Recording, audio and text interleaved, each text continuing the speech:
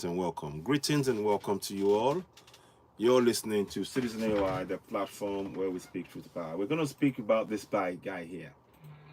And whilst I'm doing that, I'm going to get a document out. There's a document that I really need to have happen. We need to take action. We're not going to be quiet anymore.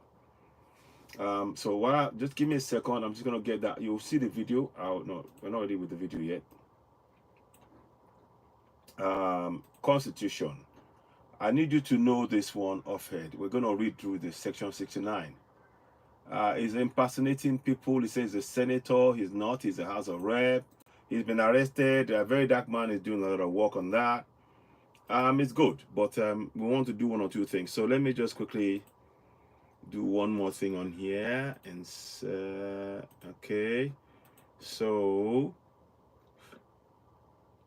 because we need to make the information available. People are not aware. Paste. Okay.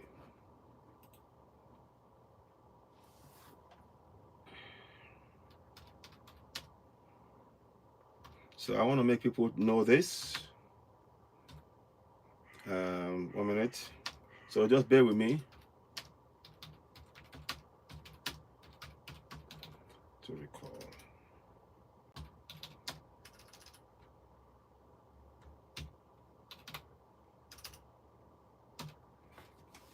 So we're going to do this, and I want you to be aware of it. And this is something that we should be shared on all platforms. It must be shared on all platforms. Sorry. 1 minute.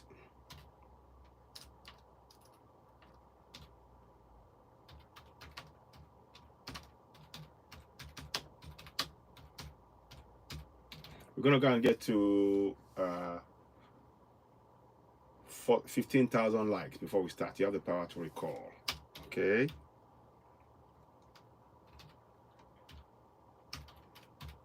So let's carry on now. We're going to do this work shortly. Please subscribe to CitizenAY, the platform where we speak truth to power. We really do need your support, and it's very important. I'm just showing you that, you know. So let us go and do this now. I'll bring it up. No, here we go. I could have done it the right way, but never mind. I'll see.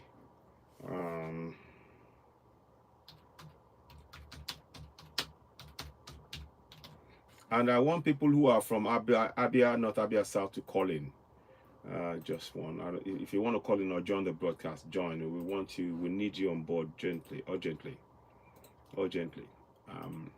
So bear with me. I'm hoping this works. I hope you can see me. Greetings and welcome. Welcome. We're going to talk about this Abia North guy. Now it is time to take action.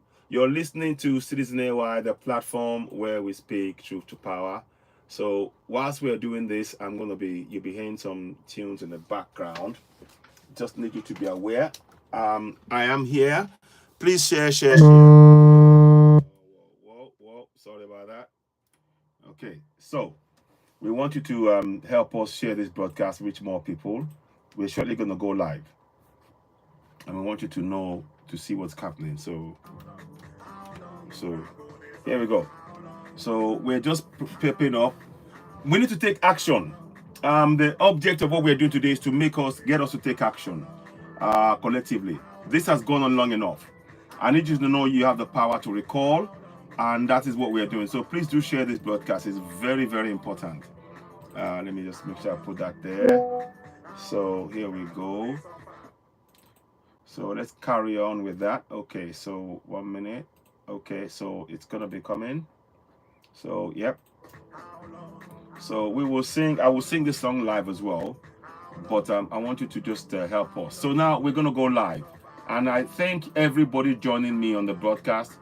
Please, the object of the broadcast is not to just talk alone. We need action.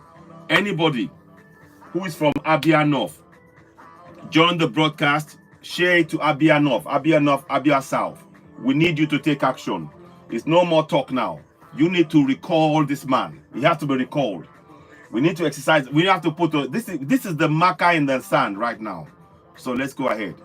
So before we start, we're gonna get to about 20,000 likes on the broadcast. 15,000 likes on the broadcast is very important.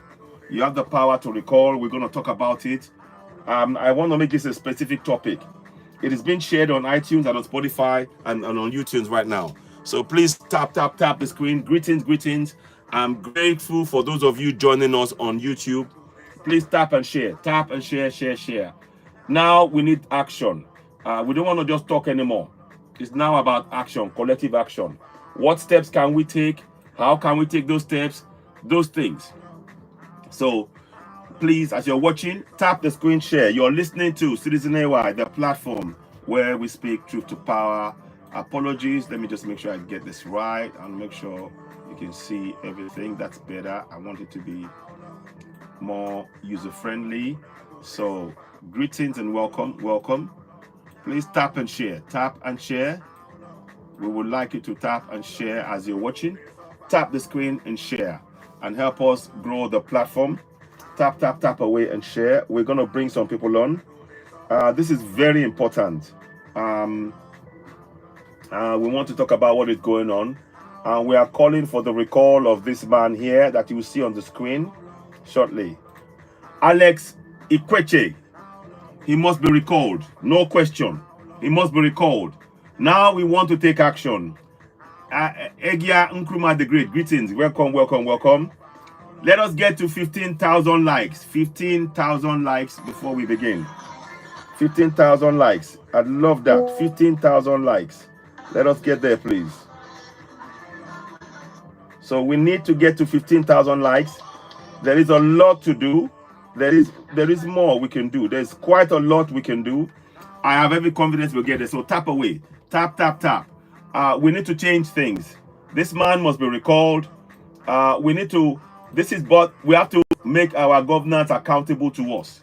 Enough of this injustice. Greetings and welcome. We're going to talk about a Nigerian House of Rep member and the abuse that he's been doing against his fellow citizens. He's not above anybody. Tap. Come on, let's tap. Let's get to 15,000 likes on the broadcast before we begin. So we'll do that in about 15-20 minutes. Can we do that? Tap away. Tap on the screen. Tap and share. Now, it is about collective action. We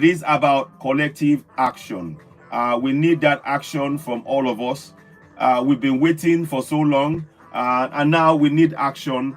Again, it goes into what we've been talking about, knowing our rights. I've been talking about that for quite some time. Many of you know, as you're watching us on CitizenAY, the platform where we speak truth to power. Before we go too far ahead, I just want us to tap on the screen. Tap and share. Come on, let us get to 15,000 likes before we begin on TikTok. I really appreciate you. I appreciate your support. Please continue to wake our people up. This is part of the journey as well. And this is giving us the opportunity to talk about the reason why we need the Constitution in our local languages. So I do need your support. Welcome, and please do share. Share.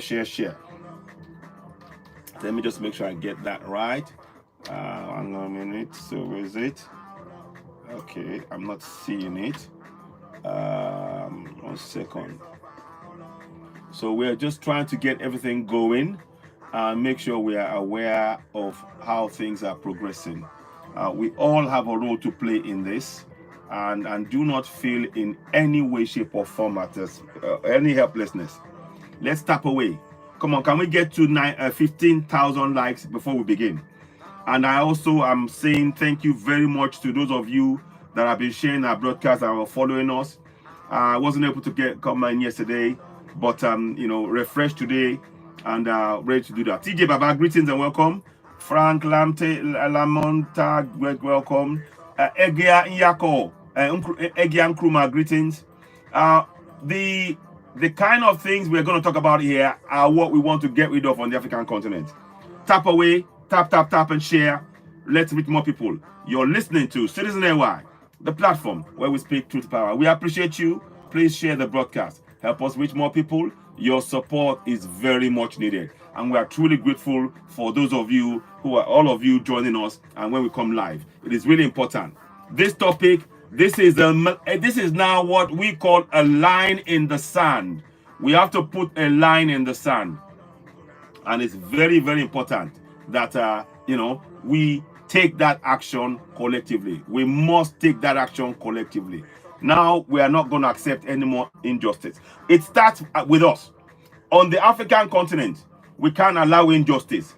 When we put a stop to injustice on the African continent ourselves, the colonials will not have a room to breathe. And that is what we need to do.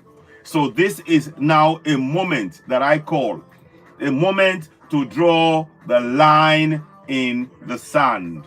A moment to draw a line in the sand. And make sure that those who have been oppressing us in our land, who look like you and I, that we say no more. No more. We are not accepting that. You will be held accountable. And we need to make sure that we participate. This is why this exemplifies why we've been saying we must participate in our governance. It is now a matter of, fact. And that we have to make sure that this is something that we support wholeheartedly without any questions, without a shadow of doubt. We need your support. I need you to help us share the broadcast, reach more people. Please do that. So I'm writing those of you who are on YouTube. Please share. Please join the live and recall House of Rep member HOR Alex IKWECHEGH. Yeah, it must be recalled. We need to do that. And what I want is when we start doing this now, this has to be the same thing across the whole of Africa. No more talk. It is about action. What action are we prepared to take? And we mustn't allow this to carry on. Like I said, let's get to 15,000 likes. 1,000 likes right now. Thank you very much. Tap away, tap, tap, tap. This top deck may take some time. It may take some time, but right now we want to get to 15,000 likes. And also, there's more news about the Alliance of Sahel States. They keep doing great stuff. We will touch on that later on. But right now, we want to go to specifics. The Alliance of Sahel States are doing great news, great things. Anytime you wake up, you hear something new they've done. They've done something new. And all of it is to benefit their people. And there is, now we are calling, we are not asking them. We're not asking the puppet leaders. We are telling the people in every part of Africa, we must emulate the Alliance of Sahel States. We must. The injustice that we faced on our continent has gone on long enough. It has gone on long enough. We need to stand up. We need to put our hands together. Fix our nation collectively. Begin to fix our continent. We need to take all hands on deck. All hands on deck. This man, I will tell you the story. There's a video that I will share with you. But I also want you to have something. I'm going to show you something quickly. Okay, let me get that information out. I was trying to get another thing out, but it wasn't coming the way I wanted it. So I will get you one more information as well. TikTok, where is it? Okay, just give me a minute. Whilst we're doing this, camera roll. I'm just trying to find an information for you. We welcome gifts and support from yourselves. So as you're watching, please don't forget to tap on the screen, share, reach more people, help us grow the platform, and also donate. As somebody gave a donation to the GoFundMe yesterday, and we're really grateful for that, and to help the ladies. We will talk more about that as well. Very important. Let us get to 15,000. Come on. Let us get to 15,000 likes. Everything we're doing here is promoting Alliance of Sahel States. There is also a document that I might talk about. There is a document like a blueprint of the work of Thomas Sankara. That is the document that Ibrahim Traore is modeling his actions on. He's following the blueprint of Thomas Sankara. And I might read it. I have in my possession that document. Depending on how time goes, I will do it in the second half of this broadcast. I will read the document to you in the second half of this broadcast. But before we go ahead, tap away. Let us get to 15,000 likes. Come on, let's do it. 1.9 I see on the screen. That's great. Let us get to 15,000. Everybody watching, tap, tap, tap, and share. Thank you for the gift to those of you, Lori Boglu. Thank you very much. Lori Boglu, thank you very much. I appreciate it. Let me acknowledge you right now, right there. Thank you very much for that. Everybody gifted, and I'd like you to consider subscribing to the platform. Those of you following, we are grateful. On TikTok, can you subscribe? We'd like you to subscribe to us on TikTok as well as on YouTube as well. Those of you watching, thank you very much. What you do, subscribing on YouTube, is very simple. You simply go to the broadcast, to our page, CitizenAY, and click on subscribe. That's it. On YouTube, when you that's on YouTube. On TikTok, when you subscribe, you're actually helping us monthly. Le Prince, thank you very much for that. I appreciate you. Thank you, every single person donating to us. We are so grateful for your gifts and donations. And subscribing is really important for what we're trying to do here. This is a very good example. We could not pass up the opportunity to talk about what is going on, and we need that support. 2.4, fantastic. Come on, let's keep it going. Let's get to 15,000 likes. And of course, you can, if you want this t-shirt and this hoodie and the t-shirt and the beanie, get in touch. The address is admin@citizenay.org. Your size, your share, your size of the hoodie. We have small, medium, and large, and then the quantity. And of course, the beanie is one size. The beanie is 20. The hoodie is 40. What we're trying to do is to have enough merchandise and things to be able to actually assist in the project that we are embarking upon. Probably in the next coming day or so, I'm about to have, we're about to get the rollout. We will about to roll out the Constitution in local languages. I'll quickly show you what I mean if I have it on here. I think I have it somewhere here. It may well be on here. Is it there? Okay, that's the Thomas Sankara one. Fantastic. I might talk about that as well. So let me just go and get this for you. So that's the Thomas Sankara thing. I didn't realize I still had it on, but it's here, and I'm going to show you that. And it means that it's supposed to be the case. That's why it is showing. So let me just go into the document section, camera roll. I'm going to just show you what we're doing. We will talk about that in detail again. But what has happened today, in 3 days ago, when the Senate House of Rep man, when he abused a person standing up for their rights, it just gives us the reason to know that we need to actually put a stop to this nonsense. We can't accept that anymore. We have to put a stop to it. So where is it? Yeah. Okay. So now, so we will talk about this. This is in. You can see on the screen that what you see there, what you see right there, what you see here. Sorry, this here. What you see next to me. Yeah, that one.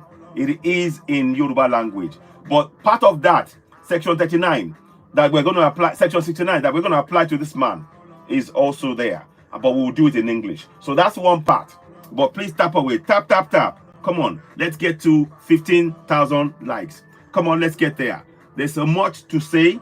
There's much to do. And of course, salute. We always salute. And I am thinking of something. It is time to give an award. We have to design something. It's time to give an award to these great men, to acknowledge the work they're doing, to inspire them. Wouldn't it be nice to have an award from all of Africa that will be awarded to the three great men, Ibrahim Traore of Burkina Faso, Assimi Goïta of Mali, and General Chiani of Niger, for the great work they're doing. They are awakening.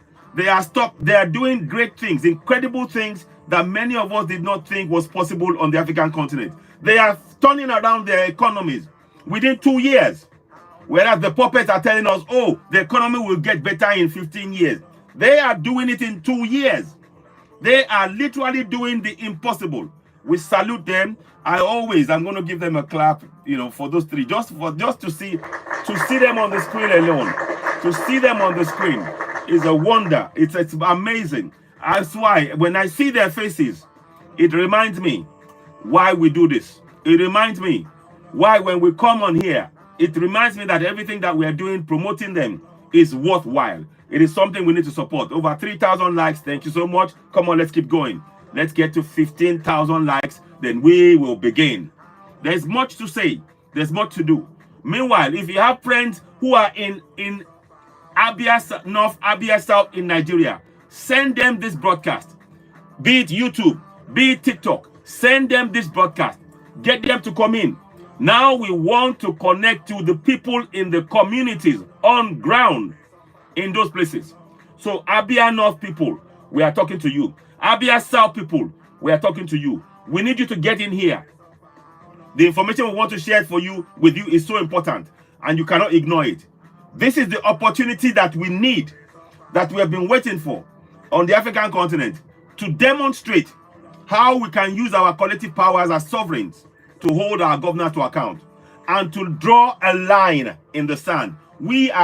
Today, we are going to draw a line in the sand, and I want you to play your part in drawing that line.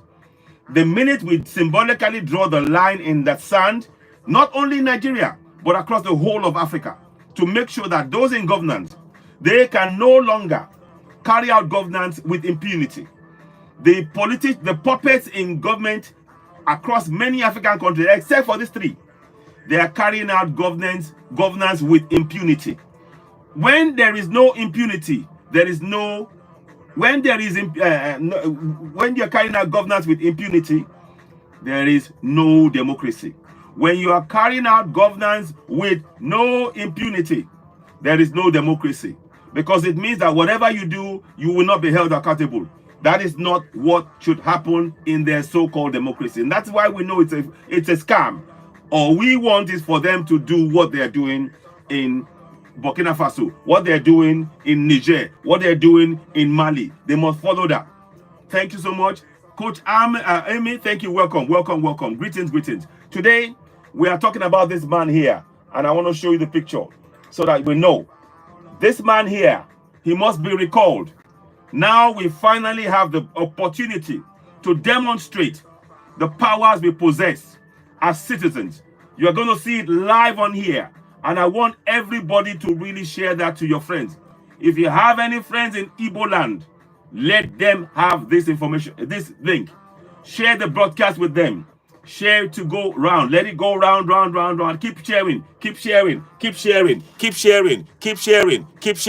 We need more. Both on YouTube, both on TikTok.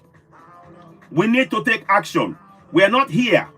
Everything that we do on this platform is to prompt you to take collective action, to exercise your sovereignty. Remember, you are a sovereign. You have authority. You have power. You will, every single broadcast, our aim is to remind you, what is sovereignty in Yoruba? Obalashe. What is authority? Ashe. And what is power? Agbada. These are the kind of things we're talking about. So please come on board. Okay, I'll accept, and somebody might say a few words quickly if you want to come in. Greetings and welcome. Welcome to you.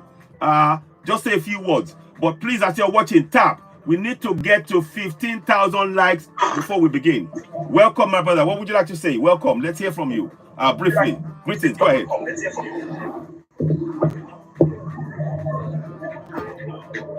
Yeah, hello. Would you like to say something before we start? Welcome. Akok Wall. Welcome on board. Yes. Yeah, what would you like to say? And what do you think of the three men behind me? What do you think of Ibrahim Traore, Asemi Gota, General Chani? Any thoughts on them? Go ahead. Thank you. Oh, okay. All right, Akok, thank you very much. Thank you. I'll come back. I'll bring you back on. It's okay. It's a pleasure. We are going to, as you're watching the screen, tap away. Let us get to 15,000 likes. And also, when we get there, don't stop. Please, we welcome gifts. And also subscribe. There's a lot of work to do. We are trying to reach a lot of people across the entire African continent. Indeed, in diaspora, it is time for action. Now we need to free ourselves. We don't need anybody else. We don't need Europe. We don't need anybody. We need to just believe in ourselves. We need to begin to benefit from our resources. And if we allow the corruption that has been imposed on our minds by the colonials to pervade our land, we will suffer. We need to push back. It is time. You and I, we have everything we need. We don't need to worry about what they're doing. Let them worry about what we're doing. I encourage you, speak your language. Moman so edemi, omo Yoruba le mi, omo Yoruba pọ́nbélé, chero mi yeyin, omo Yoruba ni mi. Oh, sorry. Yes, sorry. Yeah, thank you. I was talking away. Yes. I'm saying it again. Welcome, welcome, welcome. Please share, share, share. Nzemanes, Nzemenas, Manzemas. Thank you very much for that. I appreciate it. Thank you for letting me know. I'm going to follow you as well. So let me just quickly give you a thank you for that. I was talking away there. So me, I encourage you as an African, speak your language. Be proud of your Yoruba language. Be proud of your Zulu language. Be proud of the Kikuyu language. Be proud. Remember, Ubuntu. Yes, all of us, we need to now work together. It is time for Africa to be free. We have the power to do it. Nobody can stop this. There is no force that can stop the rising of Africa. You and I, we are awake. We are on message. Speak your language. SOUITH. Use your language to demand for your rights. Speak your language. Make sure that anybody, any foreigner coming to your land, they have to speak your language. You are the sovereign. It is your land. No, you shouldn't be speaking their language in Africa. They must speak your language. When they speak your language, they are respecting you. When they speak your language, they are respecting you. And you need to become, we want every part of Africa to know that. You must be a proud African man. Stand tall. Speak your language. Your language is power. When you speak your language over your land, they cannot cheat you. When you speak your language over your land, nobody can cheat you. And when we start doing that, we can use it to demand for our rights from our government. We sent you there. You must fix our roads. We need to exercise that power. Come on, let's carry on. 15,000. Let's get to 15,000 likes. Come on. I know we can do this. Yesterday we got to about 13,000. Grateful. Let's get to 15,000 likes before we begin. It is really important. And this gives us the opportunity for many others who would not have had this message before to join us. Wow, Reality of Africa. Thank you so much. Thank you for that. Thank you for the gift. Everybody working, coming in. There is more to say. You will hear this song also. Please tap away, share. This is CitizenAY, the platform where we speak truth to power. We need you to be part of this journey. Do you have a platform? If you have a platform, we encourage you to get out there. I have just come off a platform where somebody was talking about the same issue that I'm talking about, and I support them. Gift the platform. Wherever you go and watch any fellow African doing the effort to awake our people, gift that platform. I always do. If I go to a platform and they're talking about African issues, no matter how small, gift 5, 10, 15, 100, whatever you can give, gift the platforms, because this is our social, this is our news. This platforms like this, they are our news platforms. We can no longer trust the mainstream media. We cannot rely on whatever they tell us.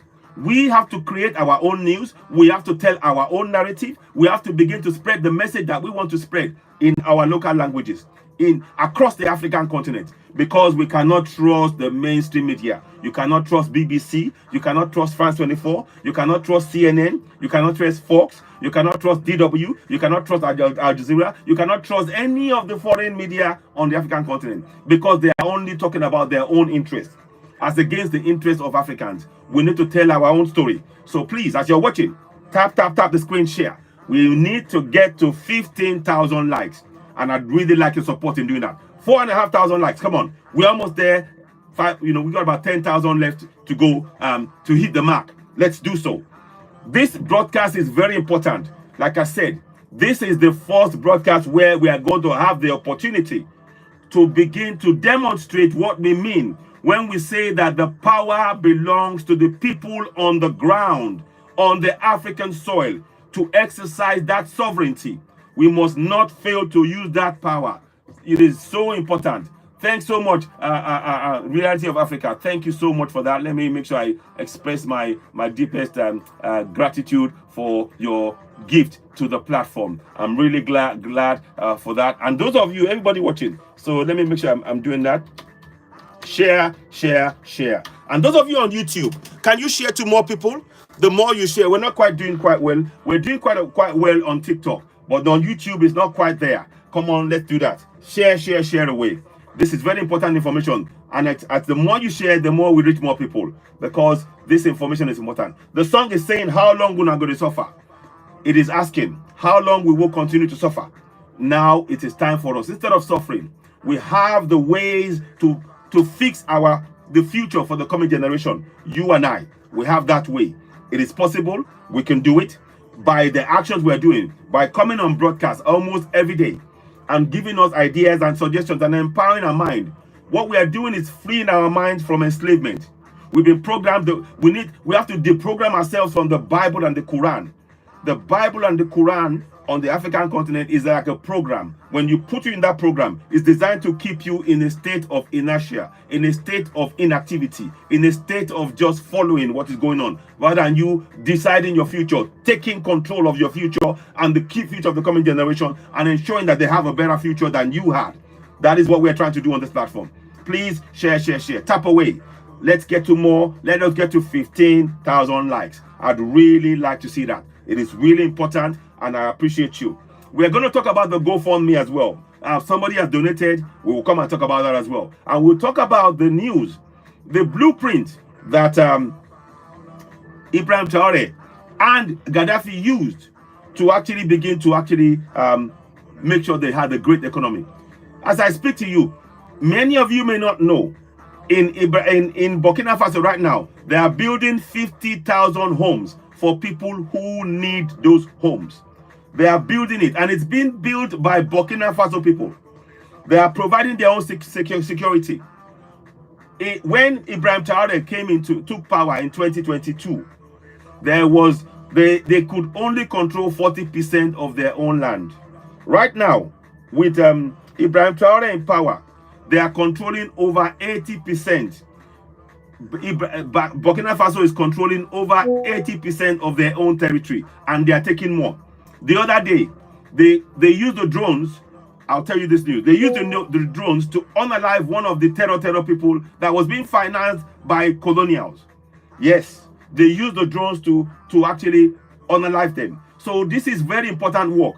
So when we talk about Ibrahim Traore, he is setting an amazing pace. And I want to say, I want to give him a round of applause. I cannot help when I talk about him, I just get emotional. I just get like, wow, because this man is doing what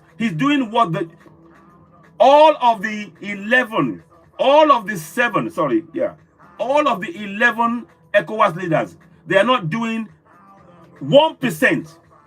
Yes, they're not doing 1% of what Ibrahim Traore is doing. Ibrahim Traore and Asile Mogota and General Chani, Grand Rise and Splendor, greetings. They're doing an amazing work, these great men. And we come and enthuse about them, and we want to empower. Greetings, Asplain. It's a pleasure to have you on board. We are going to talk about issue of the power, how to recall our senators. Let me quickly show you how to give you a snippet. So you will see, we'll come and talk about this. I want you to get a snippet of it. Sorry, where is it? Yeah. So you have the power to recall. That is the message, and we will talk about it. And they are going to recall the likes of someone like this. And we need to begin to exercise it. And it's not only in Nigeria. It's across the whole of Africa. You have the power to recall. Please tap. Let us get to 15,000 likes. I'd really like that support. Come on, let's do so. Also, we are talking about the need for us in every part of Africa to now begin to focus on and invest in African media. Media like ours, we need your support. We are ready and willing to be able to give you the information you need to take action to actually improve Africa. So we need your support. So those of you that are able, if you can subscribe to the platform, do so. If you can donate to the platform, do so. If you can share the broadcast, do so. If you can reach more people by sharing, and if you can actually get in touch and actually give us the support, the financial support to make this media something that will be a regular, that will be coming every day, then we are more for that. One thing is for sure, Africa, we need our own media. We need our own social media. We need to be totally independent. Just like Ibrahim Traore. Ibrahim Traore is flying drones. Ibrahim Traore has trained. He got the Russians to train Burkinabes how to fly drones over their land and to watch what is going on and to neutralize the terror groups. That is the kind of work we need. We don't want African leaders that are going to go and bring foreigners to do the work that Africans can do. We want leaders that would actually ensure that all of our resources, they are being mined exclusively, and I say exclusively, by Africans on the African continent. We have to create jobs for ourselves. We have the resources, we have the know-how, we can create the financial structure. Now that BRICS has said, BRICS has come up with a great idea. BRICS says, we will link your resources to your currency. So your currency is going to be of value. Right now, the currencies that is being used in Africa are worthless. And the currencies of those taking out the resources from Africa is far higher. For example, Nigerian currency is not up to 1p. It's less than 1p. Less than 1p of the US dollar. But the US dollar is what they use in buying our resources, meaning that they can buy more of our oil at a cheap price because we only sell to them in our naira, and then they take it out. They give us a dollar, but they sell it to us in naira. You see, so they keep us selling our goods at dead cheap prices. Niger put a stop to that. Niger put a stop to the selling of uranium at 80 pence per euro. In Niger right now, they sell it on the world market at 200, maybe 270 euros per kilo. Can you see the difference? And what we are saying, those three countries, they employ their people to do the work. They put their fellow Africans into work. Farming, building contractors, skyscrapers, engineers, doctors, tomato paste being made, finished products. They are mining their own gold, they're mining their own diamond. Now we hear, on top of having gold reserves now, they now have diamond reserves of 13 tons. Yes, that is what is happening in Burkina Faso. So the pace of change is so fast. We have to keep up with it. But what we're saying, men like this man here must be recalled. We're going to talk about those powers. How are we doing? 5,000, just over 5,000. We got 10,000 likes to go. Come on, let's do so. Let us get there. With your support, no doubt we can get there. It is very important. Come on, yeah.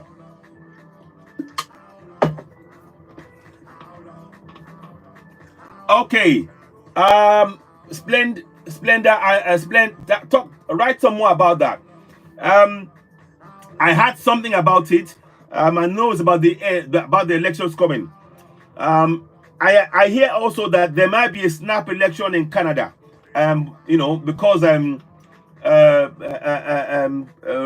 whatever his name is, Rudo, whatever it's called his name, is been, but I know the American elections, there is something about that, yes. So there is some issue about directives, yes, but I don't know that too much. Maybe you can fill me in. I might read up on that. But our focus, of course, today, as you're watching, is about raising the awareness in Africa, making us know that we can use the powers to hold our governors to account. Greetings. Let me just type greetings to explain. Yeah. Oh, that's crazy. That is crazy. Explain. That is shocking. That is shocking. That is shocking. But I will, let me just do this first. So greetings. So yeah, I had something about that, but that's crazy. That is absolutely crazy. And that is why the people need to rise up.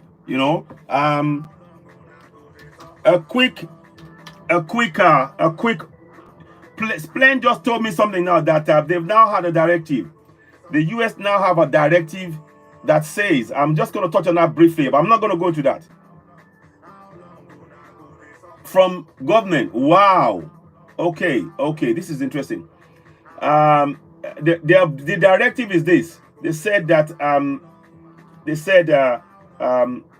something to do with that the military can now unalive the US military can now unalive fellow Americans, and this is crazy. This is crazy, Yeah, I will do. I'll go to your file and we'll talk about that.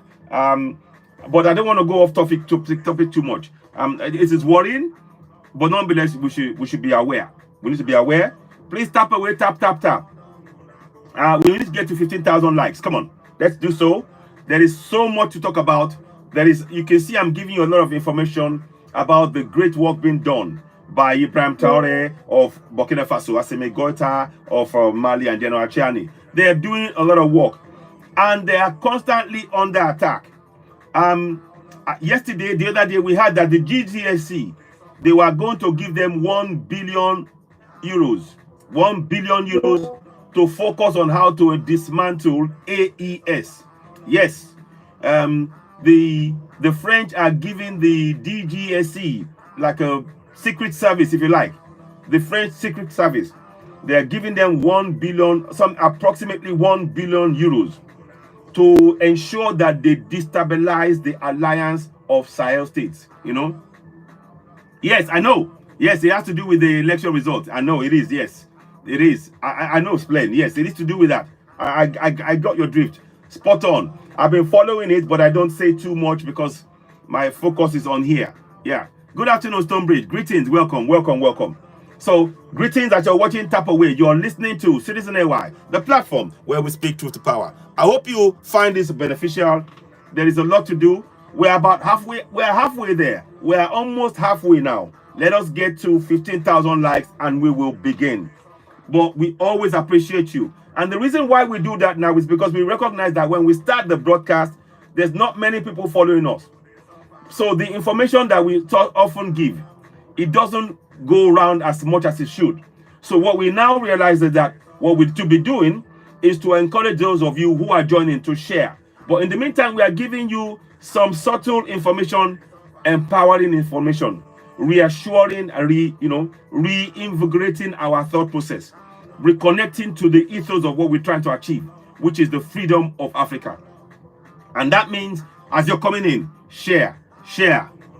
This is when the corners will activate. I will stay on topic now. Thank you very much. Yes, we'll come back here. Thank you very much. I appreciate it. So good afternoon, Stonebridge. I really appreciate you. I'll bring you up shortly, but can we get to 15,000 likes? So everybody that's watching right now, do me a favor. Tap away. Tap, and share. Tap, and share.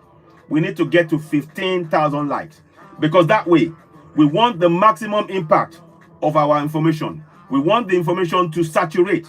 Because as you know, CitizenAY is the platform where we speak truth to power. On this platform, we give you important information, not just any tittle-tattle. We're not interested in that. We're interested in giving information that will enable you, encourage you to act, to think differently, to begin to view Africa in the manner in which you should, which is to see the greatness within Africa for the first time. Thank you very much, Stonebridge. And Godson, those of you sharing, I'm really grateful. Continue to share. So we want you to now not just be getting passive information.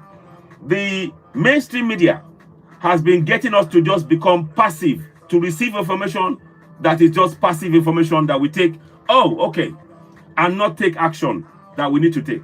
They've been programming us to remain docile and just accept whatever we were told. Now we are trying to get us to get information that will encourage us to take action to secure the future of the coming generation of Africans. And that requires consistent effort. Coming out on a regular basis with information, getting us to look at solution. This platform is solution-oriented. This platform is encouraging us. Upon your glory and welcome, my sister. This platform is about solutions to our problem. And I want you to know that as I look at you, as you see me, as I'm looking at everybody joining us, I need you to know that you have the solution to the problems we have on the African continent. We don't need to look outside. We don't need to look to JC or to the Allah. You have the solution. We need to give ourselves the confidence to explore the solutions that we have within each and every one of us, and to be brave enough to put that solution forward. Thank you very much, Stonebridge. Thank you for the gift. I appreciate you. So tap away. Tap away. Share the broadcast. There is a lot to say. Now, we have the perfect opportunity today to demonstrate what we mean when we say that you are a sovereign. Today, we have the perfect opportunity with this broadcast, and it is crucial that you listen intently. We are going to be sharing, particularly if you're from Nigeria. Gloria, greetings and welcome. Let me just greetings so much, Gloria. It's such a pleasure having you here. I will bring you up shortly, but let me just get this up to 15,000 likes. So then we can begin, because I need this information to saturate. So please, before we come on, tap, share, give the platform. Everybody, every little helps. Every little helps, because this is something we need to put a stop to. We Africans, I see the greatness in you. I see the greatness in you. And I need you to have confidence in yourself to let that greatness come out. That is what we're trying to do. And the greatness will come out when we collectively work together in our communities to begin to empower our people to, 1, speak their language, to 2, know that they're sovereigns, 3, that they have authority, 4, they have power. And all of that starts from their mother tongue. Your language is your power. Your language, when you speak that language on your soil, you are exercising, you are demonstrating the power that you have over that land. When you are speaking your language over your soil, you are demonstrating the power of sovereignty that you have over that land. So we need to encourage our people to now embrace their culture, embrace their language, embrace our food, and embrace our agriculture. See, the greatest gift we have is the gift to plant food. That's the greatest gift, and we mustn't allow anybody to take away that gift. All over Africa, there's 33%. 33% of the most fertile land in the entire world is in Africa. You heard me right. 33% of the most fertile land in the entire world is in Africa. There should be nothing like being poor on the African continent. But because they've created wars, the colonials have created wars on the African continent, now we're starving. When you have land that grows, that you put something in and grows, that is so, so important. That is the greatest gift that we have. No part of Africa should go hungry, because the soil is a blessing. Not only does it have mineral resources, but it's also wonderful for growing. You don't need phosphate. You don't need fertilizers. The soil is rich and ready.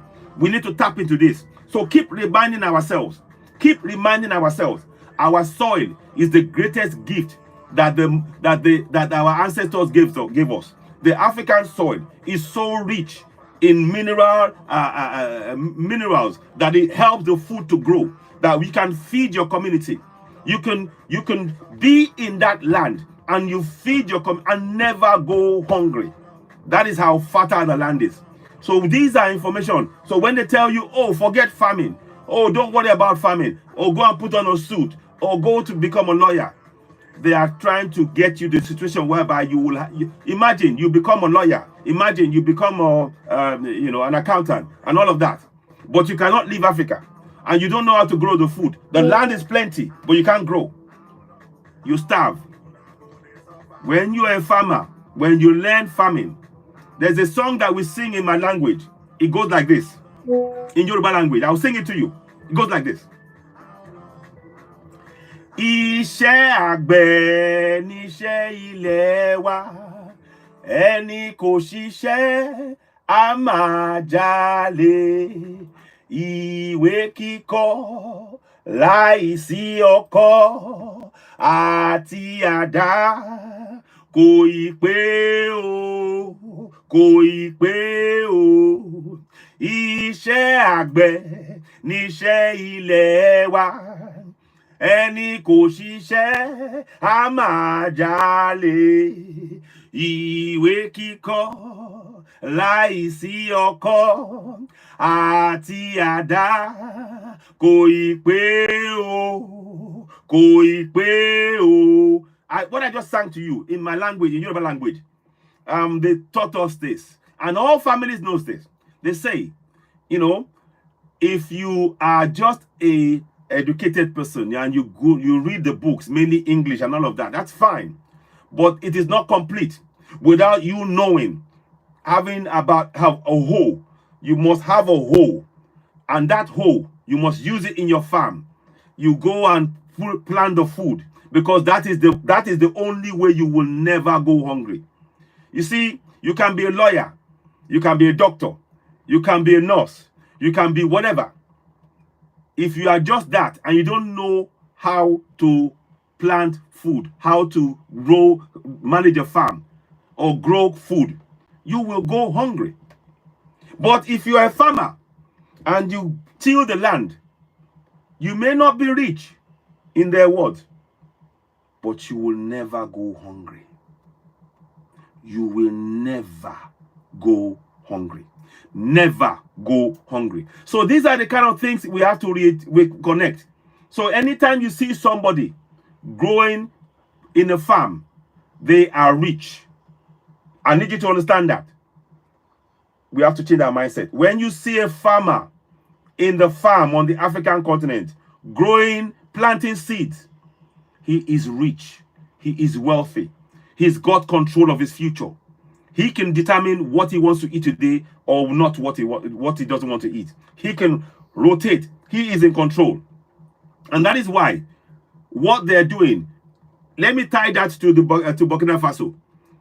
He took over from 40% territory. He's taking it to about 80% territory.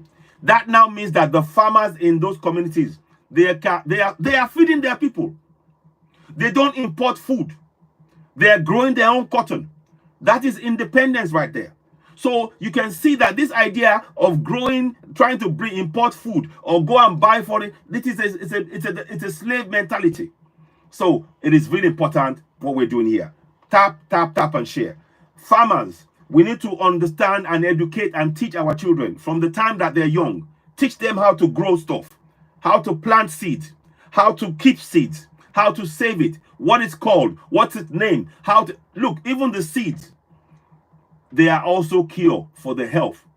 Food, when you have food, you have, in the olden days, there was hardly any major diseases in Africa because the food is the medicine. Our food was our medicine in the olden days, our food.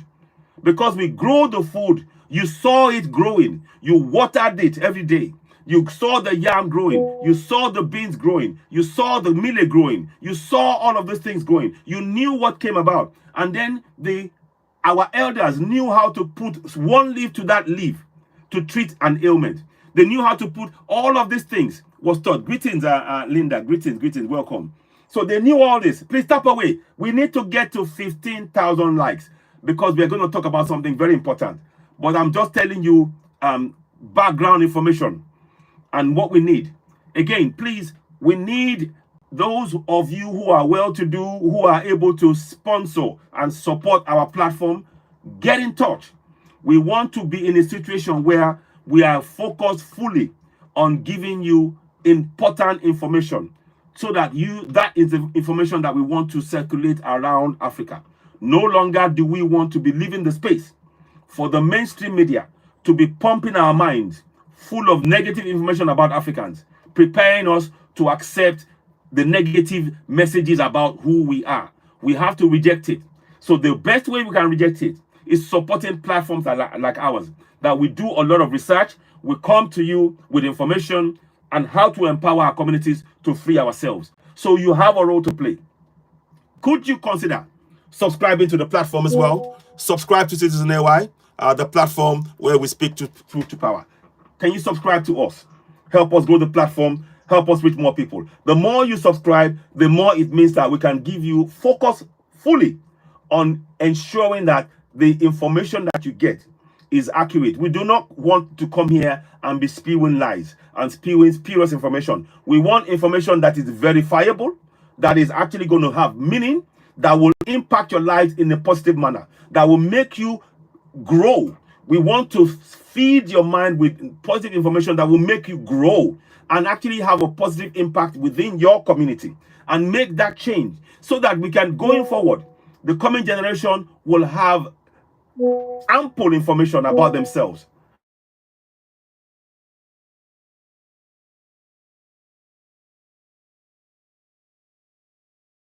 Him 1 second. Let me just quickly deal with that. I'm going to get him to text me.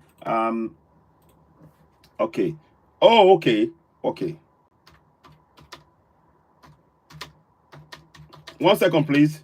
He's just sent me an information. Fantastic. Look, this is something I'm working on. You are getting it hot off the press. This is something we're working on. We're testing it out. Okay. Okay. I don't want to, I'm going to give you a sneak preview. I want to, okay. Okay. This I like. This I like. Yes. Okay. So there is, okay. This is fantastic. There is information that we're working on. I won't show you the front page. I'll show you this. I will show you this. This is what we're working on. I am working on this right now. I have just got this back. It's about to go to press. This is about to go to press, and they're going to press it. They're going to print it out. So I'm going to give them the go ahead to print it. But I'm showing you a section of the book, what it looks like. This is what we need. So this is in Yoruba language. And I don't want to show you the front page, because I want you to see that. It's being worked on, but I don't want to talk about it too much. I said to text me, because I don't want to take it and affect what we're doing here. But I've got him to text me. So that is what is going on. See, what I'm saying is we're doing stuff all the time. Portable, greetings, welcome. I'll bring you on board. This is very important. Let me show you again. I'll show you this. This is something that we're about to print off. It's about, there's several copies of this we're going to do. You will see the full page. I don't want to show it yet. I'm just giving you a quick, an idea of what it looks like. So you can see it on the screen. And let me know if you can read the words, because it's important. That is what we are planning to print out. I'm just showing you a section. And this one is about how you can impeach your governors.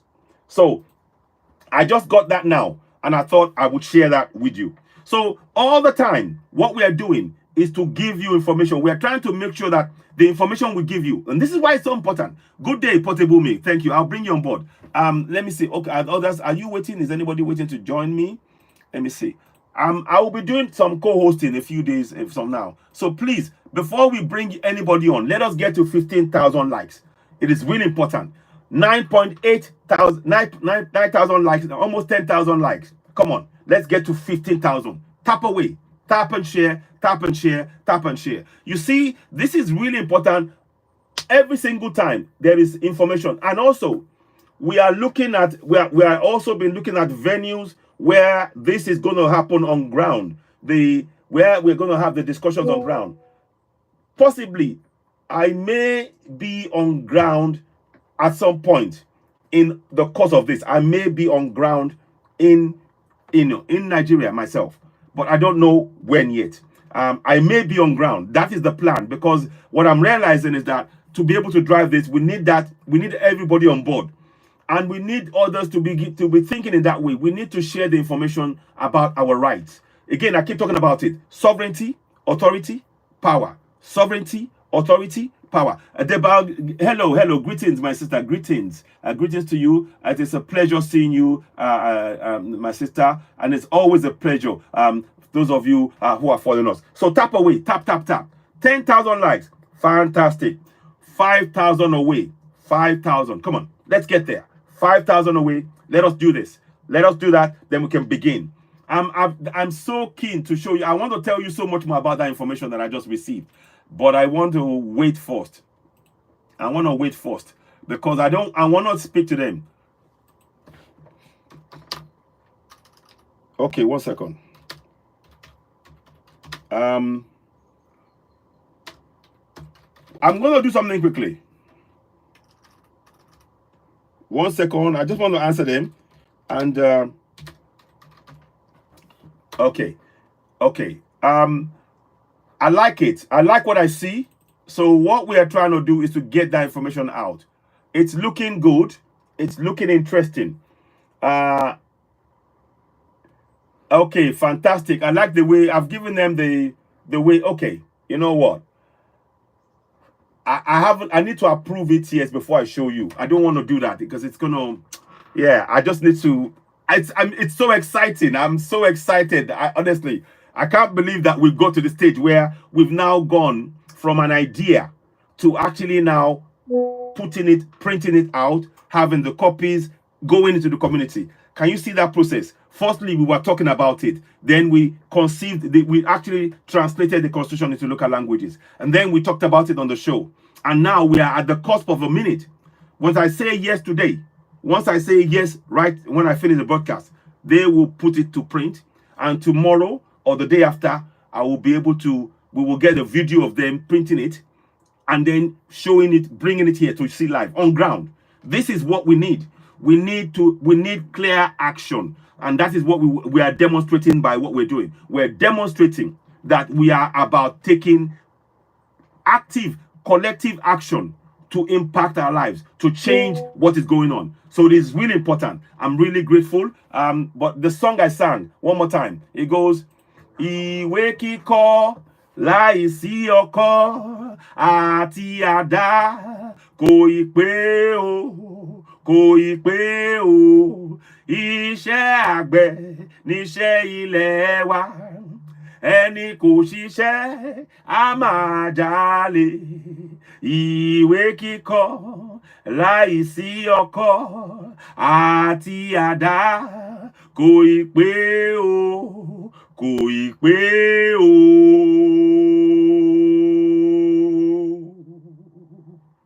So that is in Yoruba language. I love my culture. I love the language. You see, when I speak it with pride.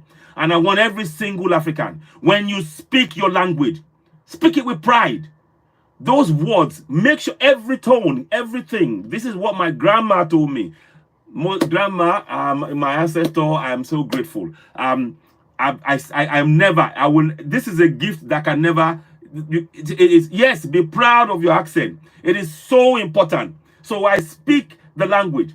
What I said in the song is that as a farmer, as a lawyer, as a doctor, whatever you read, it's not complete unless you know how to farm, unless you can feed your family. So ask yourself right now, on the African continent, whether with all the other houses, can you feed your family? Can you grow? Can you grow? Can you grow your own food? Can you grow potatoes? Can you grow yam? Can you grow corn? Can you grow beans? Can you grow millet? Can you grow any of those things? Very, very important questions. How many are we? Okay, how much are we doing now? What we're doing in terms of the broadcast? Okay, 11. We are 4,000 away. Come on, let's go. Let's go. Then we will come and sing the song. Then we'll bring everybody in. But we need. This is interactive. I'm really glad. So, like I said, be proud of who you are. Speak your language. Your sovereignty. When you speak your language, you are exercising your sovereignty over your land. Never let anybody tell you that your language, that you are not intelligent if you don't speak French, English, or Portuguese. No. Speaking foreign language is not a sign of intelligence. Speaking foreign languages is not a sign of intelligence. Intelligence is something that is within us as Africans. When your mother is teaching you how to speak your language, when you are watching your mother as she's selling her stall in the market store, and you are seeing the price, and you know the words of the food and all that, that is you are being taught. Education is not just in the classrooms. It is in our lives. We've been experiencing this. We need to remember that and speak our language with pride. We need to. The growth of many African children goes so much quickly from the age of 0 to 6. But once they start going to teach them French or English or all of that, they regress. So we need to make sure that any information that we are going to teach our children has to be in a local language. You can teach French. You can teach sciences, biology, physics, chemistry. You can teach it in local languages. We've seen people do that, and we need to encourage that. We don't have to be speaking French for you to know about sciences. You can be taught that in your local language. So, but please, I'm not saying you shouldn't speak English, French, or Portuguese. That should be optional. In Europe, when you go to German schools, up until the age of 16, you are only taught in German. When you go to French schools, up until the age of 16, you are only taught French. Then, when you get to 16 or thereabout, you're now given the option. Do you want to learn French? Do you want to learn Spanish? Do you want to learn, do you want to learn Latin? All of those. Same thing we must do. Our own mother tongue must be priority. on the African continent. And I say that that's why you hear me. Mo máa ń sọ èdè mi, mo ń sọ nígbàkigbà, mi ò gbọ́dọ̀ gbàgbé. And we need to remember who we are. When you speak your language, you start remembering who you are. You start connecting with your past. You start connecting with your ancestors. You know, Mojuba Yanlale, Mojuba Eshu, Mojuba Obatala. You know, you're saying the names of your ancestors and you're awakening your DNA and you are connecting to your roots. It is so important to, that's how you get complete. That is why our spirituality is so important to us, because we have the language, we have the culture, and the one thing they took away very fundamental is the spirituality. All of that are all connected, and we need to make sure that is brought back. Oh, 14.4. Oh my goodness, this is going well now. We're almost there. So let's get a 15,000, then I will sing the song and we will begin. Really, really important. How much are we doing now? Yeah, 14.2. 14.2K. We almost at 15,000. We're almost there, guys. Come on, let's do it. In the next literally few seconds, we'll get there. Then we'll bring people in. But I want you to listen intently. There are information that we'll be sharing. I'm deliberately sharing this information in English. I have it in Yoruba, and I will demonstrate that here. But it can also be in Igbo. It can also be in 40 other languages. But I'm encouraging you, whatever language you speak on the African continent, speak it with pride. Begin to put your language first. Speak Ga with pride. Speak Ashanti with pride. Speak Wolof with pride. Speak Ibibio with pride. Speak it with pride, because it is on your land. When you come to Europe, if you go to places and you cannot speak French, you can't buy anything in the shops. It's the same thing we need to be doing on our continent. It's about self-pride. It's about restoring our pride, restoring our pride in ourselves as Africans. I want you to have that confidence, to know that when you speak that language, you are taking control of your land. And not only that, you are also telling your government whatever they want to do, they have to tell you your language, and you have the right to question them. You are beginning to exercise your powers of sovereignty. So it is very important that we do that work. How much are we doing? Let's see, 14K on here. Come on, let's get there. Are we there almost? It's showing me 12 somewhere else, but I think it's 14. I'm going to go with that. So those of you on YouTube, how are we doing? Can you share? Those of you on YouTube, share to more people. This is very important. And particularly, again, a quick heads up. If you are in Abia North and Aba North and South in Nigeria, please, we will need you to join us, because this is about you. And we want to tell you how you can take control of your government right now. We want to show you how you can do it. You have the power. We will tell you about the sovereignty, the powers you have as a sovereign, the fact that you have the right to participate in your governance, and not only that, how to recall the House of Rep member, the one you see on the screen, Alex IKWECHEGH. You have the power to recall him. We need to take action, and we mustn't relent. This is a great opportunity for us to begin to actually put a line in the sand collectively. So please, I really appreciate all of you joining us. Let me make sure I got that here. How many are we doing? Yeah, 15. Okay. Now I'm going to make sure I got a picture of that, because I want to make sure we got that. Thank you. We are at 15,000. Oh, 1 second, please. Just give me, I want to keep a record of it, and I will show you those who may want to ask later on. 1 second. Okay. Yeah, we got 15,000. Fantastic. First of all, I want to thank everybody. Thank you. Thank you all so much. Thank you. Thank you for your commitment to this platform and for taking the time. And I appreciate everybody that tapped away, and the gifts as well before we even began. Once again, thank you for your support. We are really grateful. And thank you to those of you who are on YouTube as well. Let us continue. I'm really grateful for that support. Now, straight away, we're going to go into it. I am going to sing How Long Una Go to Suffer. I promised you we're going to do that. Let me have a sip of my tea. Yes, we did it. Absolutely. Portable Me. Then I'll bring people on. So I'll bring Portable Me on. I'll add you and others. We're going to sing the song now. So here we go.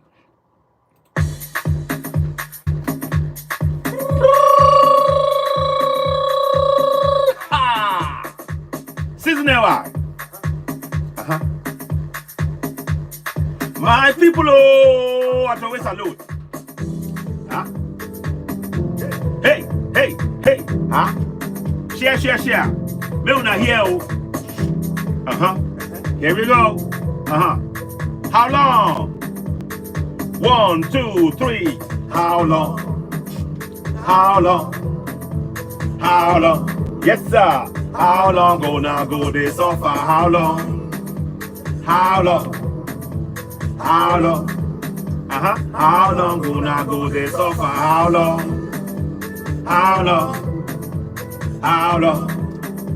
How long gonna go this suffer? How long go? How long? How long? How long gonna go this suffer? My people, we don't tire. Inside Nigeria, now slave camp we dey oh. My people, we don't tire for the country where them they call Nigeria. Now slave camp oh. The time done knock what we suppose. Stand up for our rights oh. Stand up for our rights oh. The time done knock what we suppose.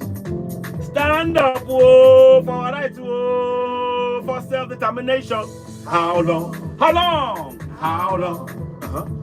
How long? Yes, sir. How long gonna go this suffer? How long? How long? How long?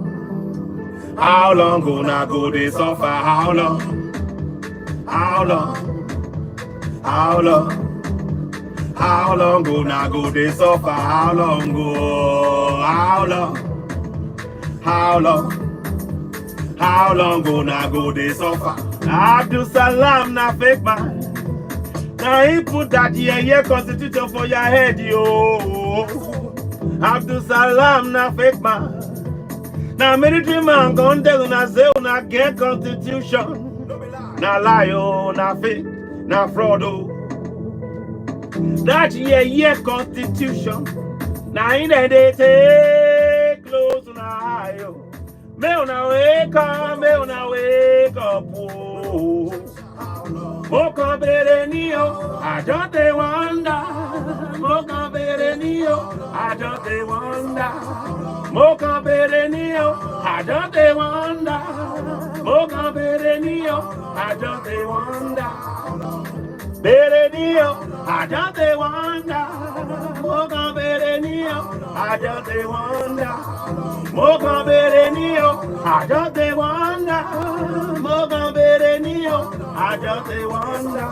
My people, I want make una know so. Self-determination, oh, na your right, yo. My people, I want make una know so.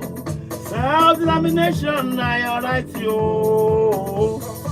You must fight for your right. You must stand for your right. You must get up, stand up. You must tell your people from your village, for your town, for your city, any inside country where you there, oh. Atiku, Emiloko, or Peter Obi no be the solution. Now the solution, now be the solution.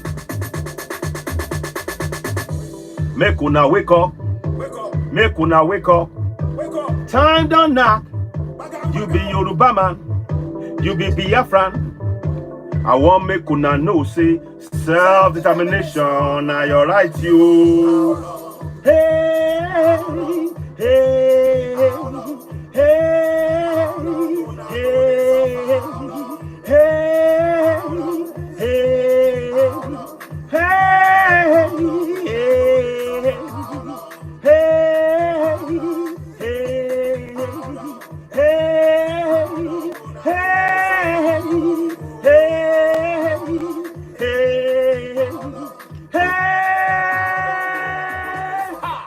Yoruba land na your land, yo.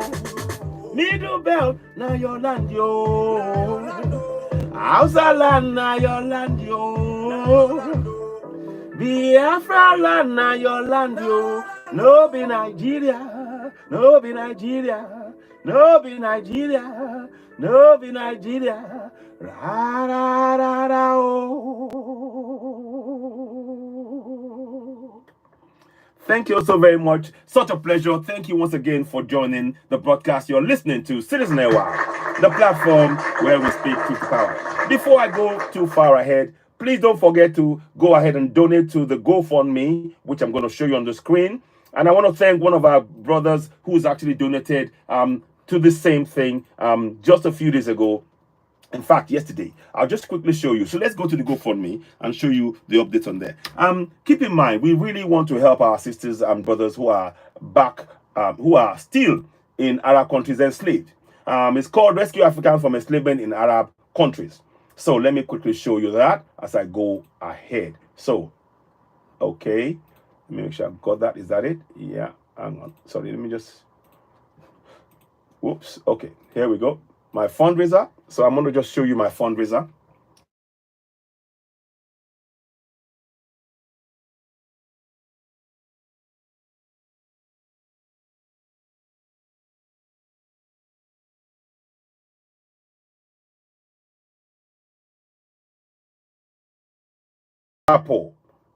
Aram Rajapal. Let me give him a round of applause for the donation just about a day or so ago. We are expecting more to come in. You can see the figure has now gone from 210 to 230 on there. So thank you very much, Aram.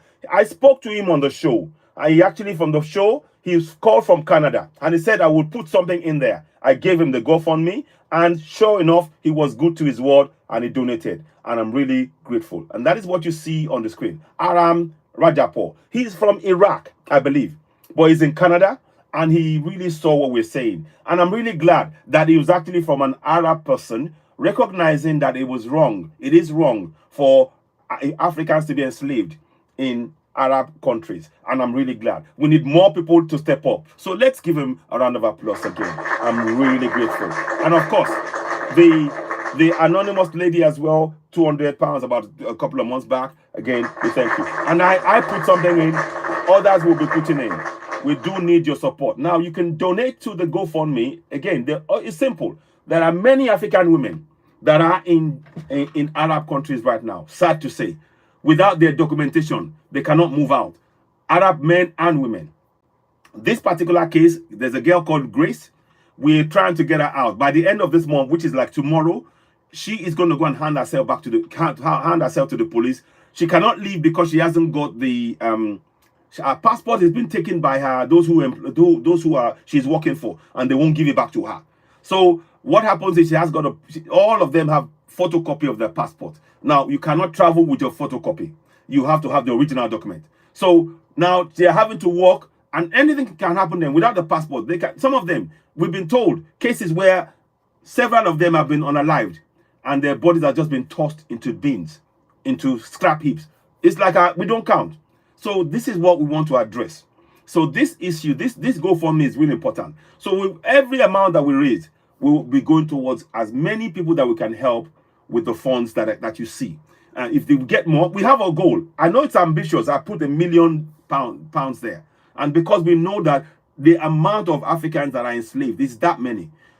And also, African Union, ECOWAS, SADC, EADC, they're doing nothing. So we are bringing notice that they need to do something to stop this. So that is why whatever you can do in the meantime to help us, we appreciate. So Aram Ajapo, I think it is.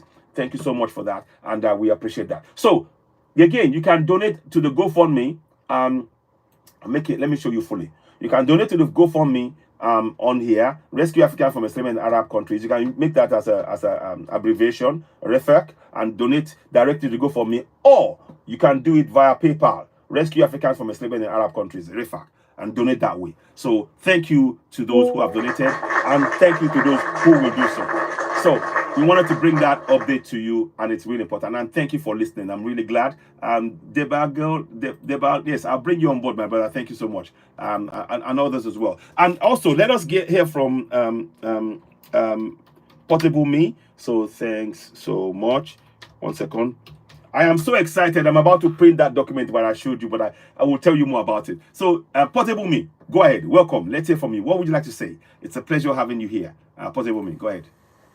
Yeah, once again, I want to say thank you for bringing me up. I'm just going to watch, understand, since the show is just starting, but I'm sure before the end of the show, of course, I will contribute something. But great move. Thank you. Absolutely. You're so welcome, my sister. And it's such a pleasure. You know what the connection, we are from Nigeria, and you and I presume, are you, which part, Yoruba or Igbo? Or if you don't mind telling me. I'm from Delta. Delta State. Okay, Delta. Yeah, Welcome. I believe Fantastic. in Yes. unity. Yes. Where I'm Of course. from doesn't matter. What I believe is unity. Absolutely. You are so right. Round of applause for that. I like the way you answer that. I love the way you answer that. Thank you, my sister. Thank you so much. Thank you. Okay, so we'll bring others on. Now, we're going to go a bit more depth now. And I'm going to probably, let's all start off with the picture of the man that brought this discussion on today. And his name is Alex IKWECHEGH. Alex IKWECHEGH. Now, we heard that he actually attacked a man. For the man was a Uber driver. And apparently the man went to the front of this guy's house and to deliver what the man asked for. Apparently, he had asked for something to be delivered to himself. So on getting there, the man started abusing the man that you see in the picture here. This man here, this guy, he is a House of Rep member. For the first thing, he said he was, when they started asking, when he was talking to the guy in a very, very abrasive and rude manner, he said, don't you know me? I'm a senator. You're mute. Oh, sorry. We can't hear you. Thank you so much for that. I was talking away. I'm so engrossed in it. Thank you for doing. I'm so grateful for that. Let me do that again. So, we're going to talk about this guy here. This man here that you see, that man, he's Alex IKWECHEGH. Now, he's a member of the House of Representatives in the Nigerian National Assembly. And he was very, very rude and very, very dismissive and aggressive towards this Uber driver that you see. And luckily, the Uber driver recorded the video.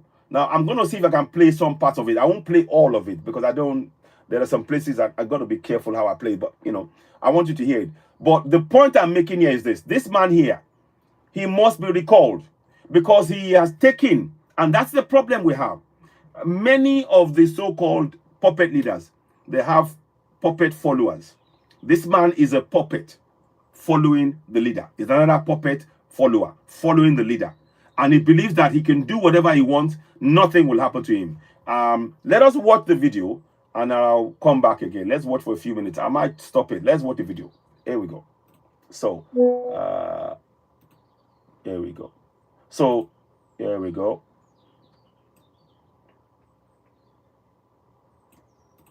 So where you are?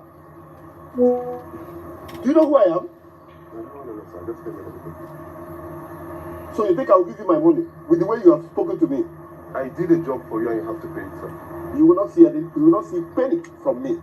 With this level of disrespect, you're very stupid. Very, very stupid.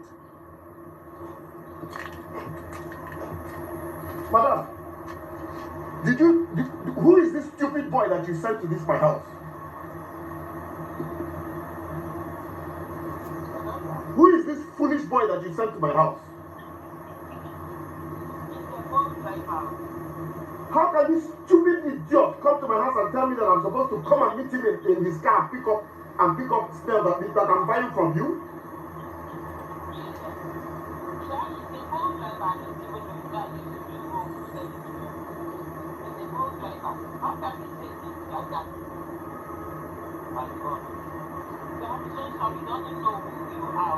Can you imagine this rat? I can make this man to disappear in the whole Nigeria and nothing will happen. Can you imagine this rat? I'm not going to give this boy 1 naira of my money.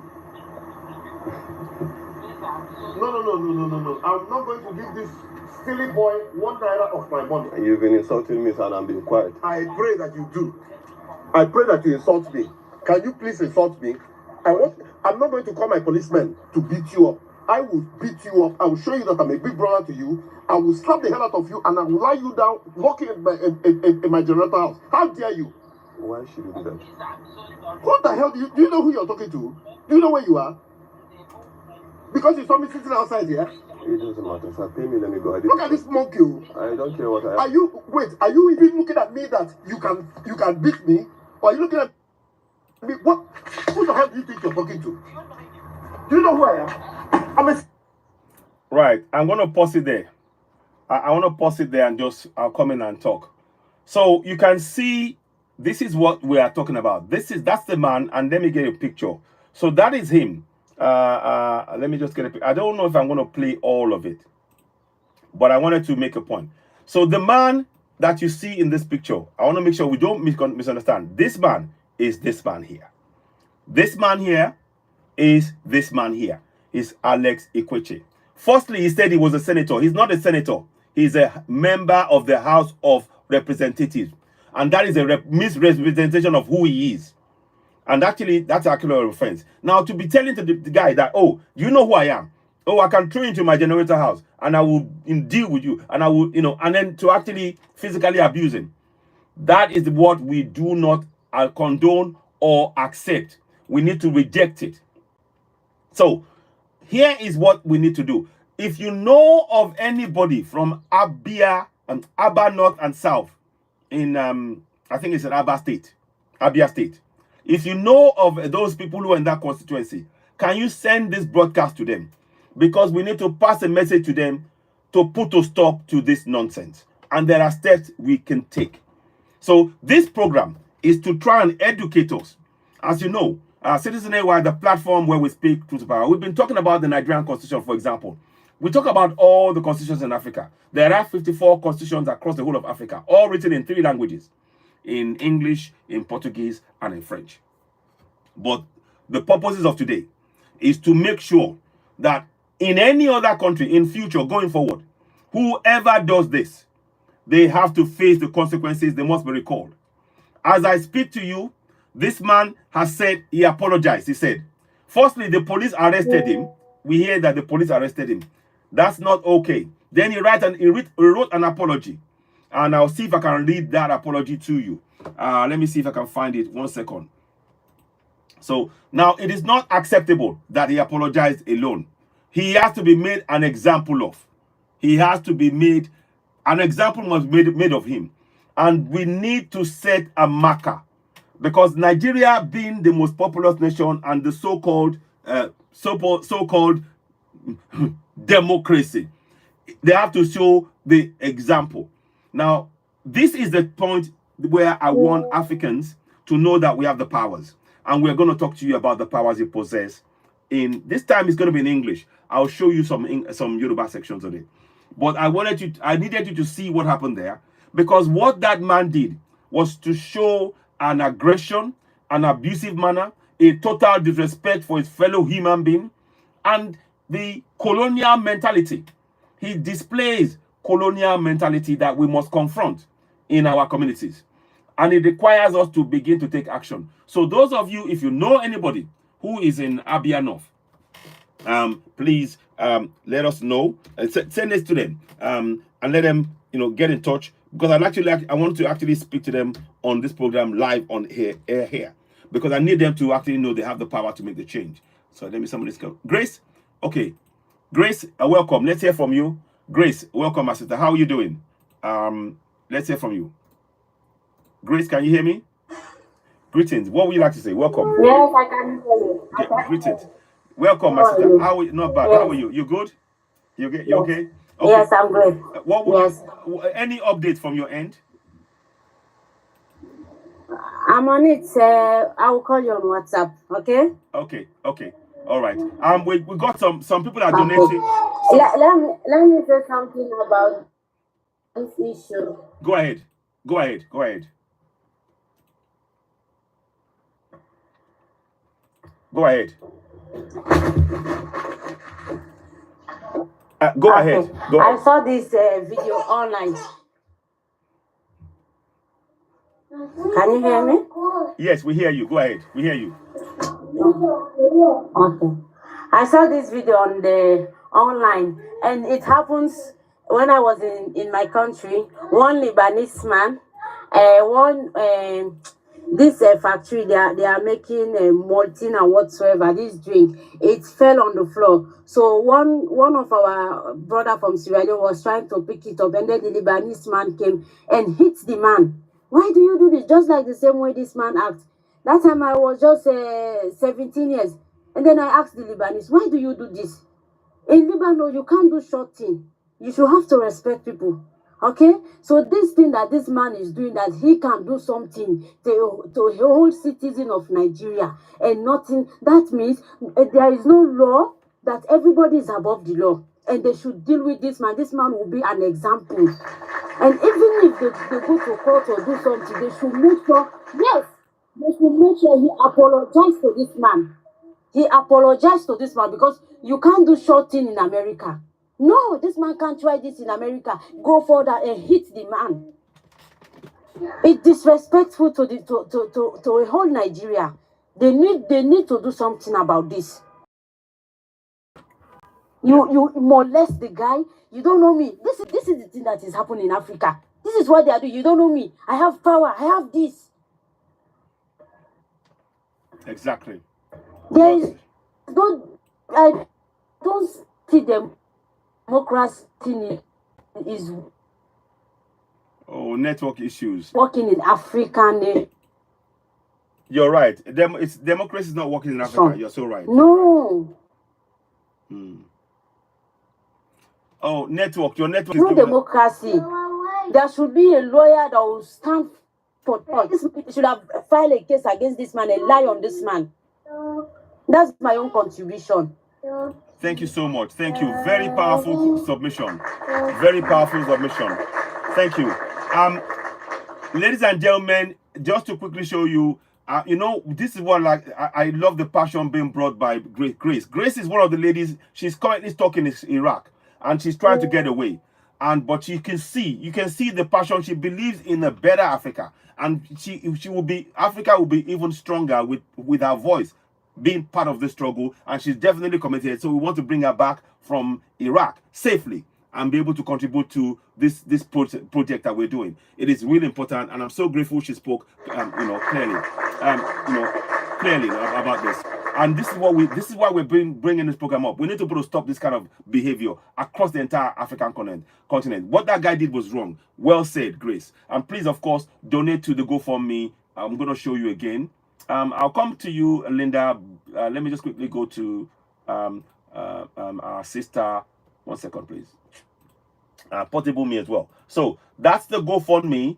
If you want to donate to help Grace in what we're doing, please go ahead. You got the funds that we've received so far. Whatever we can do. She needs $1,800. She's got about 1,000. We need another 800. So whatever, 10 pounds, 20 pounds, 30 pounds, whatever you can donate to this, either the GoFundMe or the PayPal me, make the reflect the reference. We appreciate that. So thank you very much, Grace, for speaking.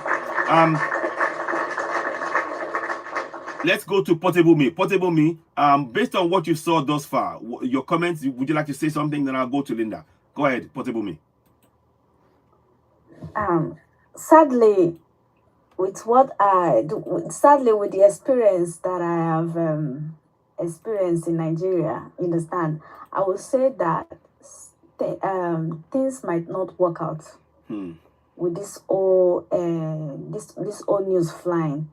I think I don't know if I should call him a white man or whatever, albino or whatever it is, understand? I think he's going to get away with it because there are no laws in Nigeria.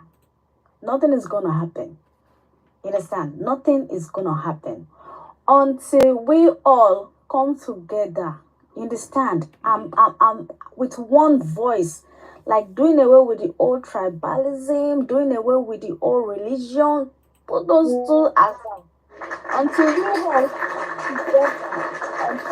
together, nothing is going to work. It's still going to work freely, and sadly, it's still going to come and I don't know how to say this thing. Contest for president, and you will see some people will still vote him in. That's just it. Sadly, that is what is going to happen. So I don't think nothing is going to. We might just try because we are all divided. We might just try and talk online, talking. Nothing is going to happen. It's going to get away with this. That's just it. But sadly, it's going to get away with this. Thank you. Thank you very much, my sister. I would like to. I understand where you're coming from, but thank you for speaking. And we need to hear that. And perhaps I wanted you to say that because I want us to know that this is where the system has left us in a helpless situation. But there is something that we can do and we must do. Again, those of you who are from Abia and Aba North, Aba South, if you are on this broadcast and you want to speak personally and speak directly, you have I will give you the floor. I'll bring you up and let's hear your views. There are things you need to do. I'll play for a few more minutes and I'll go to the solutions that I can see that we can take action on. Before I go do that. Linda, go ahead. Let's hear from you, Linda. Welcome, Linda. What would you like to say? Thank you for joining again, Linda. Always a pleasure having you join us. Go ahead, Linda. I'm not exactly. First, we're going to say hello to everybody. And please continue to tap the screen and share the lives so we can get more people in here. We're at 11 now. The likes are good, but keep tapping and do share the live. So that's the first thing. Other thing is, I'm not exactly sure about what... Education Route 2. Oh, sorry about that. Okay. Not exactly sure about what I'm looking at. You're looking at a man abusing the other for. It appears that a politician has done something, mistreated someone. That's correct. Are you saying that it's not a politician that was making the claims to be a politician and mistreating someone and got them in some legal trouble? And you think that's democracy? I don't know how the word democracy comes into play with this man's bad behavior, but it's just bad behavior. And as Portable Me said, when you have a lawless society where nothing is going to be done, no one is going to be held accountable for their bad behavior.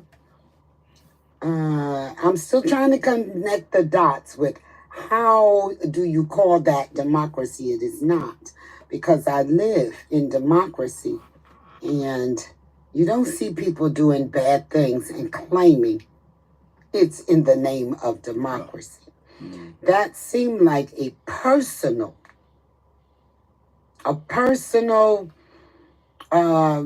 just bad behavior. It was bad. It ain't nothing good about it. I don't know what to say, except this person displaying bad behavior and may or may not get away with it based on the race. But if it happens in Nigeria where it's lawless and all you got to do is bribe people, give them a few dollars and this whole thing just goes away.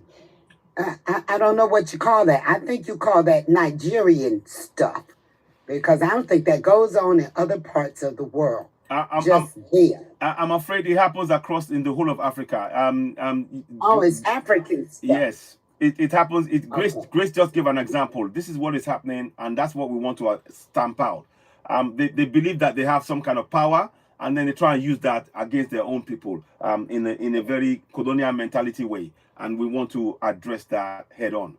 So yeah, sadly it is. Okay, so when the man, somebody came to his house and he claimed to be a politician and got the person arrested. Yeah, he did. Yeah, the police actually arrested. The man came to deliver what he wanted. He asked for some things, and the man came with his Uber to deliver it. And next minute, he started abusing the man and said, and he wouldn't pay the man for delivering the stuff. And then he ended up taking the man into jail, taking his car and putting him in jail and all that. Now he has the thing is he's now apologized, but that's not good enough. We now want to, on this platform, we've been talking about how people can use their powers of sovereignty by exercising the powers in the Constitution. So this is a perfect opportunity to demonstrate that.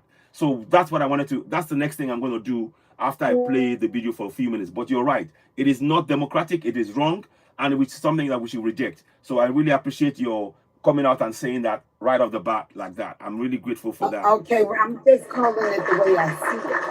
I saw the whole bad behavior part. I didn't know there was a card involved, delivery, non-payment, because I get deliveries all the time. My deliveries are paid for before they arrive.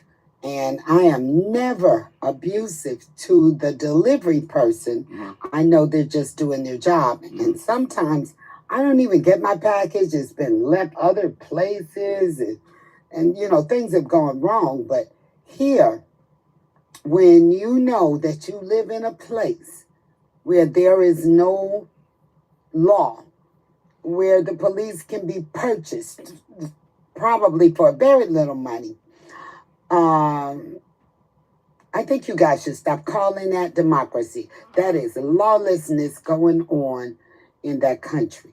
And I don't know what can be done about this lawlessness when the police are not accountable, the governor is not accountable, the councilman is not accountable. Nobody is accountable for nothing, not even the police.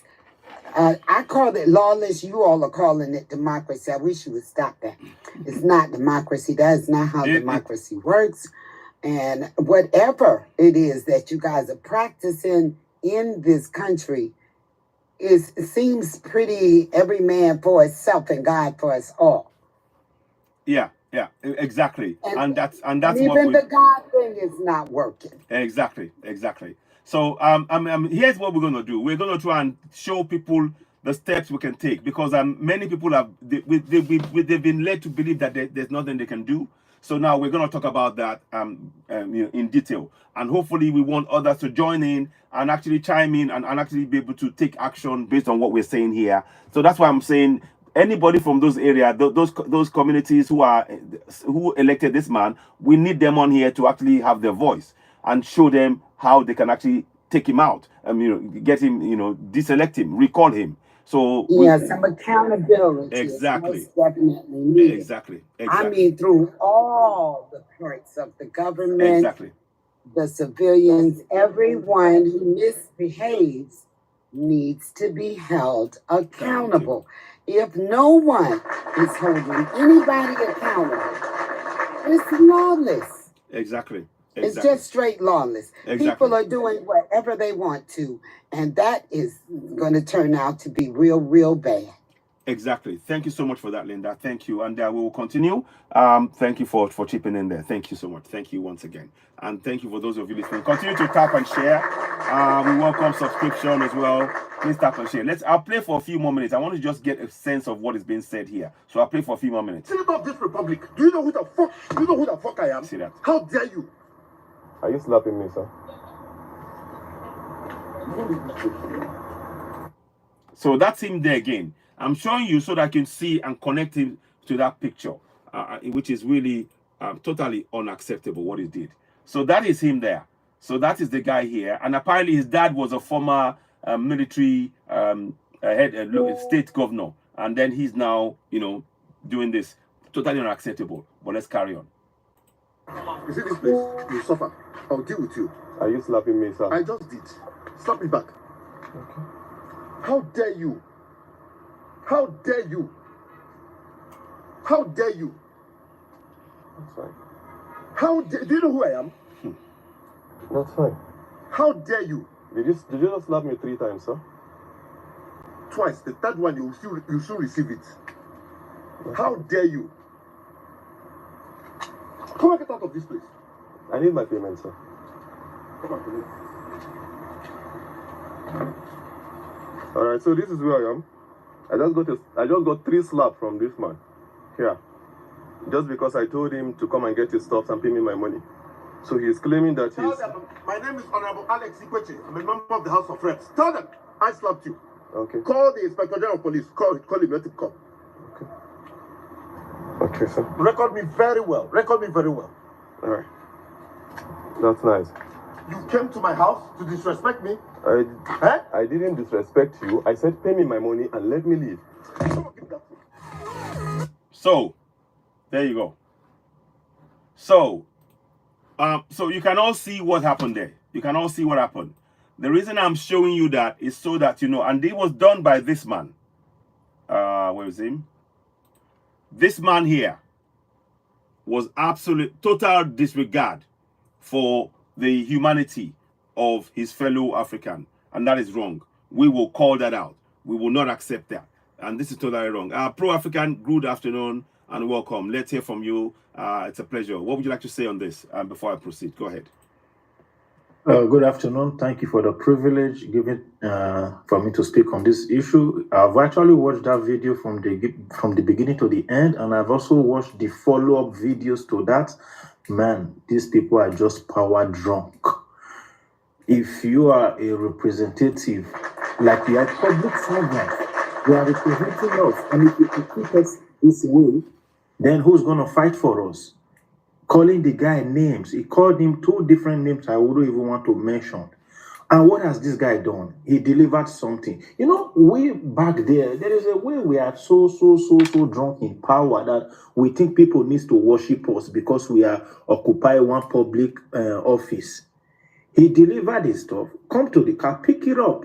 He's not supposed to bring it to your bedroom. Exactly. Or worship you first. But the way these guys are, but I just hope that they don't just sweep it under the carpet, that this boat driver, Uber driver gets the justice that he deserves. And if I'm him, like, I think there are already people taking the case up, because you won't just treat human being just like that. You insulted him several times. He never insulted you back. You hit him several, and you even said you could lock him up. That means you've been doing it. Exactly. This is not your first time. And you see another funny part, the way they abuse and misuse our law enforcement agency, saying you could even, I'm not even going to tell my policemen to beat you up. That means you could have ordered them to do it, and those guys will definitely, man, there is no law and order if policemen could just have beaten somebody up because person they are assigned to said do it, without standing on the part of justice and say, no, this is not right. This is just the lawlessness in everything I see is so crazy. You're right. Thank you so much for that. Do you, my brother, what do you see as a solution to this problem? That the community, not just him, the young man himself, but the community, do you have any suggestions for the community as to how they can deal with this? I think those guys now really need to be held accountable for everything they do. You know, the way those guys have been doing things and be getting away with it, they will not be holding them responsible for their ill treatment to the society. So I think this guy will be an example to others that they know that they are not above the law. Exactly. You are a lawmaker doesn't make you above the law. Exactly. You are equally bound to the law. You are also supposed to even respect the law. I'm alive by you. So what I see is the way they are holding him up, people follow up with the case, that the case is not like swept under the carpet, like because several cases like this have happened before in the past. They just do it in the way that they sweep it under the carpet, and the victims never get the due justice they are supposed. And in everything also, you see the judiciary system in Nigeria is also so very flopped that if this guy should know one person there, they're just going to turn around with the case. They will frustrate the boat driver guy, tell him to come tomorrow, come next tomorrow. And the male person who is the offender will just be chilling. Will just be surprised the offender will never even show up one day. But you know, why he's been, from what I understand, he was taken to jail yesterday. So if not, he's been made to apologize. It's a lie. It's a lie. You see? I think they're trying to do control damage. Okay. They are paying people to be posting that he was being taken to jail. He was never taken to any jail. Because this guy is on the matter, VDM. VDM came to claim that this guy has never been taken to any jail yet. The bloggers that they use are the one posting that he was being taken to jail. He was never taken to anywhere. But I know that he was being invited for questioning, but not to jail. Okay, thank you so much, my brother. Thank you for your contributions. I really appreciate this. And I'll meet you. I'll come to you. There's somebody who wants to speak from the other line now. I'll bring them on board as well. Thank you very much. Thank you. Okay. Welcome, my brother Ayomiku. Go ahead. What would you like to say? Go ahead. Yes, sir. It's been a while, but thank you for bringing me on. Yes. Yeah. To this issue, it's very shameful that lawmakers in Nigeria are the ones committing all this nonsense atrocities, right? And it's not just Nigeria; it's all over Africa. Exactly. Like my brother that you just brought up just said, they're all power drunk, 100%, absolutely, they're all power drunk. And to the so-called arrests that they say they arrested him, you see, we Africans, we need to start looking into something that is very important. If they post something on a blog or something or anything that or a specific representative or lawmaker has been arrested, with no video evidence, it's completely false. It is completely false. Like my brother said, it's absolutely damage control. If a representative of Nigeria cannot solve a regular issue that happened between the EFCC and the correctional officer and an alleged voice note that came out, and a voice note that came out that literally implicated the EFCC, that the EFCC took a bribe. Yeah. If the House of Representatives cannot do anything about that, how will you expect a Nigerian police that is a lawmaker literally said on a video that he has the Inspector General of Police in his pocket? Yeah. How do you expect that Inspector General of Police to arrest someone like that? And according to, there was a follow-up video that came out that VDM did that he interviewed the boat driver. Okay. The boat driver literally mentioned what happened in the police station when the police arrived and took him to the police station. Wow. The so-called person, the lawmaker that assaulted the boat driver came to the police station. The police did not arrest him at the police station. He went home, back. Now, a couple of hours down the line, there's a bunch of trending news coming out that the lawmaker has been arrested. How? If they could have arrested, if they wanted to arrest him, they could have arrested him the first time when he went to the police station. Very good point. Very good point. How many hours does it take an African police department to make an investigation of where there's a video? There is a video. There is a video. That video alone is a 100% evidence that this lawmaker needs to be put behind bars. Then, whatever conversation they want to have after, now his lawyer can now defend him in a court of law. But a video is the most 100% accurate evidence that you can use against anyone in a society. If you cannot hold somebody down in a police station when there's a video evidence to prove that this man actually assaulted this boat driver, the police department allowed this lawmaker to go back home. We are not like my other sister said, we are not in democracy. Nigeria is in a complete banana republic. Nigeria is in a republic of madness and shambles. Nothing is going on over there. Nothing. It's a complete slave camp that everybody are trying to escape. Yeah. Everybody trying to escape from the camp. That's just what it is. So is the boat driver going to get justice? Exactly. Yes. Exactly. Why did I say that? Is the love of humanity that we average Africans are now doing. That we are continually putting pressure on these people, that this boat driver has the right to get a justice because he's a human being. You cannot assault. We are not even looking at him as a boat driver. No, we are looking at him that you cannot call a human being those annoying names. Exactly. Those degrading names. Exactly. You can't call a human being those. Yes, sir. Yeah, just a great job, brother. Just as an what solution how do you think this can best be solved, and how can we make sure that this guy is made an example of in our society, to not just in Nigeria but for the whole of Africa, to make sure that this kind of injustice is no longer allowed to pervade the continent? Suggestions, please. Thank you. To be honest with you, sir, I will be you know me. I'm always frank and sincere with you. Anytime we have conversation on on your program. Yes. To me, can justice be solved in Africa of today? The answer is no.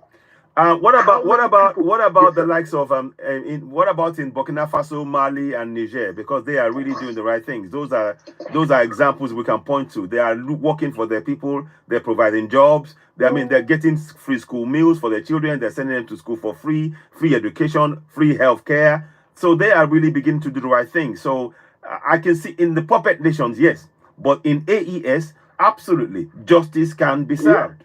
In Burkina Faso and Mali and all the country, the countries that they are doing what they need to do now. Yes, I totally agree. But if Burkina Faso, Mali, and Niger want to do the right thing for me, in my own eyes, they are not doing 100% right yet. Go back into history and bring all the people that needs to be punished for their wickedness. Bring them to book first before you bring the new people to book. Okay. Now you are now talking. Okay. Because there are a bunch of criminals in Africa that they have slipped their case under the rug because they are bombarded with a bunch of criminals. You're right. So, but going forward, what would you encourage the people to do now? Because we want to really collectively address this. We don't want to just say, come and talk about what this. We need to do, sir, we as a people, what we need to do is to continue putting pressure. That's what we can do right now. Continue putting pressure on these lawmakers and all these people doing this evil deeds, calling themselves the representative of our republics. We need to continue putting pressure. To be sincere with you, the police department is already compromised right from the beginning of the case. They are already compromised because this individual had a video. They saw the video. Exactly. The reason why they started doing something that you started seeing them run around is because the people started putting pressure. Exactly. People started talking. Notable people in the society started raising alarm on this particular issue. Yeah. So they started getting threatened that if they don't do anything, this issue can go out of hand. Exactly. So they need to come out, according to what my brother said, they need to come out and do a damage control. Exactly. It's a script. It is a script. It is a common sense. What they are doing, they know exactly what they are doing. The police is already compromised. Even the Inspector General of Police himself is already compromised. Imagine a lawmaker saying on a video that the Inspector General of Police should come here, calling the #1 security icon in the Federation to come here like a boy. Exactly. Or so you see the level of disrespect that even the so-called lawmakers themselves don't even respect themselves. The lawmakers don't even respect themselves. Yeah. Thank you so much. Thank you. My brother, you're so well spoken. Thank you for watching and thank you for joining. And I really appreciate your comments. And many people resonate with us here. So, we will continue to do the work. And please do call in again. And I appreciate you. And thank you for taking the time to call in. We just have to continue putting pressure. That's the only solution that I have, to be honest. But if we say we want to take it into a law, no. I'm sorry. Yeah. I'm sorry. I'm with you. Okay. Thank you so much. Thank you, my brother. Thank you. So that was a call. That's a good friend of mine, and he's watching the show on YouTube. So I thought that this is very interactive here. Thank you very much, Mr. Salon, for joining and for the gifts as well. We're gonna go to here's what I think. And before I go ahead, Gloria, I'm gonna bring you next. So let me just quickly say thanks to Mr. Salon for the gift. Please, as you're watching, please share the broadcast. You're listening to CitizenAY, the platform where we speak truth to power. Gloria, welcome and greetings, and also thanks for the gift. What would you like to say on the issue that you've had now? I don't know if you've seen the video and I've seen this man sort of treating the Uber driver in that way. Gloria, over to you. Let's hear from you. Go ahead, Gloria. I'm on mute you. Okay. Hello, thank you so much for having me. You're welcome. Yeah, I greet everybody here. I'm so excited. At the same time, I'm so sad for that guy.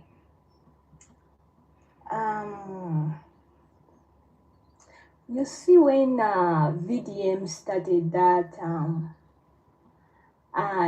things of exposing people in Nigeria, a lot of youth have realized that they can come out now and expose these people, which is a good thing, you know. Yeah, it is. Because VDM is strong. He's a strong guy. I agree. He's a strong guy. Yeah. You know, if it wasn't because of this video, very dark man, I don't think this video would have circulated out. You're right. I don't think so. But since the hope was still like, let this video be out, very dark man might see something from it. The absolutely something good. The same scenario you guys are dealing with, we had it last week, but once in Uganda. A woman was driving, a traffic police officer was doing his work. The woman passed through the traffic police. The guy tried to stop her. She was so aggressive. You know those people who have money.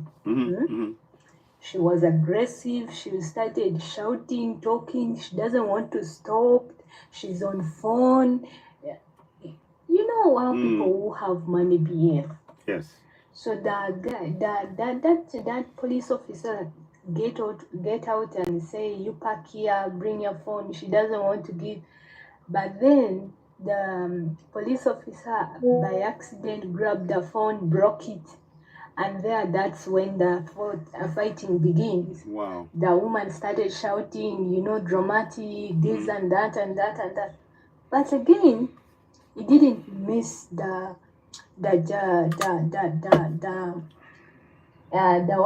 law. They treated her according to the law. Okay, Until good. now, I think she's still in the prison for that for the violence he did against the police officer. So sometimes people who have money, I don't know why they're so aggressive. I don't know what got into them. And that's the most ugly thing we are fighting again in Africa.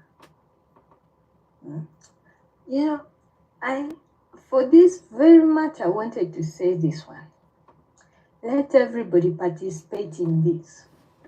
We now know the tactic, because we know money can make you do anything, right? We should say that Nigerians from UK, they should come out together. Put this video to the embassy of Nigeria. Say we don't need this man in UK. Let him be banned from there. Let this Nigerian man be banned from US. Anywhere where Nigerians are, let them put that. And let him be banned. Let him deal with Nigeria. That's a good lesson that he will never forget. Okay. But if we say that, okay, it happened in Nigeria, this fight is only for Nigeria. The guy will leave Nigeria, disappeared, you will never get anything again, whether it's good. It might even actually come back very bad, worse than this one. Because for now, we don't know what is inside his house, what he used to do. What if he's a serial? What if he's a serial? Yes, huh? yes. What if he's Yeah, I mean, it's, a serial pure. yeah, Huh? yeah.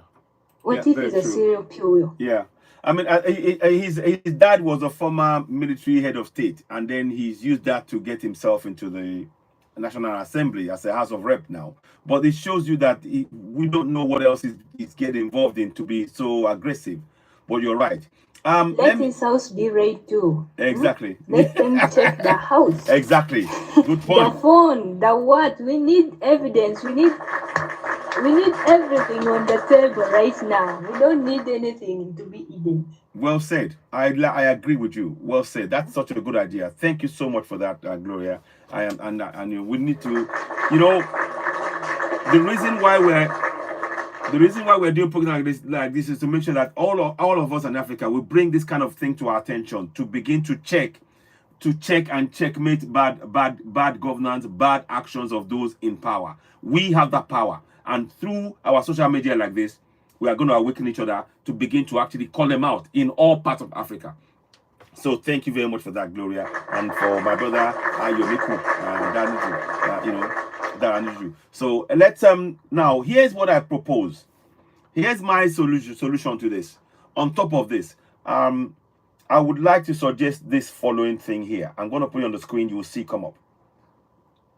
I need everybody to know that in the Nigerian Constitution, there's a section called Section 69, the power to recall. You have the power to recall. Now, Section 69A says, a member of the Senate or House of Representatives may be recalled as such a member if there is presented to the chairman of the Independent National Electoral Commission a petition in that behalf, signed by more than one half of the persons registered to vote in that member's constituency, alleging their loss of confidence. Let me pause right there. So, right now, this man here, apart from what Very Dark Man is doing, and we applaud that, we applaud the work being done by Very Dark Man. What we want to see, we need the people of Abia North. Let me get them up. I want to get them up. The Abia North, Abba North and South constituency to call this man, to call him back on to recall him. You know, they have that power, and that's what we're showing. So we need the community to have meetings right now urgently, and we want to encourage all parts of Africa, Nigeria, and indeed the whole of Africa, to actually tell those communities that we are with you. We need you to recall this House of Rep member as an example, to set an example that no longer, not only in Nigeria, but in the whole of Africa, are we going to accept this, particularly as we have the powers to do so. So we need this to happen, you know. Yeah, was doing good than USA from now under the feet of other things start. Yeah, you're right. Exactly, Debal. I agree with you. So, so that is what I wanted to show you guys. I'm going to come back again and expatiate more. Now, so we want to be able to, you'll have to call a meeting. That's why we need a town hall meeting in Abia North and South. So let me get a picture of Abia North and South out. So that I want this to, so that we can share this to the community and they know. Abia North and South map. Abba North and South. So Abba North and South constituency on the map. So we need to connect this. 1 second. South constituency.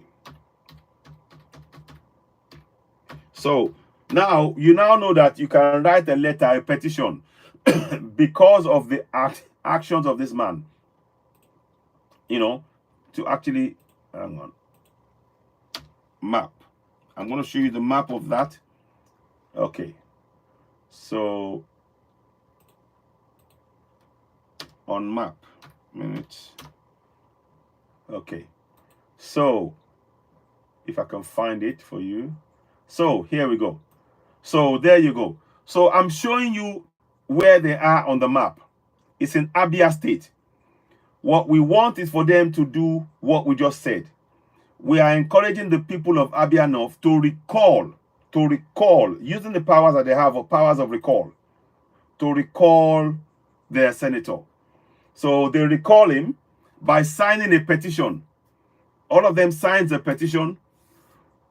Once over 50 of them sign that petition, more than half of the persons registered to vote, once over 50 sign that petition, they present it to INEC, and INEC within 90 days, here's the section in that member, and the petition is therefore thereafter in a referendum conducted by the Independent National Electoral Commission within 90 days of the date of the receipt of the petition, approved by a simple majority of the votes of the persons registered.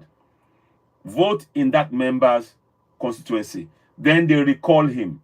So this is what we want you to do, the people of Abia North. I want to show you. So the people of Abia North here, you can recall. And we're going to come back and be talking about this now. Now, the reason I talk about that is because this is one of the laws that is within the translation that we've done from Yoruba, from English into Yoruba. I will show you briefly.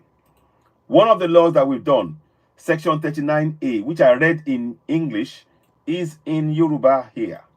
Section 69, sorry. So this is the section in Yoruba language. Let me just move that here. So that's the section there. It says, a lè pe ọmọ ilé ìgbìmọ̀ aṣòfin tàbí ilé ìgbìmọ̀ aṣòfin gẹ́gẹ́ bí ọmọ ẹgbẹ́ ìgbékalẹ̀ sí alága ti olómìnira National Electoral Commission kan ẹ̀bẹ̀ ní tí ó fọwọ́ sí nípa díẹ̀ sí ju ìdajì àwọn ènìyàn. So again, it's telling you that more than 50% of the people sign a petition. That is in Yoruba language. And it is really important. This demonstrates why we need this to happen. We want the people of Abia State to have the same information in the local language. Now, the nearest language from English to Igbo language. So I will be doing something like this one in Igbo language for the Igbo people to take the action. I have a question. Yes, go ahead. Go ahead. Go ahead. Okay. My question goes like this one towards the Constitution. I'm sorry. I'm really sorry, but I really don't want you to feel bad about this one. No. I feel like saying it out because I'm always not keeping things. Do you think people in Nigeria doesn't know the Constitution, constitutional laws? Yes, in the villages they don't. Many don't know it at all. They don't even know what it is. They don't even know they have laws. Yesterday, for example, I was doing a show and I asked one of the person who called. I said, "Do you know Section 14.2a, which was the sovereignty belongs to the people of Nigeria, from whom the government, through this constitution, derives all its powers and authority?" They said, "I don't. I've never heard of it before." That was live. So a lot of people are not aware. But they know about the Bible. If you tell them to read a verse in the Bible or the Quran, they will tell you. But when you ask them about that, they don't know because we weren't taught this. We've not been taught in schools. And that is a major problem. That is why I've been driving on this. I found this. I know it sounds ridiculous. I know. Believe me, Gloria. No. But it's true. I'm just like I said, I'm just always full of question, anything. Of course, and it's good, yes. And it's good to ask. Have you done the research why they didn't know the constitutional rights and the amendments? Yes. Have you asked them? I have been asking around. One of the things, when I went back, I've been home several times, and I asked people, why don't you know your constitution? And people, first of all, they don't even know what it is. They don't even know. Then when I start explaining, oh, the 1999 Constitution, oh, I've seen it on the screen, on TV, but I don't have a copy. I don't know what it is, you know? These are questions. I was stunned. So in 2018, I started doing a program on Facebook called Constitutional Awareness Action Group. On there, I started teaching the people about the Constitution in English first. But now, as I got to 2023, I realized, hang on, no, they need to know it in the local language. Because you see, in the farms and the villages, people don't speak English. They speak their local language or pidgin. So they don't even know that there's anything like constitution. And also, from the age of 4 in Nigeria, you are either sent to Sunday school or reading Quran from the age of 4. But they don't teach you anything about the constitution at all. You don't even right up until you finish university, you don't have an idea that we even have a constitution. So that is the problem we face, and that is why we're trying to raise that. Now, it might be, I'm sure it's slightly different in Uganda, but I know the youth in there, they've been telling that's why the Gen Zs were very good in telling the people about their rights in their local language, or you know, going there. And that's one of the things that why I warm to the Gen Zs in Kenya, and I salute the work they're doing. So we want the same thing in Nigeria. So thank you for that question. It was very good to ask that question. Now, Linda asked about the petition, a copy of the petition. I'm going to try and pull out the copy of the petition. But before I do that, I need you to just familiarize yourself with what I showed you on the screen. I'm going to leave that on the screen. This one here. I want to leave that on the screen. I'm sorry, not that one. Where is it? I'm going to leave this on the screen for a second whilst I pull up what a petition looks like. A copy of a petition in Nigeria. I'm going to bring that up quickly. So, but this is what okay. So I'm going to bring others up. So Linda, go ahead. Linda, you want to say something? Yes, I did go and look for a sample of a simple petition. Like Gloria was saying, if you ask them to do a petition and they don't really know what a petition is, first of all, they don't know about this right they have. And then the second one is they probably don't know what it looks like, if they should sign it or not sign it. So I did send a copy of a simple one. It's pretty much stating what the problem is. One of the government officials has displayed behavior that's unbecoming for the position that he's in. Maybe put his name in there and then have numbered places for people to sign. So that they are, and explain it to them as well as allow them to read it if they can read it. Exactly. To say why they're signing. So the more people that can sign this thing, will show that they are aware of their rights, that they know that the behavior was unbecoming of a government official, and what you want to have them do. You want him to be removed. And now if you have this paper with, say, 1,000 signatures on it, you meet with your local official and present this. Because I think the meetings are very important. I always agree with that, the meeting. Have this meeting and present this thing, this document, the petition, saying this is what we want to see happen as a result of the behavior of the politicians, so that they know that just because you're in this position does not mean that you can mistreat and or abuse us. Exactly. So somebody said agree. only thing people recognize, Gloria says, is money. Okay, so if you want to see a change, you might want to have to do a little something. Exactly. I don't think it's a lot to just ask for a signature without having to pay people. That is a very bad thing that people have been taught, that if you pay me, I'll do whatever, whether it's right or wrong. Don't pay them. Just tell them what the problem is and that this is the solution, and ask them to sign. That's it. If you could get everybody to sign it, it would be wonderful. But, for various reasons, they're at work, they're sick, they were unalive last week, whatever. You're not going to get everybody, but as many people as possible. I don't care if it takes a week to get it done.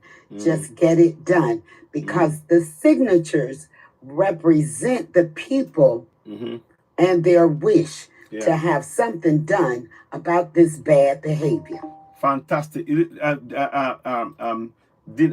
All great. What a great idea, Linda, Queen Linda. Great idea. Listen, you are so right.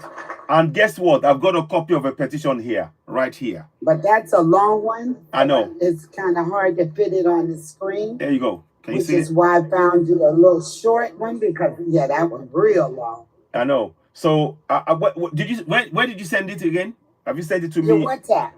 Okay, fantastic. I'll get it up. I'll get it up right now. So the petition itself is a representation of the people without them having to physically be standing right there. Exactly. Some people have things to do. They're caregivers. They have to go to work. And they're just not available. Exactly. Good point. Good point. But in order for them to have something in black and white for the governor to see, to know that this is the will of the people. Yep. Good. This is the beginning stages of accountability. Exactly. We saw what you did. We didn't like it. Exactly. And we want you out. Yes. So that's exactly it. Well said, Linda. And this is the look, this is what we are really looking for. And it is important. I know a lot of people will not find this, will just think, oh, and all of that. Now, this is what it should look like. It's a template. I get that. And I'm going to share that right now, actually, because I think it's worth sharing. It's, we just want to make it as simple as possible. But you see, they wrote it down in that manner. But there's nothing wrong in having a copy of the list of people that signed that petition. And this is what Linda sent to me. And I think it's worth really looking into and actually sharing that right now. So copies need to be made of it. Yes, exactly. So because of course, with corruption going on, it's going to disappear. Exactly. So that is why what we are saying here is we need the action. We have to have action. I always talk about us taking action on ground. And I need copies of with the signatures, not just exactly. The complaint. Exactly, the signatures. So I'm going to bring that up now. You will all see it come up in a minute. Just to give you an idea, an illustration. Now, you've seen the petition that they brought. So here we go. So that is it. So this is what they will do. That's what the petition will look like. It's just like a specimen, a petition. So you can see it on the screen. Let me make that smaller here. Let's see if I can make it. And then, okay. So that is it. So it's got the, in fact, let me make it bigger. So it's got the name, address, signature. So that is what we want the people of Abia, North and South to do. We need you to get that, begin that work immediately. That man mustn't get away with it. Yes, go ahead, Portable Me. Oh, 1 second. Can we start at the beginning of this? The red part up there? Yeah, we'll do. Where you want to put your complaint? Yeah. The bad behavior needs to be on there. Yeah. So that they can read know what they're signing. Exactly. I like that. I like that idea. And then a whole bunch of pages with names. Yeah. I don't think you have addresses, so that part may need to be omitted. No. We got there are addresses. There are addresses. People have addresses. Oh no, they do. Great, because that way you can verify that these are real people. Exactly. You do. So and they live in the area where you are. Fantastic. What you're representing. Fantastic. In that red area, tell them what he did. Exactly. His behavior was bad. We saw it. We don't like it. And we think that his punishment should be removal from office. In fact, you know what? And then sign. Everybody just sign. It'll take some work. Exactly. It'll also take some time. It's not an instant thing. Yeah. And there's no payment for holding the representatives accountable. Exactly. But as this happens, if it happens with one person in office, the others will become aware, oh my God, these people are not having it. And they don't want to be next. They don't want to see any more marches. They don't want to see no more petitions. And it'll just be easier to reprimand and remove this person. Because if you allow it and do nothing, or just a few people talk about it, it won't stop. They'll say, we doctors pay a little. You won't know who got the money, what you're going to do with the money. It won't help. Get him out. Exactly. Well said, Linda. Thank you so much for that. And thank you for that great suggestion. Once again, thank you so much for that. Once again, I'm going to show you the petition. I'm going to keep a copy. I've already taken a screenshot. And in fact, I'll do one better. Let me go and get that screenshot out because I want you to see a bigger picture of it. And then whilst I'm doing that, Portable Me, go ahead. You want to say something? Go ahead, Portable Me, go ahead. Let's hear from you. No, I just want to say, okay. Now, when it echoes, we don't understand. We don't Oh, understand. okay. So Okay. is that problem? Thank you. Yeah. Thank you very much. We will do that. We will work that. Thank you so much. Thank you. So let me, whilst we're doing that, let me just quickly get you the screenshot to see a bigger, because that one I noticed it's not quite big enough, but I want you to see it in full. So here we go. Is that correct? So, host, I want to make a suggestion also. Yeah. If you put the boxes on the side of the screen and just show the document on the other side. Yes. I will. Yes, of course. What I'll do, I'll bring them down. I'll bring the boxes down and I'll show the document for now, because I'll bring them back up. In fact, it's better. Good idea. Thank you very much for that, Linda. Okay, so let me just do something here. So whilst just give me 1 second, guys. I just want to try and show you that document because I need you to see it properly. So let me try one more thing. I was going to do something. Give me 1 sec. I want to make sure it's doing exactly what I want it to do, because I want us to have, the idea is to have this to go around, and you can take a screenshot of it when you see it on, on the broadcast. So let me see. Okay, here we go. So that is the full, now you can see it. So the petition. So in this case, it will be the Legislative Assembly of, Abba, North and South. We hereby, recall Alex, IKWECHEGH, for the misconduct and bad treatment of the Uber driver who came to his house. We want nothing to do with him. We, the undersigned, now demand for his recall, something like that. So so it's just to give us a specimen, and such a brilliant idea, Linda. I like that. It's actually very important. Now, I am going to just do something. The reason is we have to be proactive about this, and we can't relent. We have to be proactive about it. So I'll show you the. Can I? Yeah, go ahead. Yeah. You see, let me try to say this one. For me, when somebody does something like this, I don't even have mercy to say that let's give him a little bit of this test or a little bit of that. We want him completely down. So those things come with plan. If we take a look on how do they call people who go candidates that go with the president? Okay, how do they call them again? I've forgotten again. Sorry, the people that go with the president. Let me say this. Sorry, you said the people that go with the president. No, they're always standing together with the president. Oh, you the security. Opposition members. Okay, so opposition members. Okay, yeah, go ahead. Okay, go ahead. Yeah. If you take a look at them and you take a closer map on what the government does to them, these people, they have money. When they're going into asking for votes, they have money, right?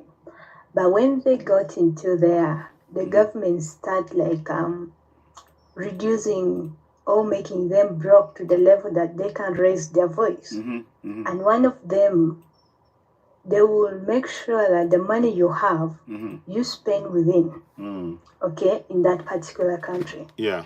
And after spending that money you will be arrested. You spend on bail, bailing you out millions. Again, the rest you send. So for this one, I would say, if the constitution of Nigeria works better, they will arrest this guy. Let them give him a good amount of bail money, okay? From there, let the case be. I believe there are some other people down there that have gone through these things again, but they're quiet. This is the only opportunity for them to come out, whether at work, whether at what, whether the driver, from any various positions they are. Let them come out, team up, so that if this man got bail out, they give money to the government, again another case will rise up. Okay? They take him back again to the cell, let him again put money to come out. Again, you people from abroad, you need to work hard, because if you guys freeze everything, all the assets that you have outside, there is no way you will get money into Nigeria. Okay? So if you guys raise some signature there and you present it to the ambassador, okay, and you say we don't want him here, let him first complete the accusations that he have in Nigeria, okay, let him first, we will again refreeze his account, his assets. That one will make him come back to ground level. He will be humble. He will start coming here like our doctor last time. So then, yeah.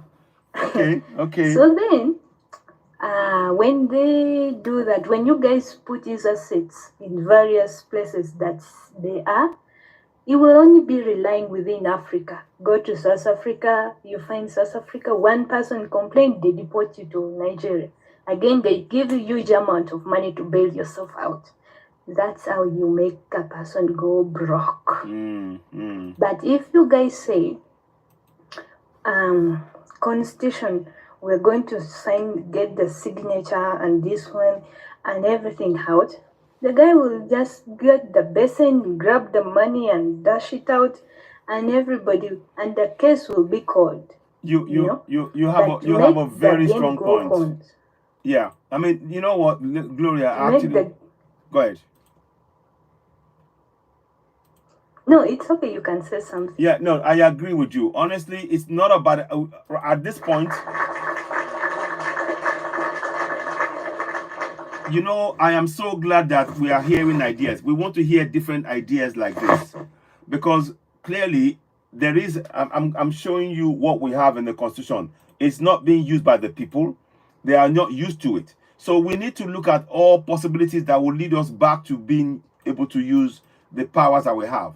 If that means in the short term, we do what you suggest to make sure that they're forcing them to actually deal with issues and not be able to leave the country, then it's not a bad idea. So I like the idea. I won't say no. Citizen. You know, yes, go ahead. The reason why I say that, all the system from the a small police officer is rotten, okay, is there for money. And the moment they eat money, they will use the opportunity to make sure they bring that, or you one day find out that very dark man has disappeared and is nowhere to be seen. They will use that opportunity like that.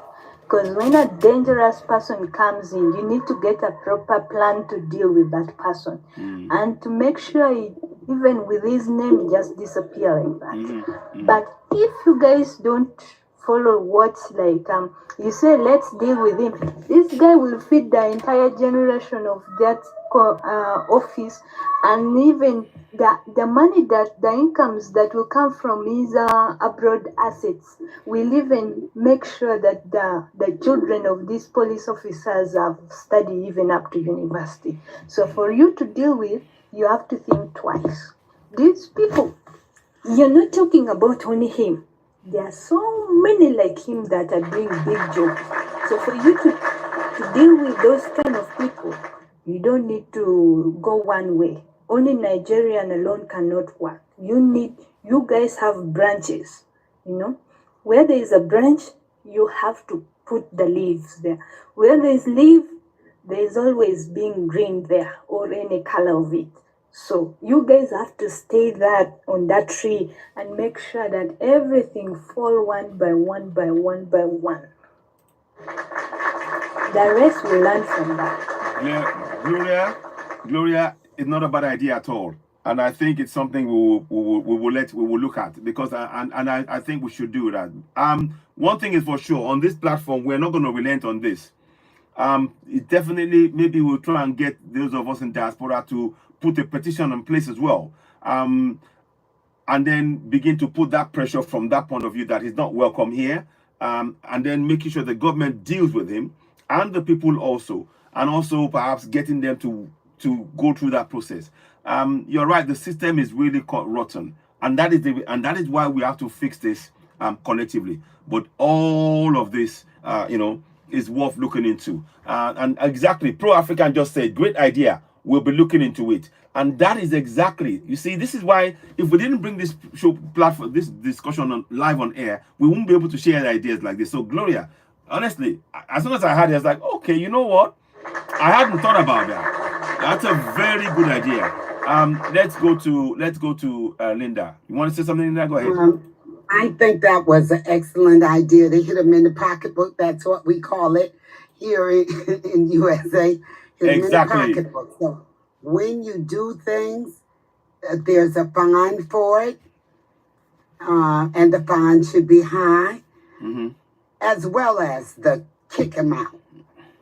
But strip him down first, jail him, let him go like the Uber driver, send him to jail, charge him a large fee. If he doesn't have the money, collect assets. Just start grabbing stuff. Go ahead, wipe the bank account out, and then go ahead and fire him. Good point. All of these things are worth looking into. And the thing is, it is sad to say this. Very good point, Linda. It is sad to say this, but if you notice, many Africans are not surprised at what we're seeing. We're not surprised because we've all seen it across many African countries, and we need to address and put a stop to it. But Gloria, wow, so what an idea! Make sure that they go through that process, having to pay, pay for legal fees, pay to be, to get bail, and then go through that process again, making sure to exhaust them from being able to, and also, go ahead. Restitution. Exactly. For the young person who had to go through that unnecessarily. What a brilliant idea. So if he had to pay for his car to come out of impound, make him pay that. If he lost a day of wages, make him pay that too. And all as part of the punishment prior to being removed. Exactly. This is, I am, wow. This is what I hope. Please do share this broadcast. You're listening to CitizenAY, the platform. Can't hear you. Sorry. Sorry. Thank you very much. Thank you very much for that. Thank you so much, Linda.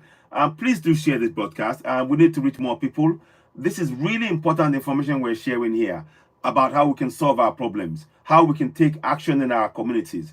And what we are trying to do is encourage us to take such action.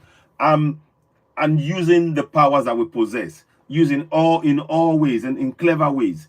So please share this broadcast, reach more people. Let us have this discussion. Let it go far and wide. If we know people who are in Aba North, Aba South, who can also actually call in, you can call in on +447. Oh, sorry, I shouldn't say because anyway, get in touch here via TikTok, and I will, we will bring you on board. I got another suggestion. Go ahead.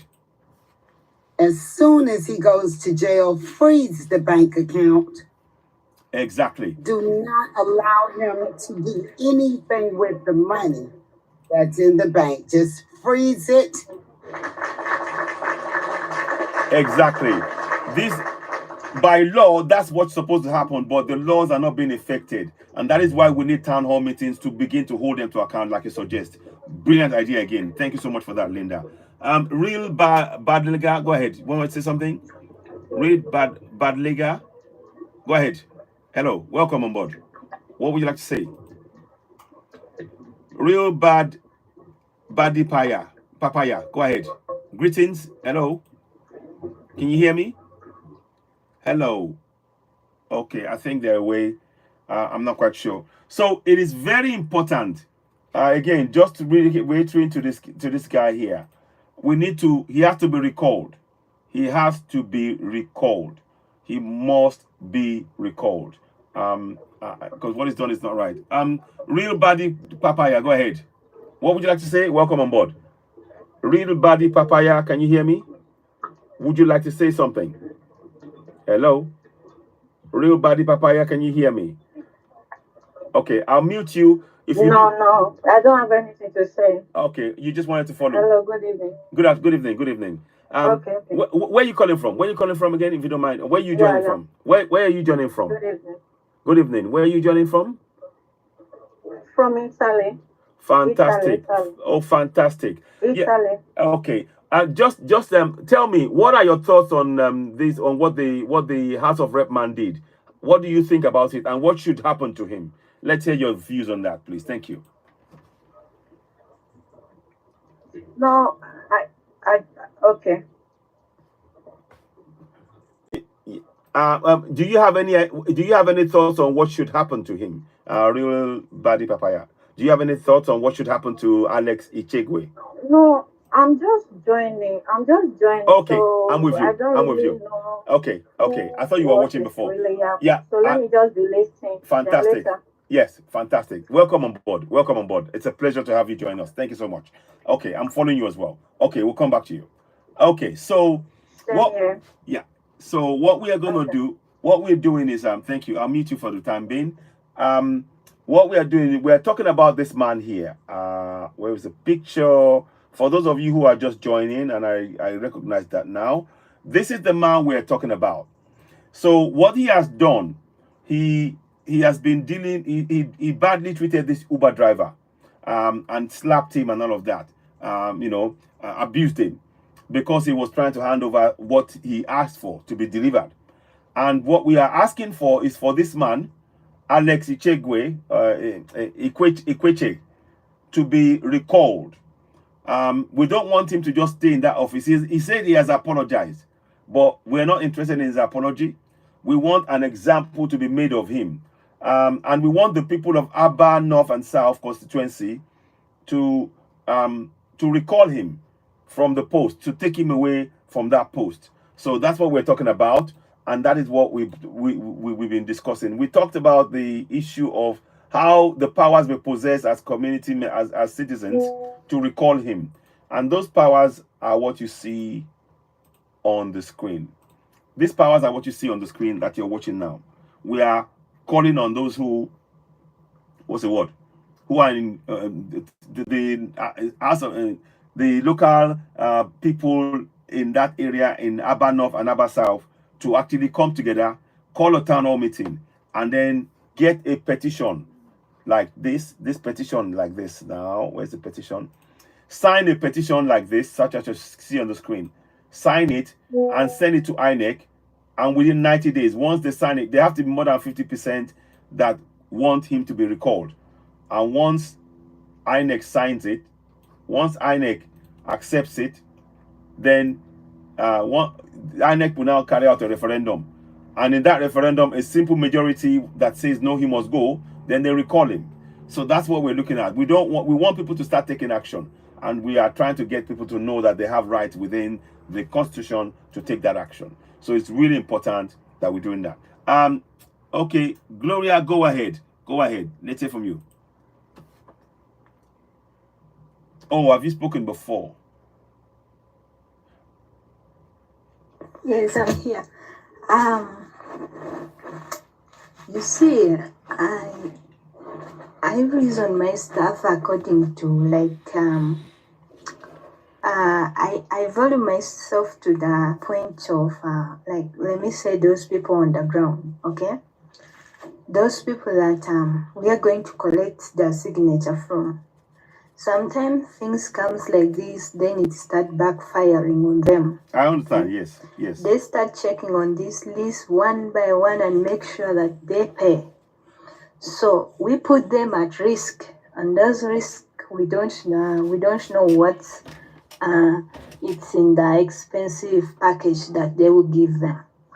But then on the other hand, that's why I said it needs a clear picture on how to trigger him, not to have to silence him, not to have, and to every tycoons that are around within Nigeria to learn from him that if you mess on this stuff, it will come back in a hard way. Exactly. The lesson goes to like majority of them. These people, they are arrogant, and the slap that guy say he received only 3. You can just close your eyes and imagine somebody, because he said that I will do it myself with my hands. I will not involve my bodyguards, my police. I will not involve them in this. But how about people that their bodyguards and their police have touched them? It's true. They should get the details onto those people and look and see where they can help. Because I don't believe nowadays in apology, by the way. I don't even believe that in the words that people spoke with their mouth. No, we need action. And as youth, when something comes out like this, we need to stand together and we need to do the needful.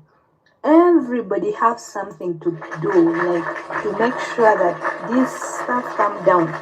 It's not easy sometimes to cut a big tree. You need 2 hands to cut it down. You can't cut it with 1 hand. No. You know, you need 2 hands. So if we all bring our hands together and we cut this tree, I believe that these children, when they come out, they will understand how to behave with the community. They will understand how to grow up well, how to behave with the other people of that kind. Because if their father can talk like this, how about their children? How about the wife? You see, the domestic worker. How about them? We're not looking at the delivery man on alone. So we need to check onto those people as well. At this point, it might still be covered up a little bit, but with time, things will start popping up because there are so many involved in this one. And I always say this one: however much you hide the truth from people, you will still come back. The truth will still have unto yourself. And you will still come back to the ground where you have started from. You can't hide away from the truth.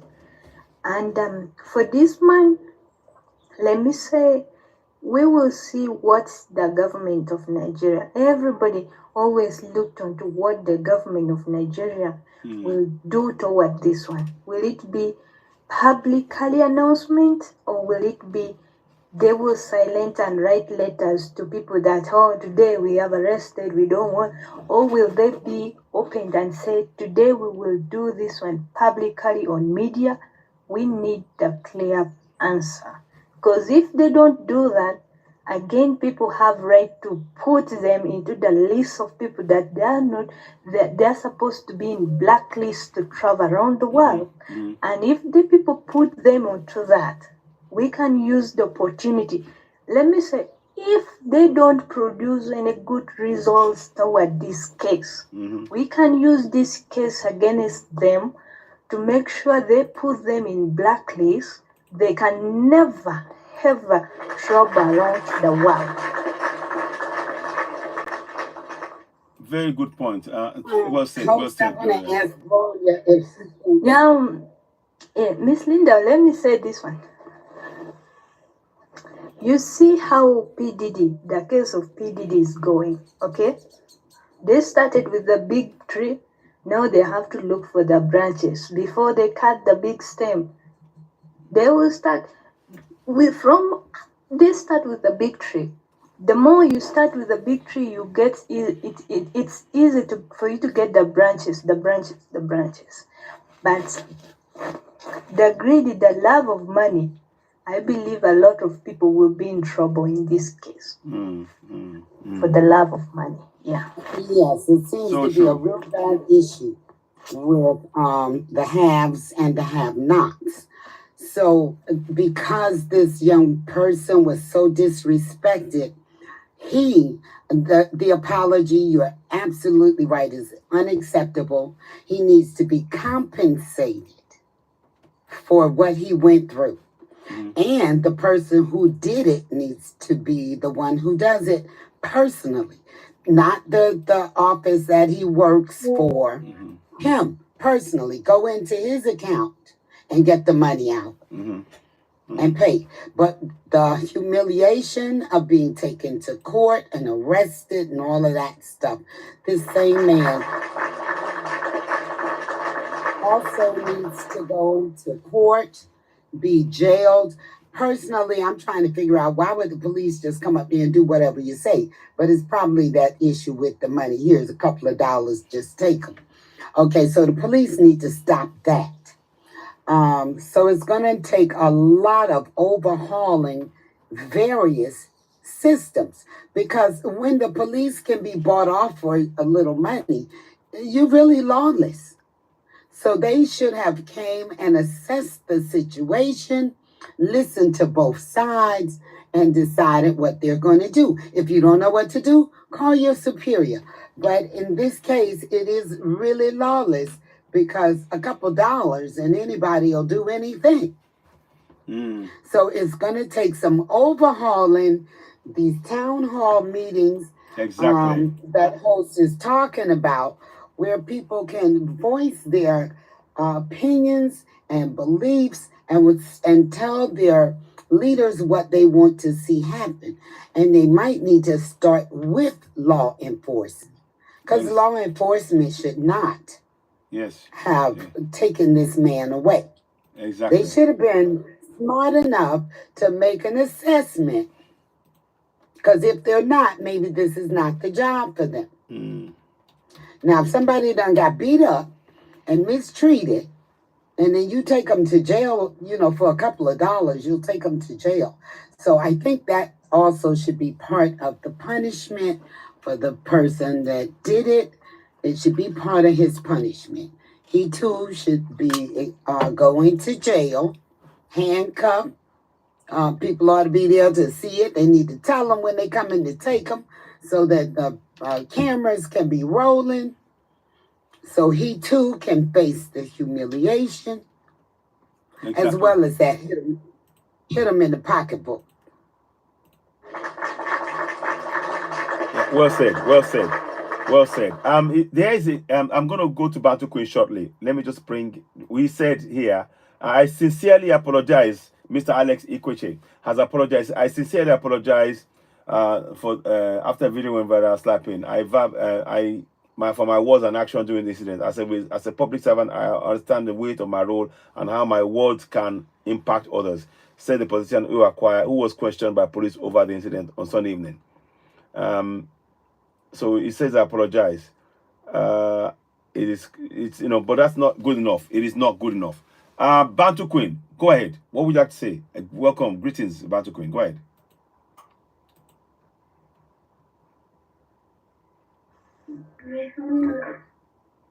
Greetings, Bantu Queen. Yeah, go ahead. What would you like to say? Welcome. Yeah, I will listen a bit more, because I joined when my sister Gloria was talking. So let me listen a little bit more, please. Okay, no problem. No worries. Okay. All right. I'm going to play the video again, just to give some people some heads up about the video and understand, so you can get a background of what happened. Sorry, not that one. Sorry about that. Okay. So give me a minute. Okay. So just want to make sure we're on the right place. Just checking it out. Okay, let me get the video out for you. That's it. So here we are. And here we go. So make that wide. So we're going to see the video. Give me a few minutes. I'll be just here. Okay. Do you know who I am? So you think I will give you my money with the way you have spoken to me? I did a job for you and you have to pay it, sir. You will not see anything. You will not see penny from me. With this level of disrespect, you're very stupid. Very, very stupid. Madam, who is this stupid boy that you sent to this my house? Who is this boy that you sent to my house? How can this stupid idiot come to my house and tell me that I'm supposed to come and meet him in his car, pick up snail that I'm buying from you?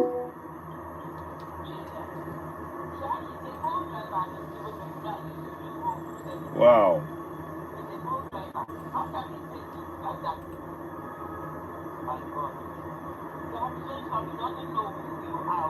Can you imagine this rat?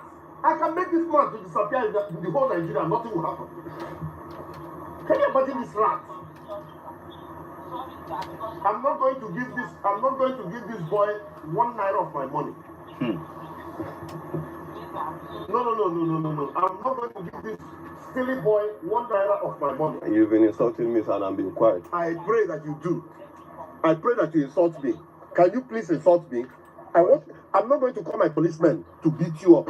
Now, what did you go and deliver? I will show you that I'm a big brother to you. I will slap the hell out of you and I will lie you down, locking in my generator house. How dare you? Why should you do that? What the hell do you know who you're talking to? Do you know where you are? Because you saw me sitting outside here? It doesn't matter, sir. Pay me, let me go. Look at this monkey. I don't care what I am. Are you even looking at me that you can beat me? Or are you looking at me? What? Who the hell do you think you're talking to? Do you know who I am? I'm a senator of this republic. Do you know who the fuck I am? How dare you? Are you slapping me, sir? So anyway, I'm going to pause it. I don't want to play. It's actually quite, the more I watch it, the more I just get even worked up. The more I watch it, the more I get worked up. And I don't want to, but let us watch the second part. Let's watch where Very Dark Man, it is an abusive culture. It is. We can't accept this at all. So let me play this. I don't encourage that. Let me just do this. I don't encourage that at all. But we're just going to do this. Where is it? Let us play this bit here. To him. What even really happened? Just give me a brief summary of what happened before that video. Okay, before the video, I actually got a request from both. Okay, right? I was closing already because I needed to resume work this morning at 8:30. Okay. So I was closing at 9:10. I said, let me just quickly go home so that I can have enough rest. So I got this request to Rotama. I felt it was a normal request. And then she told me no, that it's not a request, that I'm picking something up from a garden. Okay, right? From a garden. Which garden? I don't know the name of the garden. She just described the garden that after carrying about. Okay. You will see one orange color container and then there's a garden beside it. Okay. So I just quickly went there back. The girl just came without wasting time, brought the package that it's a snail. Snail? Okay, snail, yeah. So she dropped it. It was the girl that brought it and dropped it on the seat. She understood that part. Okay. I was like, okay, there's no problem. I'm going. So on getting to the man's house, I called him. Okay, I'm at your gate. He now said, okay, I should give it to the security man. I gave it to the security man. The security man explained where the house address is. So I drove down to the house. On approaching, I called the man again. I said, Oga, I'm here. He now said, I'm not here. That if you're here, I will see you. So I drove. He now said I should park beside one car. When I parked beside the car, I saw him, but I didn't know he was the one. So I saw him seated few meters away from my car. So I greeted, good evening, sir. He didn't respond. Good evening, sir. He didn't respond. So I presume he is not the one that I'm supposed to deliver this thing to. And since he didn't answer, the next thing is for me to call the person that has this package. The next thing I dialed the person's number. And his phone rang.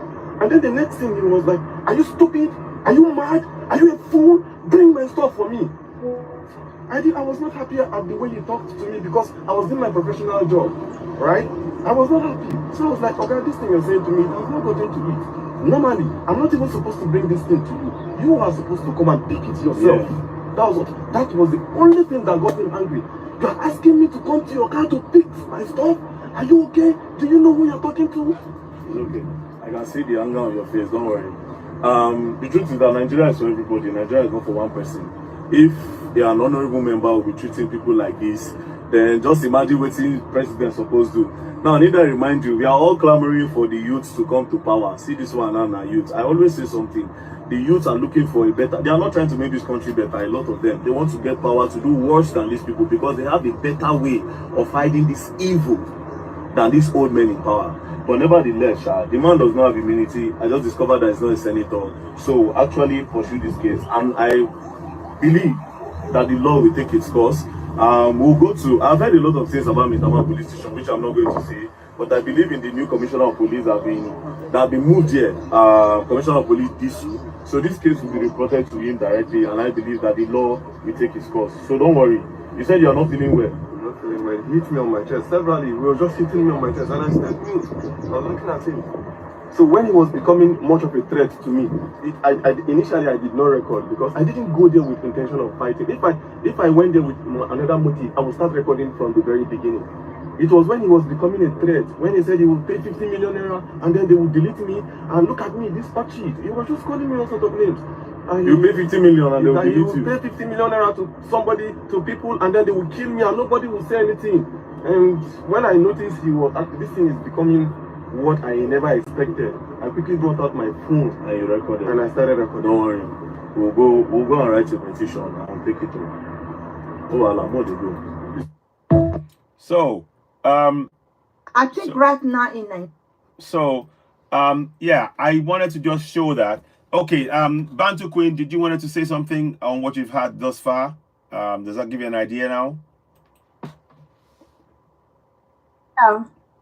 Can you hear me? Loud and clear, loud and clear. Go ahead. Yeah, this is so heart-rendering. This is really, I have zero tolerance for injustice. And honestly, these things kind of really piss me off. Because if it was me, although I'm a woman, I don't know how I would have taken it if it was me. That man is very rude, very disrespectful. He has nothing about him. He's an whole young hog, pig, swine. He's ignorant, he's illiterate, he's arrogant. That man has nothing about him. You don't treat people like that. We're a human being. Come on, man. Exactly. My goodness. And I hope the young man really, really let him pay a price. I hope that they really, really take it to the court and let him pay a price. What he did was very disrespectful. Very, very, and he hit the young man in his chest. Yes. That man needs to go to the doctors and get a doctor's certificate as his proof. Let it dip in his pocket really deep. I mean, the younger guy was just doing a favor by taking something to his home. And who the hell him think him is? Do you know who I am? He go to the toilet like everybody else, I think. That's what the shit he's talking about. Who is he? He's a damn disgrace to the black race. You're right. Well said. We are here trying to unite. And we are here fighting. All of us is trying to do our little part for the betterment of the African child. And look what this little shit doing. But who you think I am? Who the hell is he? Hey, him don't go to the toilet, him don't brush him teeth and beard. Hey. God, boy, I'm telling you, we just have to continue to educate our young people. Yes. Well said, Bantu Queen. I agree. We have to. One of the things I'm trying to do on this platform is to make sure that we put a stop to this nonsense. He actually he must be recalled.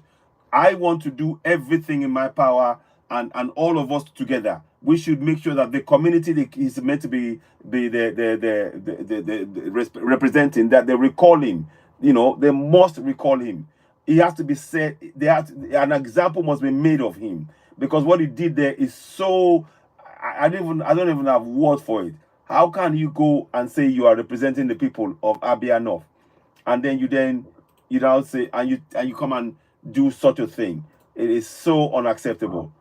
We don't accept that at all. Go ahead. He's representing himself, his pocket, and his family. He's not representing people. Right? When you are representing people, you have to be humble. Be humble. We have to humble, especially in this 21st century, to get to our people.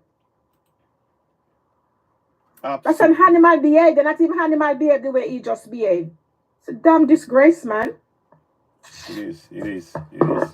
Yeah, well said. Well said.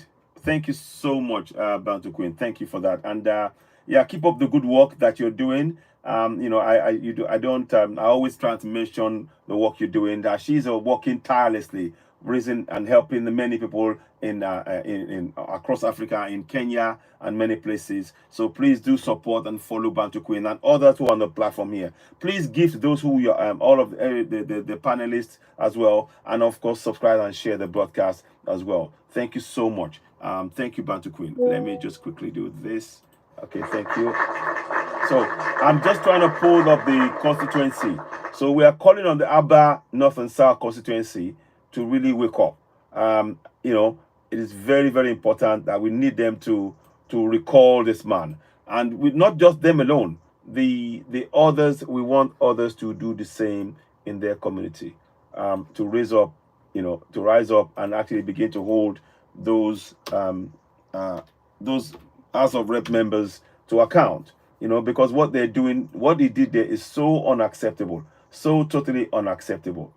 I can't find, I saw something now, but anyway, it is important. So we will come back to that again, and I might play it. But here's something I want to do before we go ahead. I've talked to you about this constitution in Yoruba language, and that is what we're going to be printing out in Yoruba land. In fact, I've just been given a first proofreading to make sure it makes sense, and they've changed the wording. I've changed it around. They made it more friendly, and I like what they've done. This is the idea I have. I'm actually going to use that as I'll be uploading that format to upgrade it, so it actually makes more sense. I just did it in an idea that I had in my head, and they fine-tuned it for me. It will be printed out in the coming days. That's where you come in. What we're doing here, we would like your support to subscribe to CitizenAY, the platform where we speak to truth to power. Help us share the broadcast. Help us reach more people, you know. Okay, if that was in Kenya, this man would not have seen the light of day. Exactly. So, yeah, go ahead, Gloria. Go ask a question. Go ahead. Go ahead, Gloria. You wanted to ask a question. Go ahead. Gloria, are you there? Oh, yes, Ayofe. Let me bring Ayofe as well. I'll bring you, of course. Yes, I'm here. Okay, you wanted to ask a question. Go ahead. Go ahead. Yes. Go ahead. Now, House of Preps, House of Prep or House of Rep? House of House of Representatives. House of Reps. Reps. Yeah. Yes, I know. Yes. I believe that they have their disciplinary committee. Okay. I believe they have that. That's correct.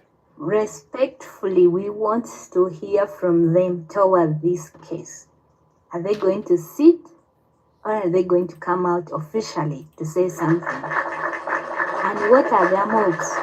Because we can't do anything without seeing what the House of Rep or House of Reps is doing. We need to hear from them. Then we start making our move. That one will bring a good enlightenment. You see, if this was Kenya, let me tell you, in Kenya, we have a lawyer that have not gone to school for the law, but he have won several good cases. Okay, he have never attended any law school. He's a good one. This guy would have not seen the light today. The entire property would have turned to ashes today. Nobody tolerate this kind of nonsense. As much as we don't like rich people, but let me tell you, in Africa, there's a level where rich people, there's a certain level they give respect to poor people in all their capacity. But this guy, to me, is so lucky. He's the luckiest rich man in Africa to survive this. Let me tell you.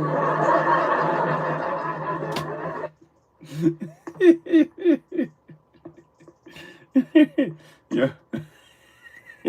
Gloria, you're making me laugh. You're right. I mean, you know what? We're going to look into it. I'm going to see what they're going to say. Let us hear from. Thank you very much for that, Gloria. And yeah, the House of Rep needs to do something. I'll go and dig up some information about them, as well. And your fair, go ahead. Welcome. What would you like to say about this this House of Rep guy? Go ahead. Thank Welcome. you. Go ahead. Okay. Sorry, I have a little bit background noise. One moment. Okay. Greetings, everybody. Greetings. Mommy. Greetings. Greetings, everybody. Greetings. Go ahead. Yes. So, our whole agenda here is to have actual work done on ground. I'm happy to be a part of the movement of on-ground work, as in making people understand this constitution, their rights. We have a plan of how we want to do this, and I have good faith that we will do it. Sorry. Go ahead. And give them the opportunity to understand it, not just read it, but have an understanding of what does it mean. Do you have any questions or so on, so on? Maybe some people cannot read or whatever struggles they might go through.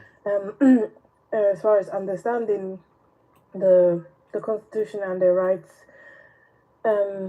we need Africa to change. We need more people on ground to actually do voluntarily work and help our brothers and sisters. We are talk here for a good minute now, and what we need is actual actions on ground. We have our people are suffering, our people are hungry. Enough is enough. We've had it up to our necks and throats when it comes to everything good we've gone through for centuries. Whatever the agendas of the corrupt presidents are when it comes to joining BRICS, that's another thing I'm waiting to see how it's going to unfold. But my whole point that is we need more people on ground in all countries, and we need you volunteering, and we need you to help as much as can. That's where we actually need, that's where the battle is on ground. We can talk about it and inform and shed light on the case, but it's not doing anything, as in we need people on ground to actually assist and help people, or whatever it is you can assist with. So I just landed there by saying thank you for inviting me. I'm appreciating to have opportunity to this. Of course, the younger generation are the ones that we need to educate. Power is knowledge, and Citizen is doing a great job here, and anybody else that does their jobs within Africa and their charities and whatnot. I salute everybody that is actually on ground and helping out, and you guys that spend time here on social media, spreading the word and letting us know what is going on ground. Thank you. Thank you so much. Thank you. Just before you go, I appreciate you. I wanted you to see this. I just got this proofreading from the discussion we had earlier on, and that is the work that I'm looking at. That I'm going to show something here. So that is the kind of work. It's in Yoruba language. So they've proofread it, and they're going to be doing this. So this is what is going to be coming out. That we're keeping it simple, so that people can read it. But anyway, I just wanted you to see that first, and that is, I'm going to approve that probably, and then that is probably likely one of the things we'll be looking at to bring for making the awareness, raising the awareness in our language. So that is something that I'm really quite happy about. The other thing, it is tied to what you're seeing on the screen, because I don't know, have you heard about this guy? This man, Alex IKWECHEGH, who was abusing a man about 3 years ago. He slapped him around. So we want them to be recalled. We want them to exercise the powers of recall. Now, in that book that I just showed you, this one here, where is it? In the book that I showed you, the Constitution in our language. It talks about the powers of removing the the House of Rep member or senator from the office, and the powers there are very much in focus right now. So that is the connection between the two, if you like. So I wonder, have you heard about that story at all, or are you just hearing it now? And if so, what are your thoughts on it? I'm just hearing about this. Okay.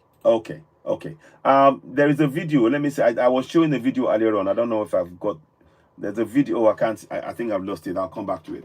There was a video where he was actually abusing, and that the man that it was a young man on there, and that was, yeah. Let me see. I'll show you the picture briefly. He was being very abusive to the man, to the Uber driver, you know, with the language. Now he's now apologized apparently, but we want him to be recalled. He has to be made an example of, and we want people like that to leave. And that is one of the reasons why the work we're doing in raising that awareness in our communities to know our rights and be able to use those rights is critical. So I really am grateful that we are collaborating on this. I'll give you more updates. Of course, yeah, go ahead. Go ahead. I mean, that should be our number one priority, as in keeping them accountable for what they have done towards us, especially the puppets and anybody that has continuing to do harm. Yeah, they should be held accountable, and the law regards them as much as it regards us. Exactly. Well said. So I'll thank you very much for that. I'll come back. I'm just going to touch on something briefly here, but I might come back to this. But thank you so much, Anyofe. Thank you, and I'll be in touch with further of this as well. So that is very important. We're going to be watching this case, and we'll watch what very dark man does. But I want us to understand that don't leave it to one or two people. All of us, we need to begin to put pressure on our governance. We need pressure on them. And we need to be having regular monthly town hall meetings, because every time we have the town hall meetings, we can remind each other, if this happens, this is what you need to do. You need to recall, you can recall your senator, you can recall your House of Rep, you can impeach your governor. These are the powers you possess. You are a sovereign. You have the power to hold your government to account. You know, these are the things we need to continue to reiterate in our local languages. Very, very important. But before I'll drop that, I'll come back to it briefly. Let me just show you something. This is a documentation. Apparently, this is the blueprint that Ibrahim Traore is following. Political orientation speech, Thomas Sankara. I'll read a brief section of it to you. It says, the speech on political orientation. I don't know. I wonder if I have it. Do I have it? Yes, I did have it. Okay, I've got it there. Okay. The speech on political orientation, discourse, orientation politics, as the name makes clear, is the theoretical foundation of the revolution. It was written during September and October 1983 and was delivered on the radio on October 2nd, 1983.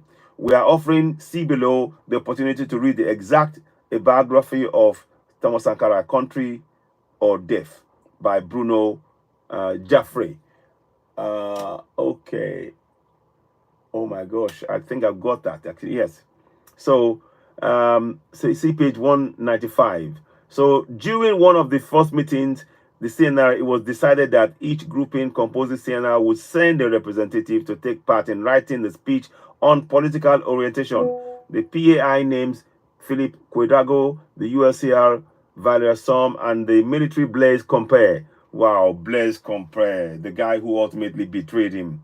Being the eldest in the delegates, Philip Kwedago is in charge of steering committee, but the duties of his office is he is the Secretary of Planning, Equipment, Infrastructure, does not leave him enough time to achieve this mission. With the approbation of Sankara, who is eager to proceed forward, a meeting is set up between the three men. The blueprint is agreed. The first document was to be submitted to the CNR, but it was not discussed. Valerie Sommer takes responsibility for the writing. A soldier of the Council de Entité is assigned the task to pass on the drafts of this writing progresses. Valerie Some made good use of his position to disseminate his ideas, in particular that of popular and democratic revolution, which is incorporated in the DOP. So this is the document that our good friend Abdul, that is currently in that he supports, that is really, you know, giving us information about the works being done on a daily basis by Ibrahim Traore. This is a document that Ibrahim Traore forms the basis of many of his actions, and it is worth looking into. So I wanted to just share that briefly. I'll probably talk more about it. I'll come and do a deep dive into it once I read it fully. But I wanted to just bring that to you, that this is something that we would expect that other African leaders would want to read as well. And that is why we're bringing this to your attention. Miss Kelly, thank you very much for the gift. I appreciate that. Thank you very much. So let me carry on here. 1 second. So you can see already that Sankara is still very much, you know, with us in spirit, and I think it is the basis of many of the actions that you see Ibrahim Traore take. So it says here, just read a few, but time is running out, and eventually October 2nd, Sankara called Valerie around 8 p.m. He told him that the car will pick him up, and he will stay near him in order to complete the text. At 8 p.m., he asked the journalist to come and attend the meeting, the recording of the speech. The time is running out as morning after he flies to Vitel for a summit, France Afrique. Sankara amends the text handed over by Valerie Some around 4 p.m. Some pops in. Sankara asked him to contribute to the writing, but he declined the offer. They walk until midnight. But Blaise Compaoré joins them. When I see that name, Blaise Compaoré, I get so angry, because he was ultimately the man that oversaw the unaliving of Thomas Sankara.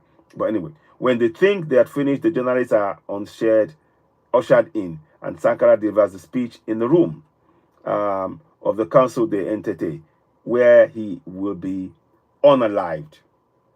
You see that? So this is crazy. You can listen to the speech. I'll try and listen to the speech somewhere delivered by him. Let me see if I can play it, because I think it's worth bringing that up. Is there a speech somewhere? Let me see if I'm just looking at the first read. Thank you very much, Abdul, for this. But I'm probably going to do a deep dive. I'll come and bring the speech in its entirety to you. Source. Okay, let me see. Is it on here? I'll try and see it. It may be here. I don't know. No. Okay. Don't worry. I'll come back to it. I've not really looked at that in depth. Okay. Okay, anyway, it doesn't matter. I just wanted you to see that. We will do that another time. So it's just to give us a rough idea of, to know that the what Ibrahim Traore does now has a lot of its foundation in the work that Thomas Sankara did. And I'll try and see that speech. If I can find the speech, let me try and find the speech for you, and we can listen. Actually, it might be worth listening to that speech again to remind us, so that when we see Ibrahim Traore doing things, you know, we will understand where he's coming from. It's very important. Yes, hello? Go ahead, Linda, go ahead. Oh, I wasn't talking. I'm sorry. I was looking at the guest. I'm the one. Oh, hi, Eyal. I saw you in there, Gloria. You went down. I saw you go down. And then I saw you in the list. So I was checking the list, host. I just want to say, as I always do about these mighty three, as well as a couple of mod duties, to please share the live. This is a good subject here today. We've covered a lot. And of course, these wonderful guys going past the back. I also want to encourage everyone to subscribe. Check out the merchandise, especially the song, the hat, the beanie. Yes, check out the merchandise. So this is all for several good causes. We got the women that have been trapped in other lands. We have the Constitution that little did I know people did not know it was given to them in a foreign language. So this is part of what goes on here, is translating it and letting people know what their rights are, and especially today.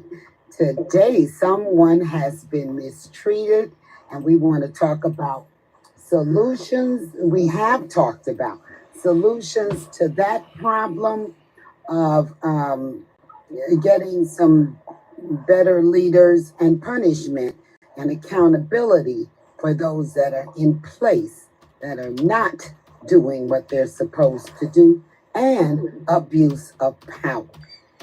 So just continue to tap. Don't stop. Tap, tap, tap the screen. Don't stop. And then I love these guys behind hosts. I love these guys.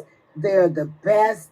Who would have thought that one day they would just go in, not going in on their knees, but with force, remove bad government, and then go in and set up some fantastic goals and are accomplishing them on a daily basis.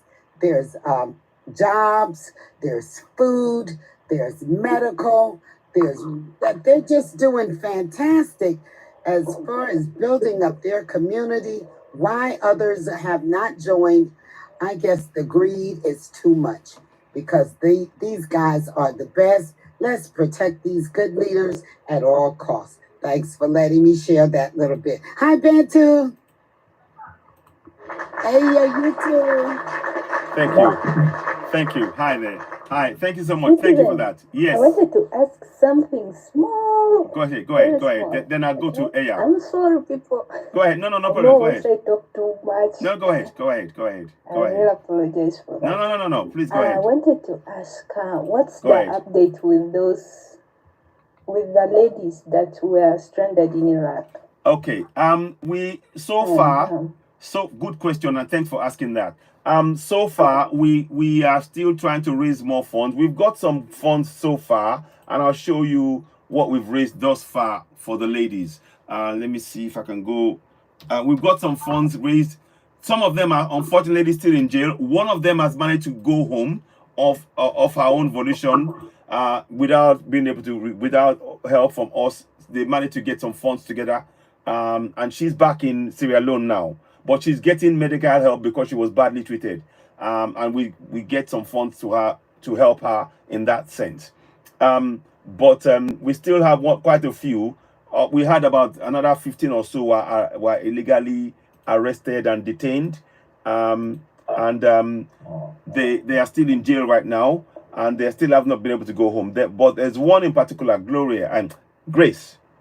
Grace is she's still in Iraq right now, and we're trying to do everything we can to get her out of there, because she's getting treated badly. She spoke earlier on to us. She's managed to raise $8,000 herself. We need another $800, and we got some funds that we are putting together. What you can see in here, for example, is funds that we've raised thus far. £230. That's going to go towards her and whoever else, however many people that can help. And when she comes back, she's going to come live and speak to us on the broadcast. She will be joining us live here. But as I speak tomorrow, is it tomorrow or the day after, she's going to go and hand herself to the police, because she's working as a slave in a place, and they treat her very badly. So she's fed up with it, and she wants to try and go back. But unfortunately, they hold her passport. So she has to go to the police, and they will pay something called IKRAM or something, and then the ticket fees before she will they will allow her to go. Now in that process, because she hasn't got the funds, it's likely that when she's in the police station, they may try to abuse her, and that is a concern. So, and unfortunately, African Union is not doing anything to help our women or Africans enslaved in Arab countries. And of course, we say to our fellow African brothers and sisters, please avoid going to Arab countries. Once you go there, they take your passport, and once they take your passport, you are stuck. Anything can happen to you there. We don't want you to be stuck in that kind of a situation. So that is the update we have so far. When we got about £230 raised. So yeah, because I wanted to say something small, like I say. Yes, go ahead. We are closely monitoring what's happening around the block. But then we have a program that's been running around since the incident between Israel and Iraq. So Iran, yes. we're trying to evacuate people from there. So if you can share the details of how with me, I could try my best to send it. I know it will not be easy, but I can't promise anything. I will try my best. Okay. Of course. I will speak to her and see what she says, and then I'll get in touch with you. We'll have to. I don't know if I'll have to get your. I think I have your details somewhere. We'll have to. Yes, you are with us. Yes, I'll talk to you. I'll inbox you. Okay, and then we'll take it from there, Gloria. So and I'll see how we can help, because that's not a bad idea at all. And thanks for actually coming up with that idea, that suggestion. It is something to do. Let me just make sure I write it down. So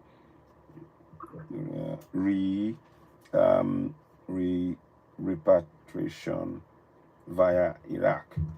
So let's see, via Iraq. Iran, sorry, via Iran. Okay. All right. Thank you very much for that. I will be in touch with her, and it's worth looking into. Okay. Eya, go ahead. Thank you for waiting, my brother. Greetings. Welcome. Let's hear from you. Greetings. Welcome. Oh, yeah, no.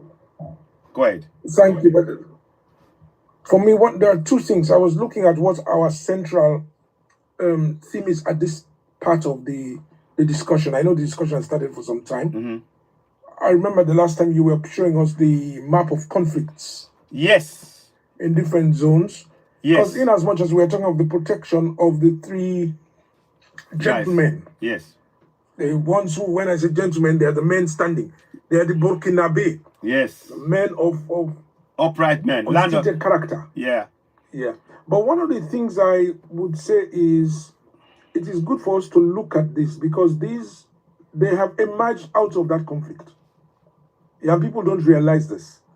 What people are looking at is the fact of the neo-colonial connection. As Linda says, that's the backlog. Yes. We have, which we have to contend with. But what of the current conflicts? So I'll be very happy that we look at the different ways in which other people, Berber and other people, because these are, when we said protect these men, what we mean is from both external and internal. Yes. Rivers that flow deep. Mm-hmm. Yeah, so I will be happy that we can look at this as well as an area where we can detour, because you have the right kinds of panelists. Often when I listen, people who have the experience and have come through this process, so we bow to those ones. Yes. We have gone through ours as well. I've been involved in one or two of these. Yes. So yes, so and within this framework, it's something I have done in the last 3 decades. So I know fantastic where and how this works. I have been editing big national newspapers when this happens, so I know the mobilization of the people, what this means, and how this in itself, because you have to move it from propaganda. So, because if you produce propaganda, you miss the point. People believe in truth. Mm-hmm. But if you can search and seek those truths, it will help, because these regimes have stains. You call that name of that character. Mm-hmm. That character who yes, the man who unalived the real hero. Yeah. And he went on for some time, but this is what happens. Yeah. These weaklings, these pretentious leaders of Africa, we know them, we've seen them. They walk with stain, they pass with stain. At the end, the people ran behind him, ran after him to leave their country. Yes, Blaise. Yes. Blaise is the name of a traitor. Yeah, he is. I know. So I agree with you that we need to stand where we stand. When you bring African, often the peace African is showing you that what's happening in the East, in South Sudan, in these parts of West Africa, in the Sahel, they are the same conflict. But what people don't realize, they see the boats coming to Europe, and they say, what we should do is set up the military to shoot those boats down. That was classical, our own Boris's answer. Typical Boris. No thinking, no thought processes. Just and utter what I will. Yeah. We have an army, use it. Yeah. But this is what because this will lead, when we start to talk of the conflicts, it will lead to the bigger frameworks, the bigger picture, the real movement of people. And these movements are historical. The only time we have not been happy is when they went and stole people and took them to the Americas. That time we do not agree with this. But what can we say? This is the way you distribute people. We should now say, what do we have? We have brilliant people across the globe. Brothers and sisters who have come through the years and centuries of that process. And we sit down in another part of the world and are making errors? No. So until you start to look at the conflicts, we can expand the conflicts. They didn't start this year. The conflicts are millennial. It is this century, and then it is this 1,000 years. The African struggle is a continuum. So I belong in this anyway, as you would all realize. Yes. I don't call myself Pan-Africanist. I just live and breathe. But then the sisters and the brothers in the other part of the world, we have never come back and created the unifying framework. How do we get those brothers to realize that yes, we are the ones? We'll get there, and let's not dramatize that one. But we'll get there. But we have work to do still. So you are in the right platform, I'm in the right platform, and I thank you, and I salute the brothers. I salute each one with a separate salute. They deserve it every day, and thank you for promoting this one. They deserve it every single day. Thank you. One is 60 and the other is 30-something. Alhamdulillah. This is showing you that we are all the same generation. We struggled and we start talking about the X generation, the Y generation. What are we talking about? Let's wake up. We are the struggling people on a journey. Thank you. I will come. I'm here. I'm here for the day. So call me again, brother. Thank you. Thank you so much. Always a pleasure to have you join us, Aya. And your wisdom is always appreciated. Your wisdom and your knowledge. And this is what we want the youth. We want the youth to be hearing words of wisdom coming from yourself. You've walked the walk, and not just talking the talk. You walked the walk in this struggle, and it's important that people can learn from that. So we are always appreciative of you, giving us ideas and suggestions. So thank you so much for that. Vanna May, Queen Vanna, greetings, Queen Vanna. You've not spoken. Let's hear from you, Vanna May. Go ahead. Welcome, Vanna. What would you like to say? Vanna, are you there, or do you want to wait for a while? I think if I know the custom, Vanna. I would just like to say thank you for the King's. The Christ that just got through speaking. He is truly Christ. Yeah. He is a Christ. Absolutely. Such wisdom, such knowledge, and thank you so much. Yeah. Thank you. And I'm very happy to be here. Fantastic. Does anyone hear me? Yes, I hear you. We hear you. Fantastic. Great work. Yes. So we've been talking about a few issues. We're going to come, I'm afraid we're going to go back to talking about the great men again. We know that recently in Burkina Faso, they managed to neutralize, I'll mute you this end. They managed to neutralize some of the terror people in Burkina Faso. Let me see if I've got the video. Whilst I'm actually looking for that video, I'm going to check if I can show you something else. Where is it? Whilst I'm checking that video, please don't forget to donate, and thank you for those of you who have donated. And we are one way or the other, I can tell you that whatever the funds that you're going to donate, it's going to play a role in making sure that Grace is able to leave Iraq. Definitely, no matter how small, that will help in getting our sister Grace out of Iraq, and there'll be other donations coming from others, and as soon as it comes in, believe me, we're putting them in there. So we're really grateful. And those of you, I want to just give a round of applause again to those who have donated to that. It's very important, so I want to say thank you and salute, and we appreciate that. Whilst I am going to go and get that information out, I want to play you something from Thomas Sankara. It's you know, it is very important about debt and how he sees it, and that is something that we should really relate to. Oh, 1 second, let me just make sure I get that right. Where is it?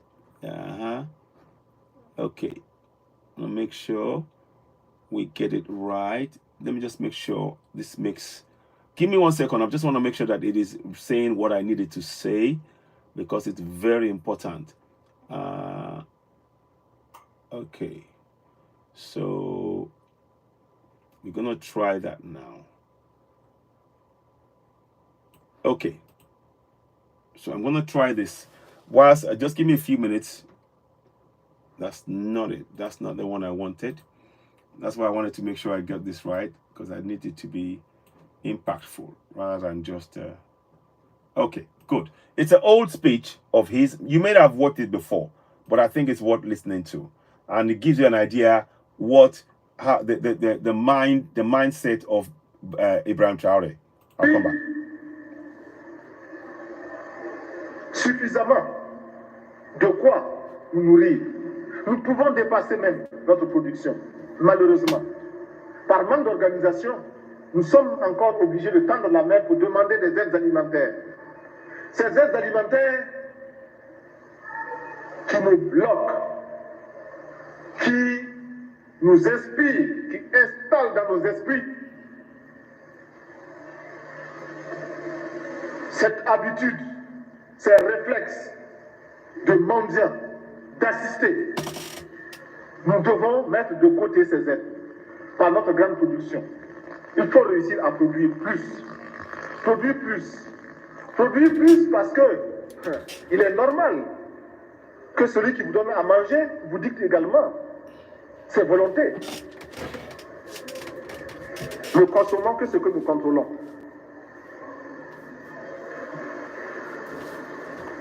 Il y en a qui demandent mais où se trouve l'impérialisme. L'impérialisme, regardez dans vos assiettes, quand vous mangez, les grains de riz, de maïs, de mil importés, c'est ça l'impérialisme, n'allez pas plus loin. N'allons pas plus loin. Qui ici ne souhaite pas que la dette soit purement simplement effacée? Celui qui ne le souhaite pas, il peut sortir, prendre son avion et aller tout de suite à la Banque mondiale payer. Tous nous souhaitons. Notre conférence adopte la nécessité de dire clairement que nous ne pouvons pas payer la dette. Non pas dans un esprit belliqueux, belliciste. Ceci pour éviter que nous n'allions individuellement nous faire assassiner. Si le Burkina Faso tout seul refuse de payer la dette, je ne serai pas là à la prochaine conférence. Par contre, avec le soutien de tous, dont j'ai besoin, et quand nous disons que la dette ne saurait être payée, ce n'est point que nous sommes contre la morale, la dignité, le respect de la parole. Parce que nous estimons que nous n'avons pas la même morale que les autres. Entre le riche et le pauvre, il n'y a pas la même morale. La Bible, le Coran, ne peut pas servir de la même manière celui qui exploite le peuple et celui qui est exploité. Il faudrait alors qu'il y ait 2 éditions de la Bible et 2 éditions du Coran.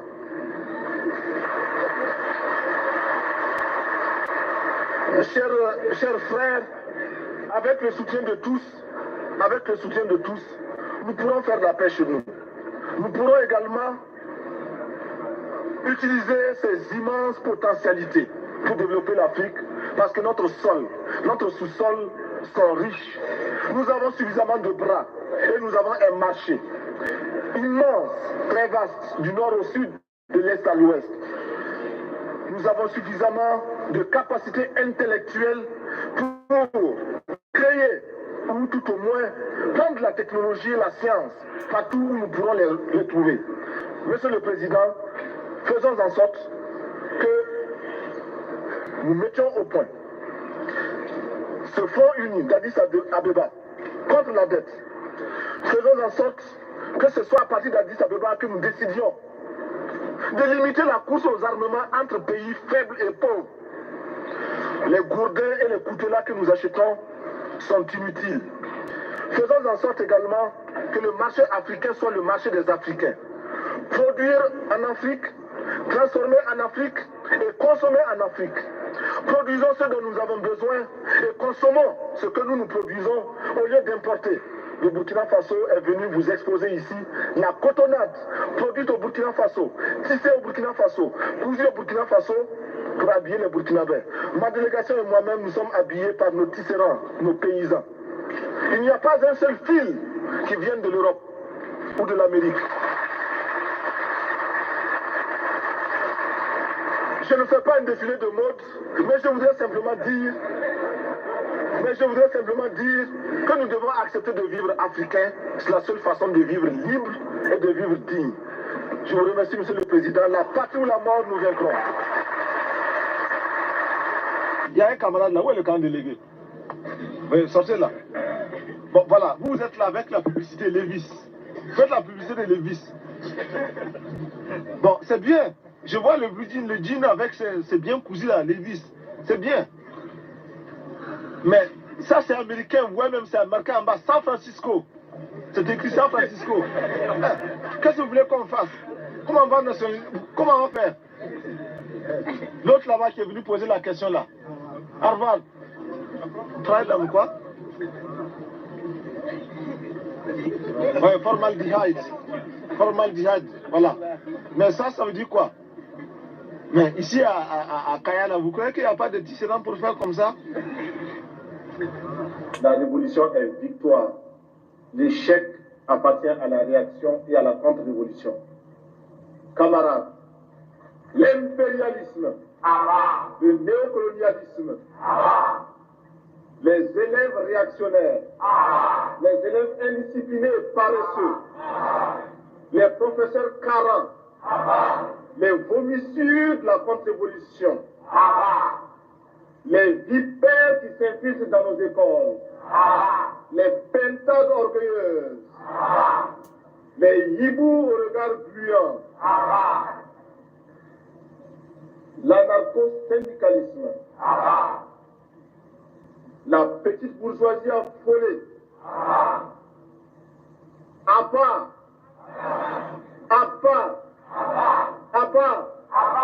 merci camarades. Quand on a une arme qui peut cacher le feu et la mort, et que l'on peut recevoir des ordres en se mettant en garde à vous devant un drapeau, sans savoir à qui profite cet ordre, à qui profite ce fusil, eh bien, on devient un criminel en puissance qui n'attend que le déclic pour semer la terreur autour de soi.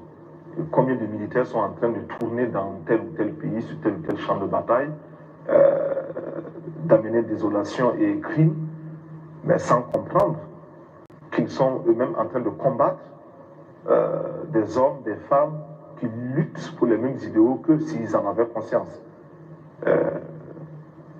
Des fils d'ouvriers qui voient leurs parents aller en grève contre des régimes réactionnaires, mais qui, parce qu'ils sont entrés dans l'armée, acceptent de combattre au profit des dirigeants réactionnaires. Cela existe. Donc, un militaire sans formation politique, idéologique, est un criminel en puissance. Parce que militant CDR, responsable de la sécurité, équipé d'un gros fusil, on n'est même pas sûr que ça percute, mais enfin. À l'heure où le couvre-feu était à 19h, à 19h moins 10, il se pointe chez la camarade et commence à dire aux rivaux, aux autres candidats, mais c'est l'heure bientôt, hein. Il faut partir. Il faut partir. Si vous ne partez pas, on vous enferme. Et oui, il y en a qui ont demandé que le couvre-feu soit maintenu pour qu'ils puissent régner. Eh bien, nous avons levé le couvre-feu pour que nous soyons tous à égalité. Et ceux qui doivent échouer par leur incapacité échoueront.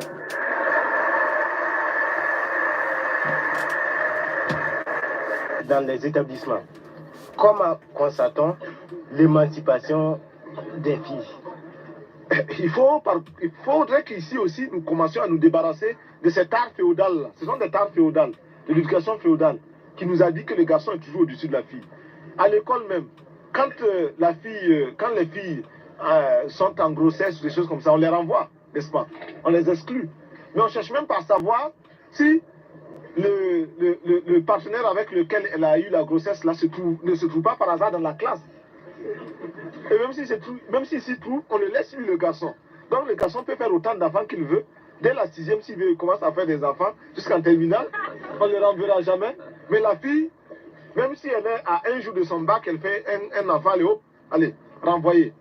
Ce qui veut dire que nous devons donner à chaque femme un emploi. Nous devons donner à chaque femme le moyen de gagner honnêtement et dignement sa vie. Julia Ficatier, journal La Croix. Ma question s'adresse au capitaine Sankara. Je voudrais savoir qu'est-ce que vous avez été chercher à Moscou et à Cuba dernièrement, parce que vos voyages posent aussi question à la France, mais aux pays voisins comme la Côte d'Ivoire. Bon, j'ai été à Moscou, j'ai été à Cuba et ailleurs aussi. Je n'ai pas seulement été dans ces pays-là, parce que nous entretenons d'excellentes relations avec ces pays, avec les dirigeants de ces pays. Nous avons des projets. Can you all just see the face of Francois Mitterrand? I just want to just pause on there like that. Look at that. These are the guys who unalived him. They orchestrated to unalive. And it's just I'm so glad that we are seeing this. Because there is no way that nothing that happened to him was not orchestrated by the same people who are now trying to do the same thing to Ibrahim Traore. We must never let that happen. And I just wanted to make that a point. That was the real thing about this broadcast. We have to be watching that he is not putting himself. Ibrahim Traore is not even putting themselves amongst them, because he's learned from what happened to his hero, to our ancestor Thomas Sankara, and that is really important point to raise there. Let's carry on. Nous paraissent extrêmement importants pour notre développement. Nous recherchons des partenaires. Si un pays plus proche peut nous éviter un long déplacement jusqu'à Moscou, nous voyons absolument aucun inconvénient. Personne ne m'a offert une aide que j'ai refusée. Je ne crois pas. Il nous manque seulement un concorde, parce qu'il y en a qui ont les moyens, c'est tout. La France ne comprend pas l'Afrique. Et il est grand temps qu'elle la comprenne. La politique africaine de la France, nous la trouvons très française. C'est-à-dire? C'est-à-dire qu'elle ressemble aux autres politiques françaises. Hier, la France était dans tel ou tel pays d'Afrique pour soit maintenir un chef, un dirigeant, un hôtelier, soit pour débarquer d'une caravelle, un autre que l'on emportait avec soi. Aujourd'hui encore, la France procède ainsi.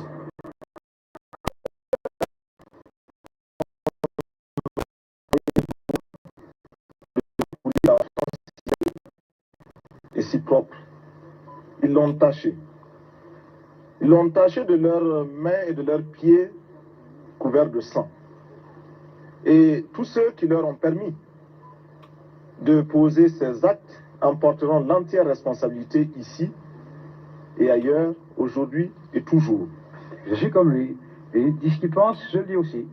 Et je trouve que dans un certain nombre de ses jugements, il a le tranchant d'une belle jeunesse et le mérite d'un chef d'État totalement dévoué à son peuple. Et moi, j'admire ses qualités qui sont grandes, mais il tranche trop aussi. Il va plus loin qu'il ne faut, à mon avis, qui me permettent de lui parler du haut. Oh, so he goes further, does he? Does he go too far? Oh, you see, that's the mentality of, slave, remember where your place is. You don't speak above your master. That is the thinking. I'm putting this here for us to understand. This is the nonsense that Ibrahim Traore saw was done to Thomas Sankara, and he will not allow himself to be put in that situation. He learned from it. This is why, honestly, I when I start talking about, we have to do something. We have to study. We have to study Ibrahim Traore. We have to study him and understand that he learned from history. He is a student of history, particularly Burkina Faso, Burkina Faso history, land of the upright man. He understood how they cleverly tried to put down Thomas Sankara. Thomas Sankara fought them all the way. And then in the end, when they couldn't get him, they used Compaoré. So this is, yeah, exactly. Open African Doors initiated the document of Blaise. Exactly. Exactly, he did. So this is so important.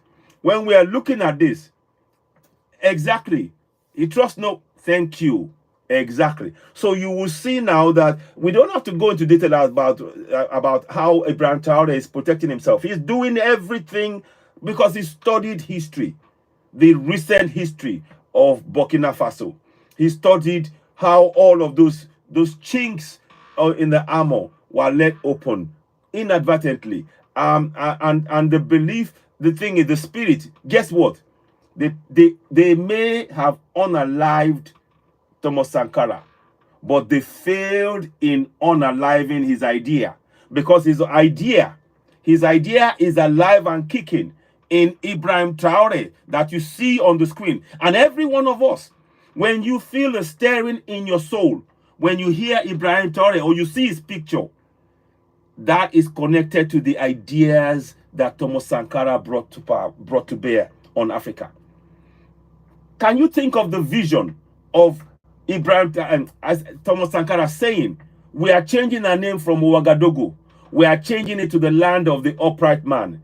He gave his people the permission to dream big, to see themselves free, to visualize a free Africa. That is what he gave them. My brother's been waiting here. Let's bring him on. Stonebridge. I hope you all enjoy that. Again, I just hope you, Thomas Sankara is part of us. He's in us. He's shown us something. But go ahead. Let's hear from you. Go ahead. May I add something real fast? Go ahead. Go ahead. Go ahead. Hello? Yes, go ahead. Go ahead, Vanna. Go ahead. Go ahead. Okay. What we have to do. You see, they didn't have the people outside of that land protecting them, putting positive energy towards them. They didn't have that. And now we just have to remind ourselves, we played a part also in him leaving this world. And if we just consider now we have a chance to come on top. Now, if we would just take at least 3 minutes a day and say thank you. Use your platform. Give him some time. Everyone in here should give time to these 3 men. That it's bringing out through the world. That we are with them. Every one of us.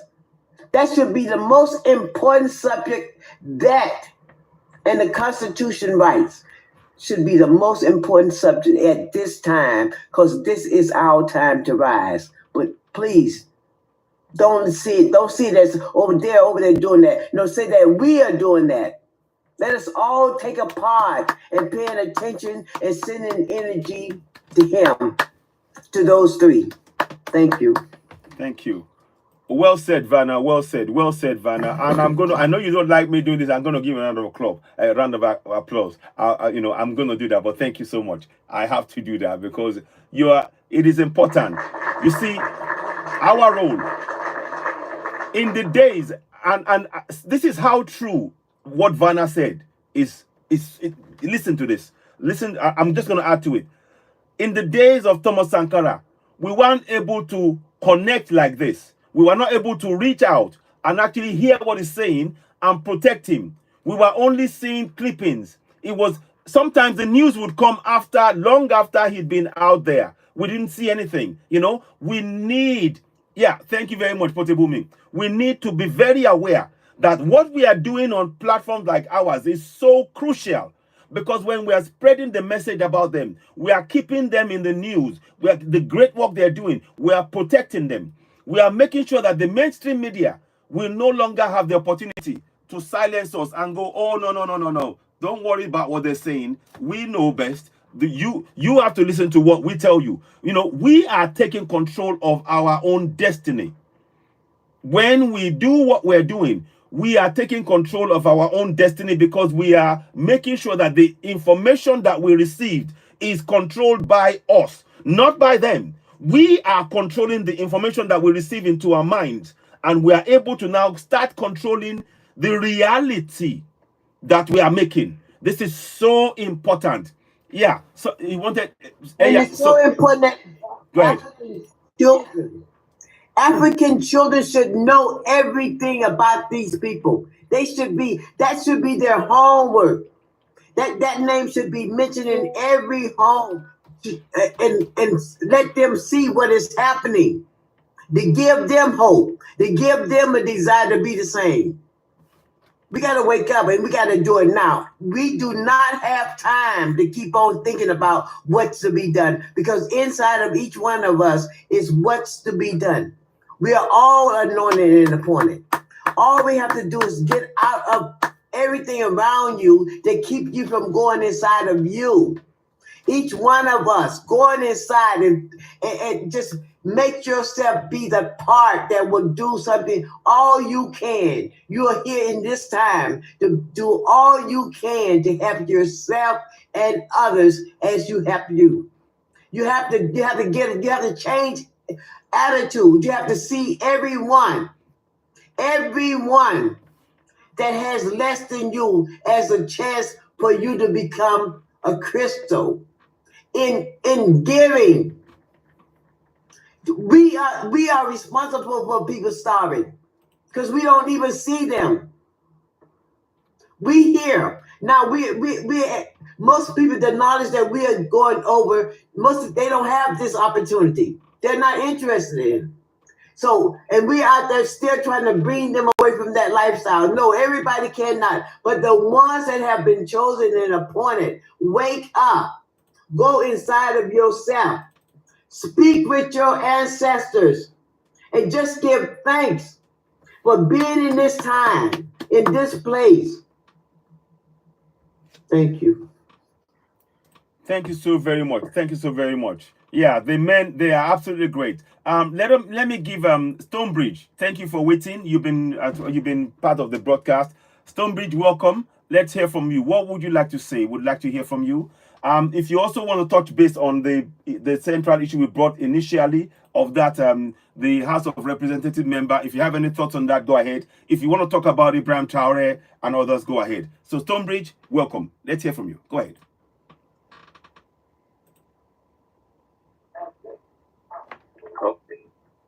Hello, we can hear you. We hear you. Go ahead. Can you hear me? Loud and clear. Loud and clear. Loud and clear. Go ahead. I think. Okay. You may have a network issue. That's okay. We'll come back. We'll come back to that. I just want to say, watch that video. One thing I will say to this, and I say it unapologetic. Okay, you're back? Are you back? Yes, sir. Okay, you back now. You back? Stonebridge. Go ahead. Go ahead now. Stonebridge, you can unmute yourself once you're ready. You want to try that? You want to try that now? Okay. I'll try and unmute you now. Okay, 1 second. Okay. Okay, I'm unmuting you, Stonebridge. Do you want to speak? Can you speak at all? Okay. I'm going to try again. Okay. Okay, there's a problem. Yeah. So, anyway, whilst we're waiting for him, I want to just touch. Okay, great. Can you hear me? Now we can hear you. Yes, we can hear you. Go ahead. What would you like to say? Welcome, my brother. Go ahead. Oh, yeah. Yeah, thank you so much. I greet everyone on this platform. I hope everyone is okay. What I have to say about this issue is like, Ibrahim Traore is a kind of person like, he has learned something about the system that even the nation that we are in, especially the African nation, They have learned something about us. And Ibrahim Traore came in to fix every corner that it has been broke. And I can see this guy is very intelligent and strong, and he has a vision for the whole African nation.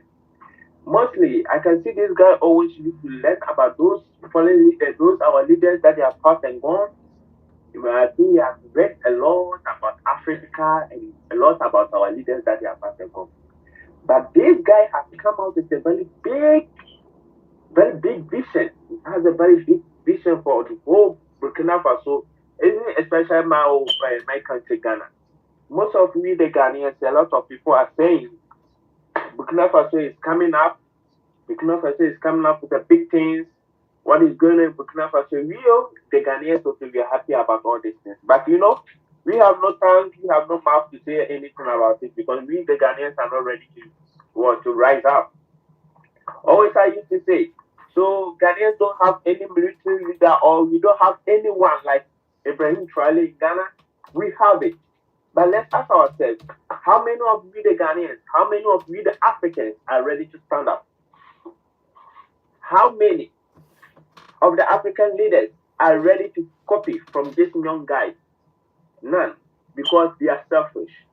Because they feel self-interest.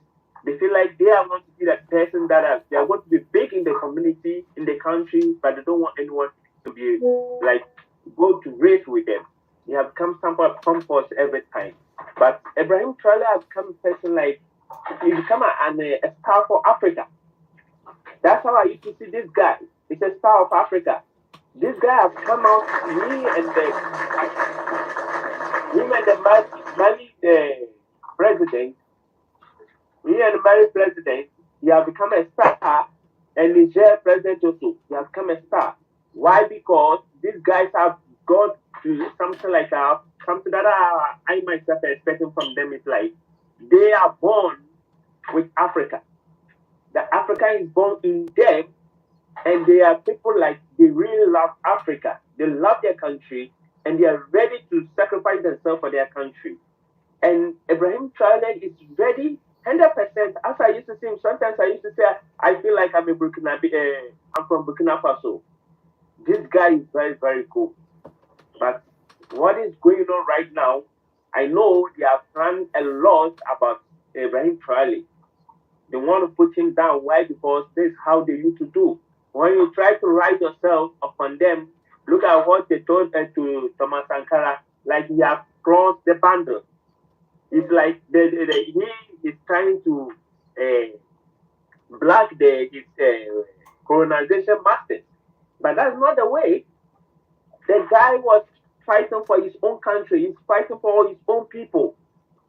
This guy did not say anything bad about them, but because they hate you, they will use you as what? As a bad person. They will use you as what you are taking back to them, but that's not it. We the Africans are not having independence anywhere. None of we the Africans have independence. Because Kwame Nkrumah said, even Ghana, our independence is meaningless.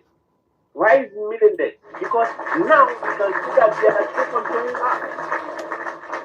They are controlling us. Kwame Nkrumah said African liberation. Africans need to be one. Africa need to rise up. Because Kwame Nkrumah said Ghana independence is meaningless because as we are feeling happy that we have our independence, some of our countries don't have our independence.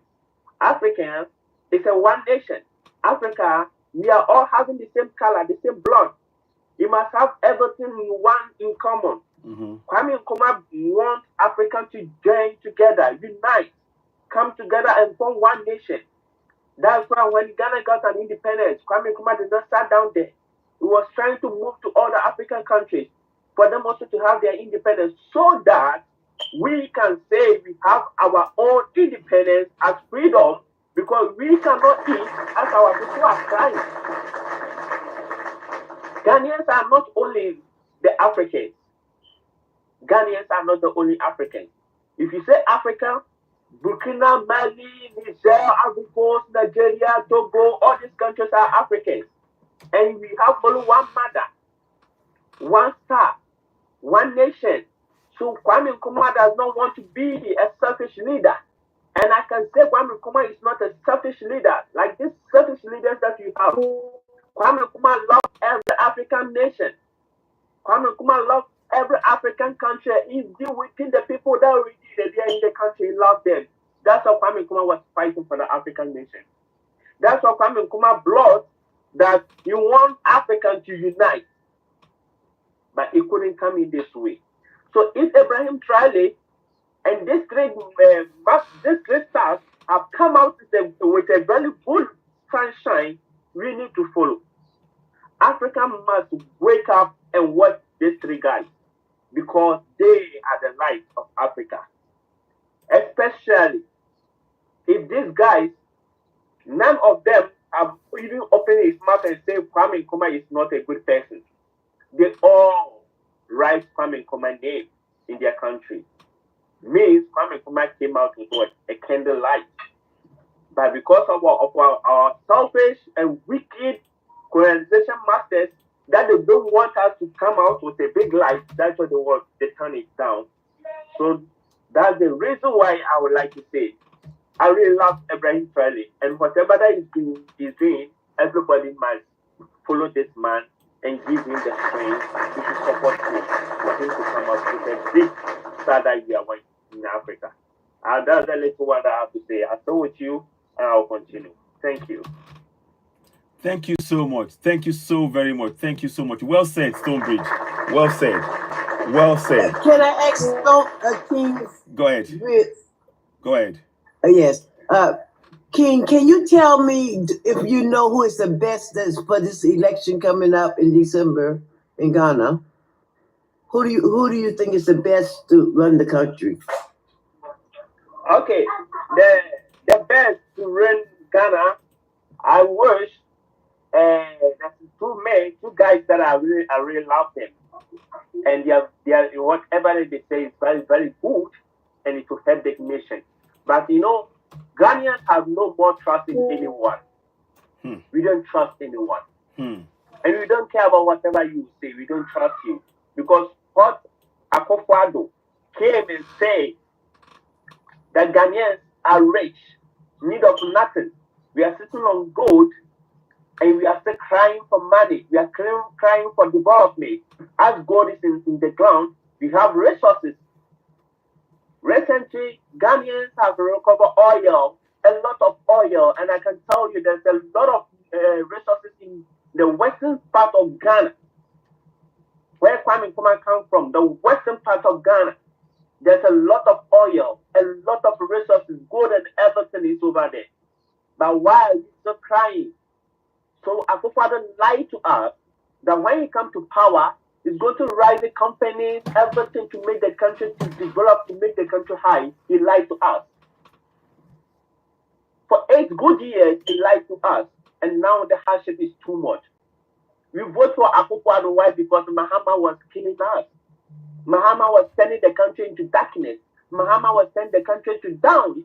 There's nothing coming out. Akufo-Addo came and told us that he's going to rise the country to some things like we are not going to need anything. But he came and lied to us.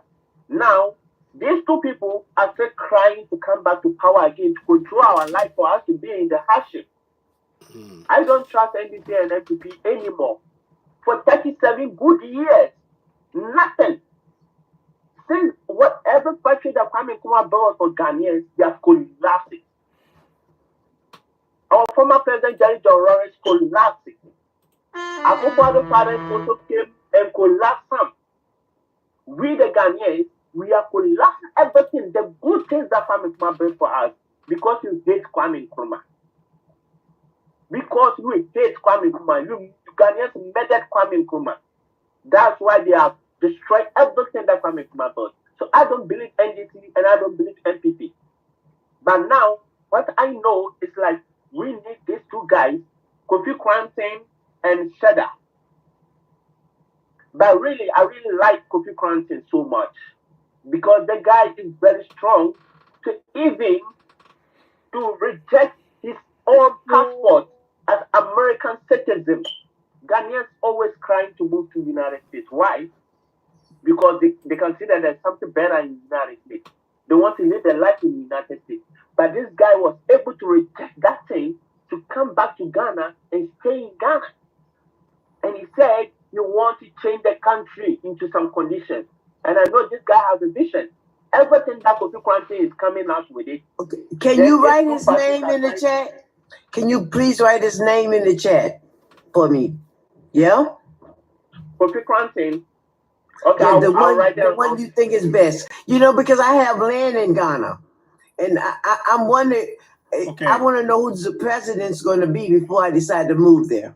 Yeah, Kofi Kwante. Okay. Okay, but mostly I can't say that Kofi Kwante is going to win, and I can't say that Feda is going to win. I can't say why, because Ghanaians are not ready to have some, like, they don't want some certain things in their life. Well, you work on making it happen. You get involved in making it happen. Yes. Yeah. We are trying our best. Thank you. Great job. Great job. We are trying our best. Yeah. But you know, because they have pollute those guys with money. And Ghanaians are like, I was born with a party. I was born with a party. My father was NDC. My mama is an MPP. So it's like they are not ready. But somebody else want to talk, please. Yeah. Okay. All right. Thank you very much, Stonebridge. Thank you for that. I appreciate you, my brother. Thank you so much. Thank you. Thank you very much. Yeah. Okay. So let us go to Humble Lion. Humble Lion, are you there? Welcome on board. What would you like to say? Welcome. Go ahead. Thank you very much, comrade. A pleasure to be part of you people on this panel. Anyway, I'm a Ghanaian. Per the perspective of the explanation of our brother, he made it clear that Kofi Kwante stands tall among all the aspiring candidates, and I resonate with him 100%. In Ghana politics, the ordinary Ghanaian have failed to understand the purpose of voting. And as a matter of fact, anytime opportunity of such comes, they make the wrong choice. That is why from his early analysis, he said Ghanaians don't have my trust in most of the politicians. In view of this, I have deduced on the content that Kofi Kwante stands taller because he's not a politician, rather a leader. He has made it clear to Ghanaians, based on his manifesto or policies, he made it clear to Ghanaians to understand who he is and where he's going and where he wants Ghana to be. He led an exemplary life for the ordinary Ghanaian to understand him that really indeed he's in for Ghana, for the betterment of Ghana and Africa at large. He said he will not go to any force to aid him in terms of financial capacity or strength to run his campaign. Rather, he wants an organic support from his own people, so that when he comes to power, there will not be any external influence in his governance. So that, as a matter of fact, he also made it clear that he's going to fight corruption to the apex. He's going to fight corruption on 3 criteria: psychologically, administratively, and what's the next one? Yeah, I think psychologically he's going to fight corruption. Administratively, he's also going to fight corruption, and also punishment. When you failed to oblige his demands, you'll be punished for that. He also went ahead to understand that, for the Ghanaians to understand that, he's in to invest massively in agriculture, because the world today are all yearning for organic food. So Ghana will be the hub of what? Agriculture. This is the one that is anointed. You must make sure that he wins. This is the one. In 3 years, Ghana will be a brand new country. Yeah. Yeah, I mean, So I he hope made so. it clear to Ghanaians to understand these policies or some of those policies that he mentioned. He's also going to tackle the issue of corruption by ensuring the constitution, the national development plan in the constitution, because the national development plan is something needed for every developing nation. Even a developed nation needs a national development plan. You will not come to power and leave office without ensuring that the national development plan is enshrined in the constitution. So in his governance, he's going to ensure that the national development plan is enshrined in the constitution, and also is going to change the entire constitution.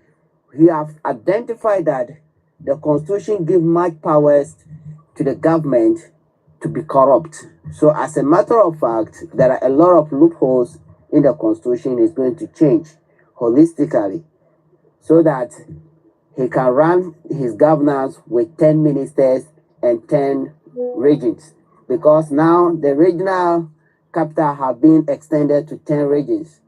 So now 16 regions rather, but now he's going to bring it back to the olden time to the 10 regions now. So in his governance, he's also going to ensure that there's a lot of investment in education to modernize our educational system. He's also going to ensure that there's a lot of housing projects, affordable houses for ordinary Ghanaians to purchase, to afford, and also live a dignified life. He did not stop there. He also made it clear to Ghanaians that when sworn into office, he's going to ensure that the welfare of Ghanaians is being realized. He is not going to invest massively in mines because he wants our land to heal, because the minerals that we've been extracting from the decade have destroyed our forests, have destroyed our, let's say, the fertility of our soil has been devastated. So when he comes to power, he's going to cancel legal and illegal contract that has been given to miners, be it foreign investor or local indigenous Ghanaian. He's going to cancel it. But with the aspect of the foreign investor, he is going to ensure that the laws in the Mineral Act is being fulfilled. He goes accordingly. He does not violate. If he violates the laws, he's going to make sure that his contract is being terminated. Okay, so when you look at these policies that he mentioned, it is very clear and feasible that as any sound-minded individual, you could understand that this is a leader indeed, not a politician who promise you one district, one factory, one constituency, one dam. No. He's speaking from reality of life that you and I can understand clear that when given the mandate, he can really implement those policies. Those policies that he's going to implement is going to ensure that he will not return to IMF by what? Generating internal revenue from the corrupt officials since 1992 to date, to 2024 to 2025. Is going to ensure that he retrieve our money back from the corrupt officials, because there's a paper trail.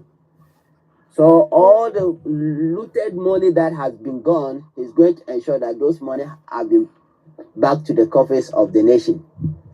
So with the issue of Mr. Kofi Kraten, when we want to talk a lot, we want to talk, we speak till the whole day, the whole night, the whole day. So he's a man of integrity. He's a man who also denounced his nationality as an American for the sake of Ghana, to rescue the nation. But here is the case. Ghanaians find it difficult to understand him because the style or the dynamism of his campaign is not attracting the citizens, because he doesn't show off. You understand? He doesn't show off. You must make sure that So all the youth know that man. Yeah, can I? So they want him to show off. Wait, let him finish. Let him. He's on a roll. Yeah. Okay. So go ahead.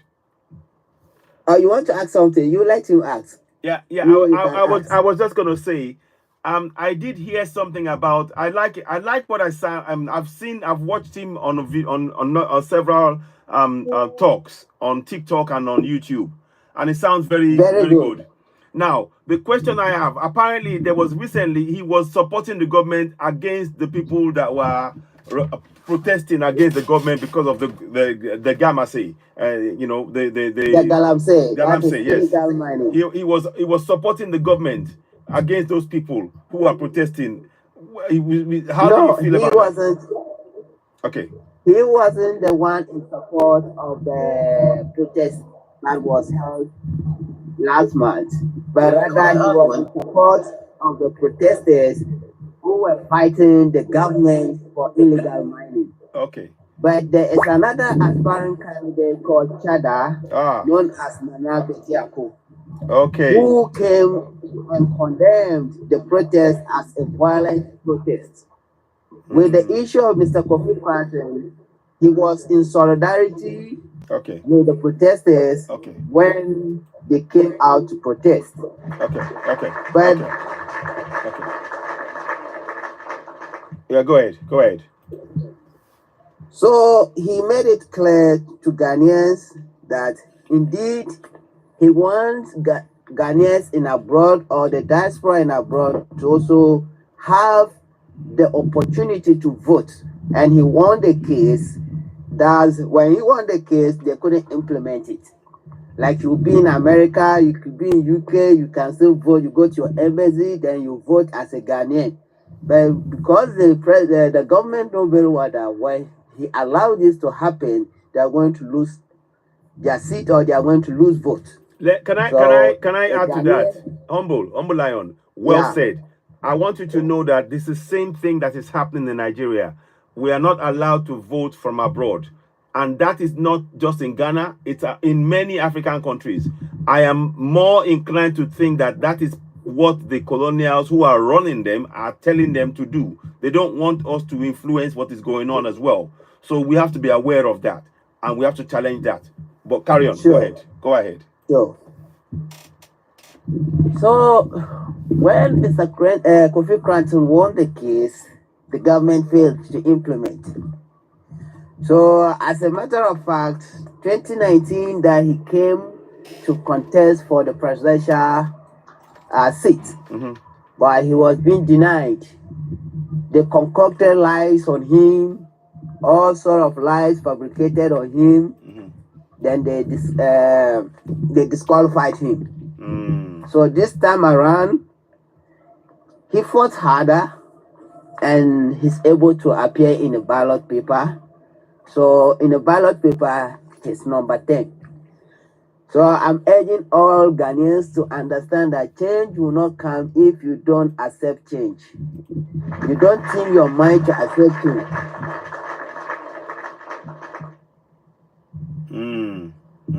The only one who has Ghana at heart and he wants the betterment of Ghana and the entire Africa, because he also made it clear that Nigeria is the largest economy in Africa.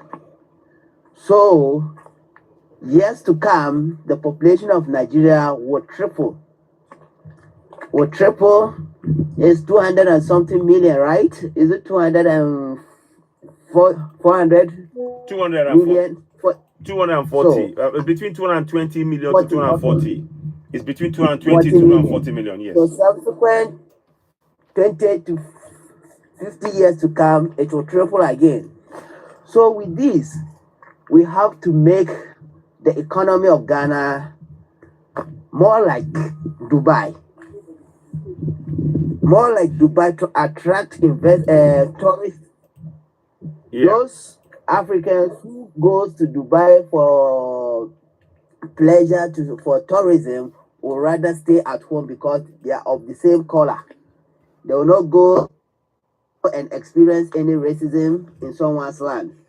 So he will make Ghana a better ground for the Africans to pay a visit to. So with this, he's more knowledgeable when it comes to development. because he himself is an engineer. He knows much about development and then planning. He knows a lot about planning when it comes to engineering. So with the issue of Mr. Kofi Cranton, he's a very good guy. I said, sorry, he's a very good man who really means his words, and he's very consistent. Since time of memorial, he started to advocate for this presidential seat. He has been consistent. He never misses his words. And I think this is the right time for Ghana to make out of the mess that we are in. So the shambles in which we are, it will be more brighter for us if we understand the reality on ground and do the right thing by giving or casting our vote to Mr. Kofi Cranton, which is in the ballot box number 10. I think Ghana will rise again if we do the right thing. So today, Ghanaians, whosoever, my humble speech to follow Ghanaians to understand that they should not take money from any politician. Any politician who come to give them money to vote know very well that such politician is incompetent because he don't have the capacity to reason outside the box to fix challenges or problems, rather to lobby or to bribe you for you to give him your mandate. So as a matter of fact, hello?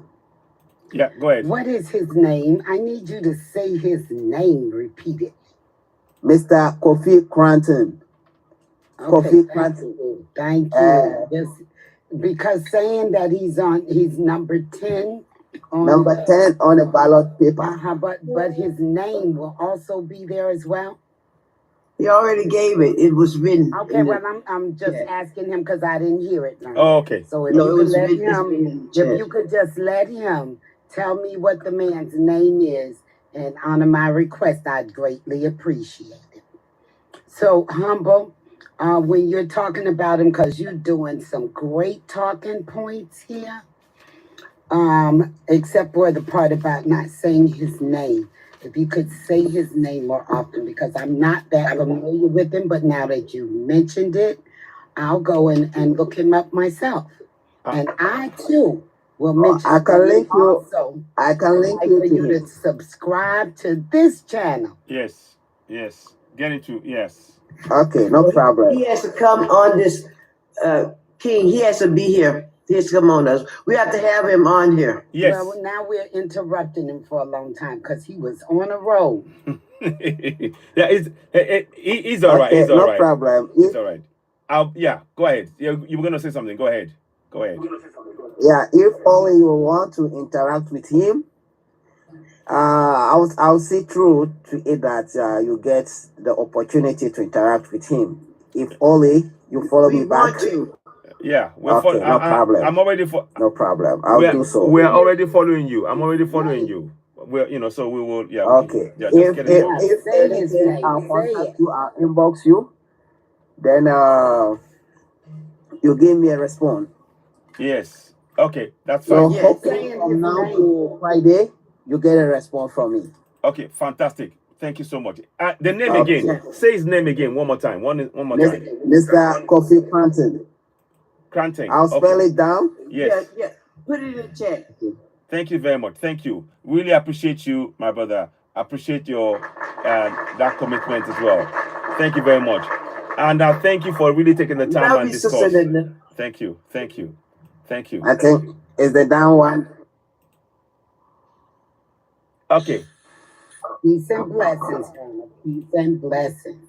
Say that again, please. I'm Kofi. One second. Kofi, are you there? I mean, Humble Lion. Humble Lion, are you there? I wanted to. Sorry, have you written it down? What? He's a puppet. Traore Hussein said. Okay, I'm not sure. Okay, we'll have to have a look. We will interview him. But thank you very much, Humble Lion. Thank you very much for that. Okay, so now I've got some new I have some news that I want to bring, and I want to. I hope Vanna May will not be upset when I say this, and because it's to do with herself and something. She's done something fantastic here.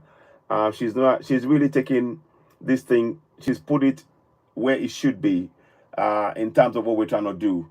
Give me 1 sec. Oh, I think something is going off here. 1 second. I want to close it. Sorry. Give me 1 sec. Okay, sorry about that. Yeah.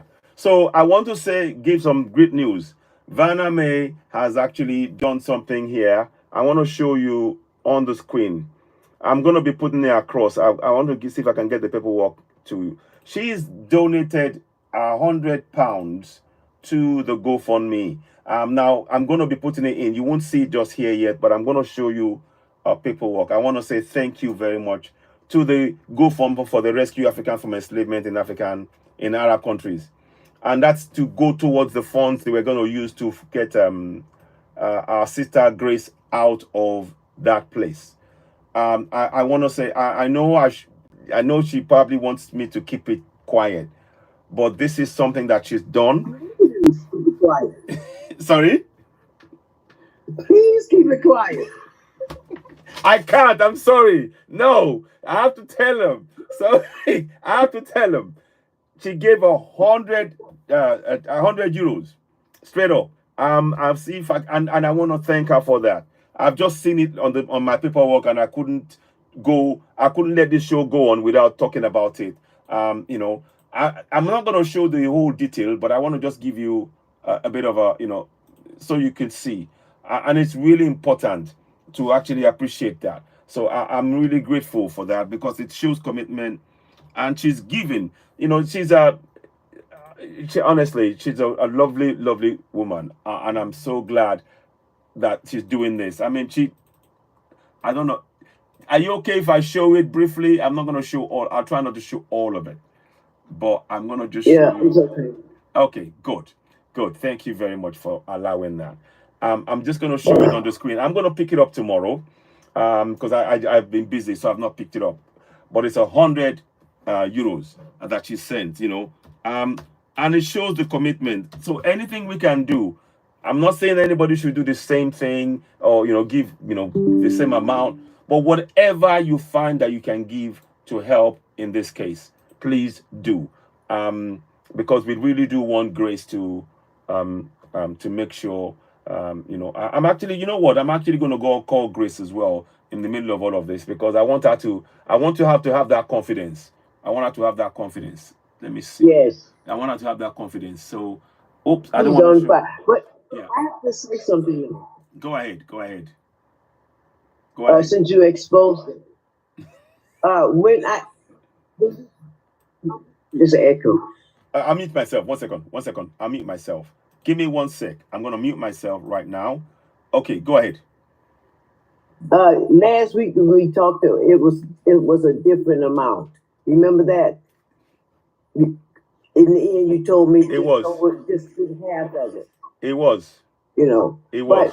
But, it's the power she has now is amazing. Exactly. I mean, she is feeling her victory. I did not have that money at that time, but I said to myself, whatever. I'm saying this here so people can understand the power that we have as helpers of humanity. We are so filled with power. I'm telling you, we are more powerful than atomic bombs. Okay? I just kept saying, no, I'm going to sell. Normally I should be to work at 11 o'clock out there. I didn't get out there at 3 o'clock that day. I had one customer on Friday from 3 o'clock to about 8 o'clock. One customer.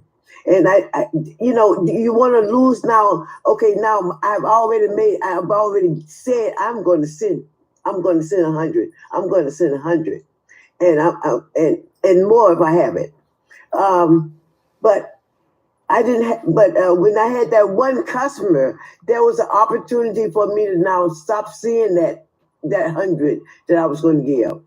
You know, because now doubt is trying to say, okay, only one customer all this time out here. And I say, oh no, what I request, I get. Because all my request is made to help someone, which helps me. The joy of being able to give is the most powerful power we have. Anything we want, when we are givers, anything you want, just make the request without even opening your mouth.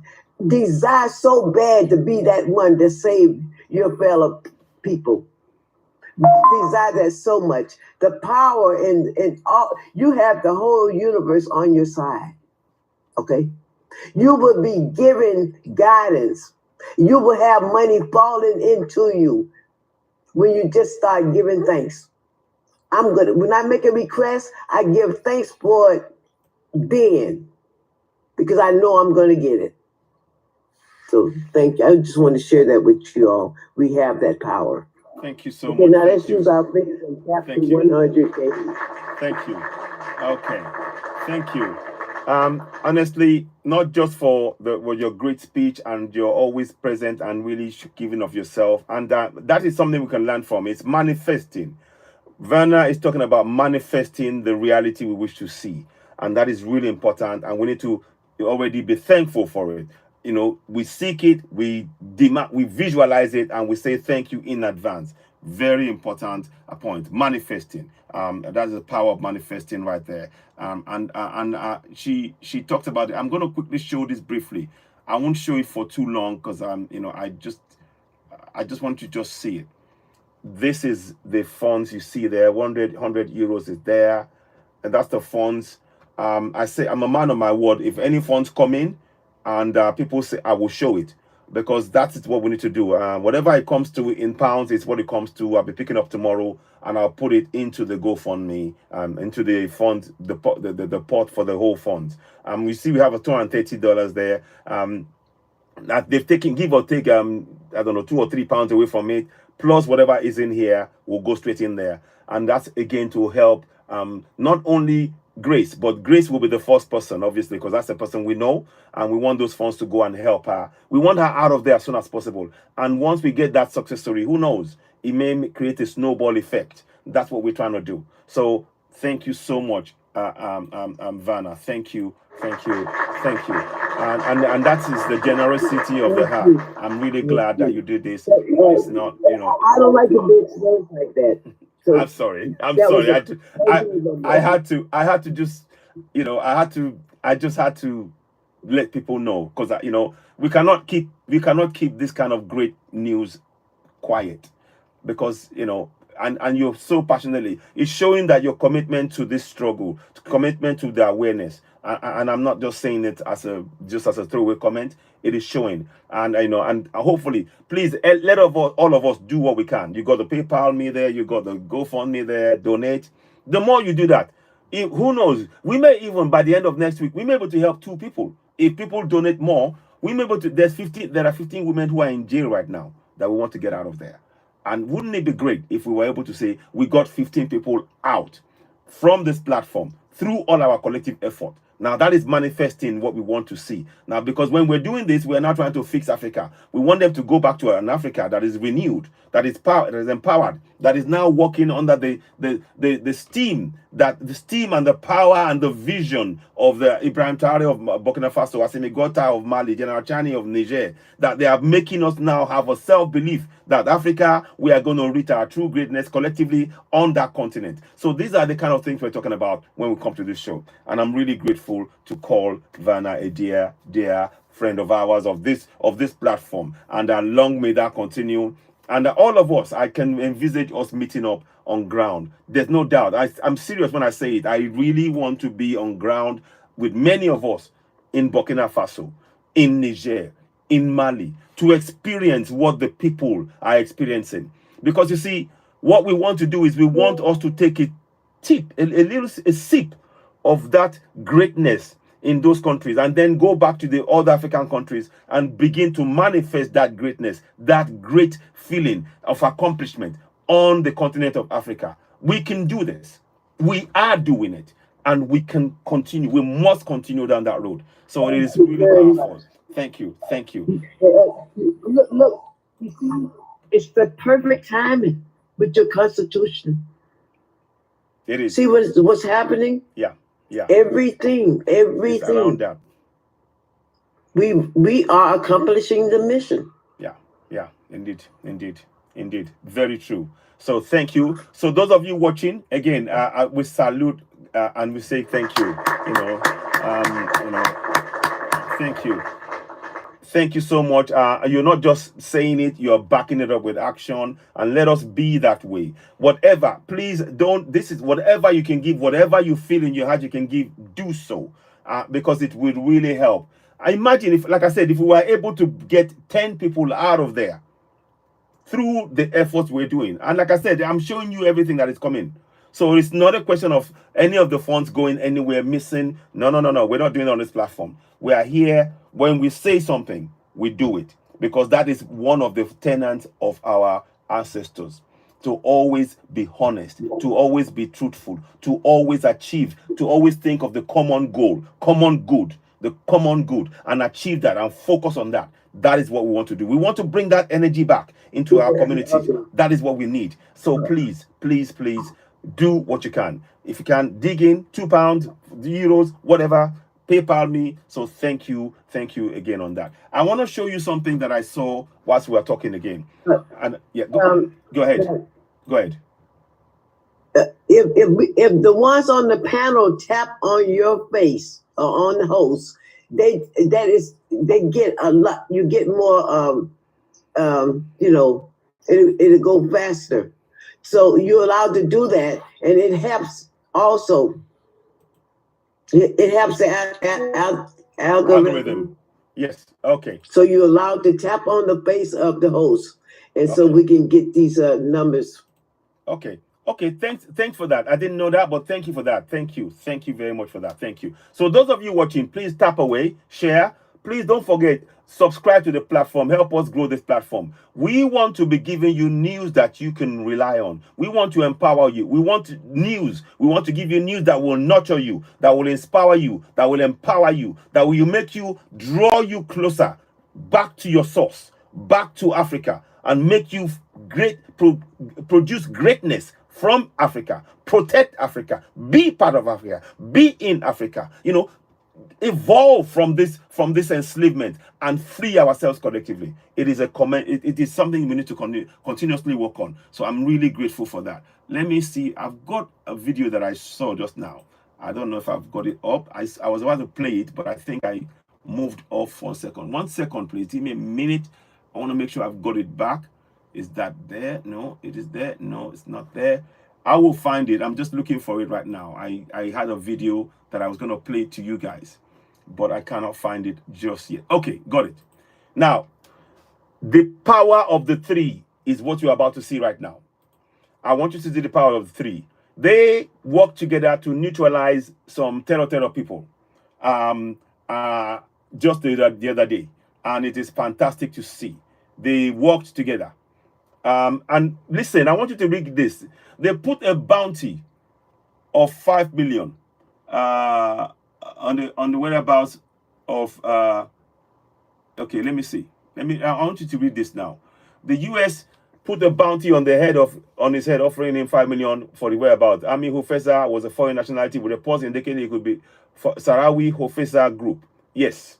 Okay. So look at this. This is what they've done. This is the men behind. Look, let me just take a minute again. Can you look at those men behind me? That's the blueprint. That's the blueprint. Everybody else must follow what these guys are doing. Then we, of course, will prepare the minds of our people through the Constitution to know their rights. The two has to work hand in hand. So this man that they neutralized, the US have been after them. The army said they was a foreign nationality with reports including that he could have originated from Sahrawi Hofeza groups reportedly active in Mali's Menaka region, where it was blamed for several terror attacks against Malians. Burkina Faso, Mali, Niger account for most of the unaliving and terrorism in the region. According to the global terrorism, 3 countries are facing spiraling insecurity. All of that. But the thing is this, they neutralized it. Okay, let's listen to this now. Let's hear it. Very important. To see the three of them working together. Committed to eradicating insurgency. But how did they do it? Let's find out. This is Black Culture Diary on YouTube. Please follow them as well. Also, known as Julaibib al-Ansari, had long been a symbol of instability, orchestrating attacks that devastated northern Mali.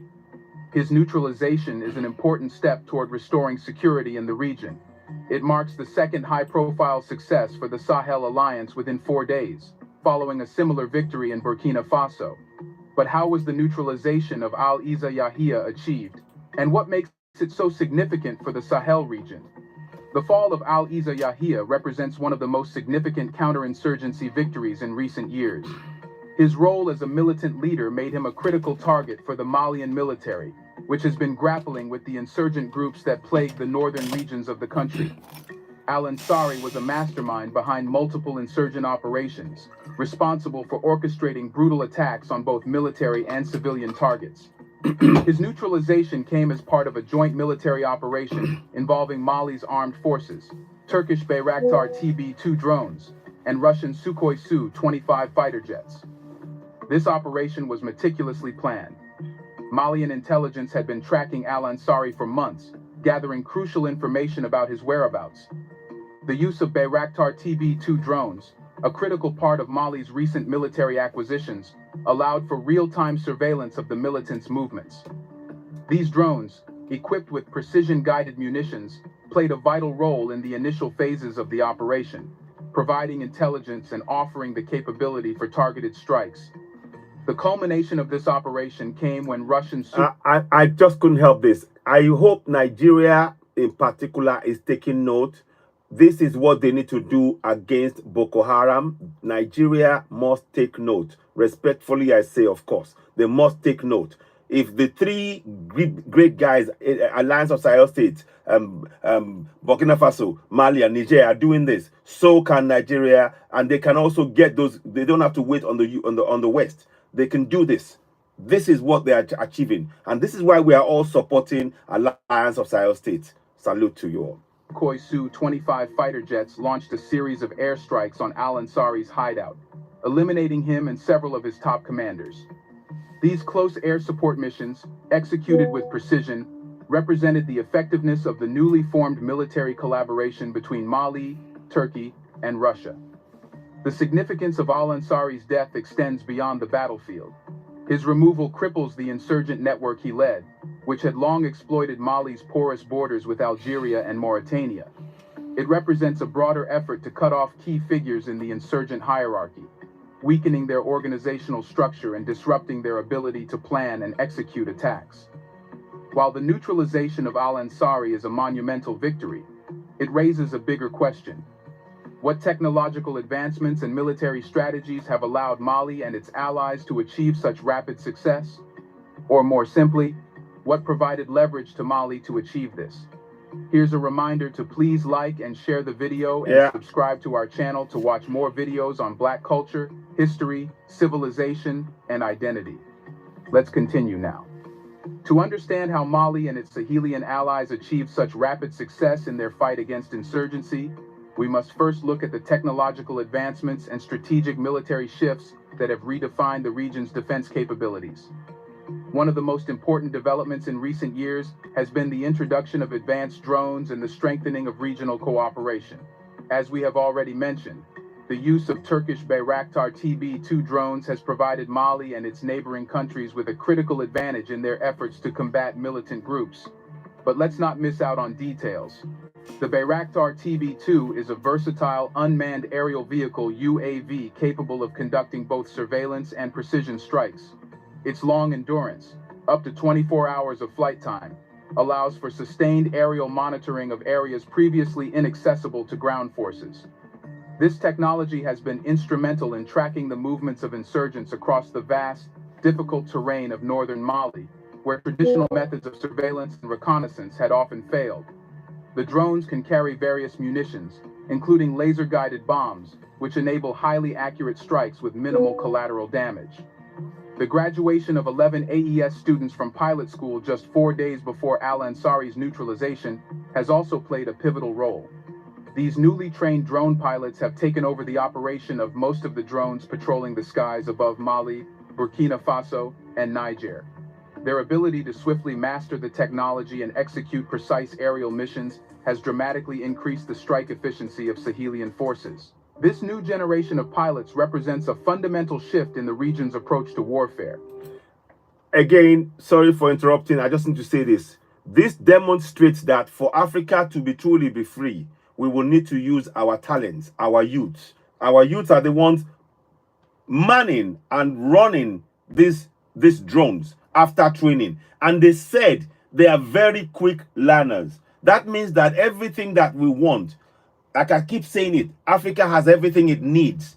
It's time for us to utilize that. Any country in Africa not using our people to build our roads, to build our bridges, to build our hospitals, to man the planes, to fly our rockets, to whatever it is that we're doing, then they are doing a disservice to the youth. And you can see the example. AES is showing us the way. No question. Let's carry on. Replacing outdated tactics with cutting-edge capabilities. Complementing the drones are Russian Sukhoi Su-25 fighter jets, which provide the Sahel nations with formidable air power. The Su-25 is a heavily armored ground attack aircraft designed for close air support missions. In the operation that led to al-Ansari's death, these jets were responsible for launching airstrikes on militant strongholds, providing the final blow in the coordinated attack. The combination of drones and fighter jets has allowed Mali to carry out more complex and successful operations than ever before. But technology alone is not the only factor behind the recent victories.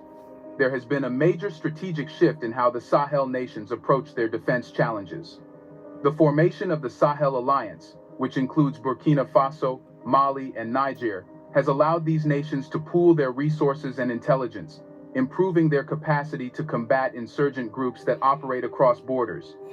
These joint operations have made it far more difficult for militants to evade capture by simply fleeing to neighboring countries. The intelligence sharing framework established by the Sahel Alliance has also been instrumental. Each country now has access to the other's military intelligence, allowing for quicker responses and better coordination. This has enabled cross-border operations like the one that neutralized al-Ansari, preventing insurgents from finding refuge in countries outside of Mali's immediate control. As these technological advancements and strategic shifts redefine the battlefield, the Sahel Alliance finds itself better equipped than ever before.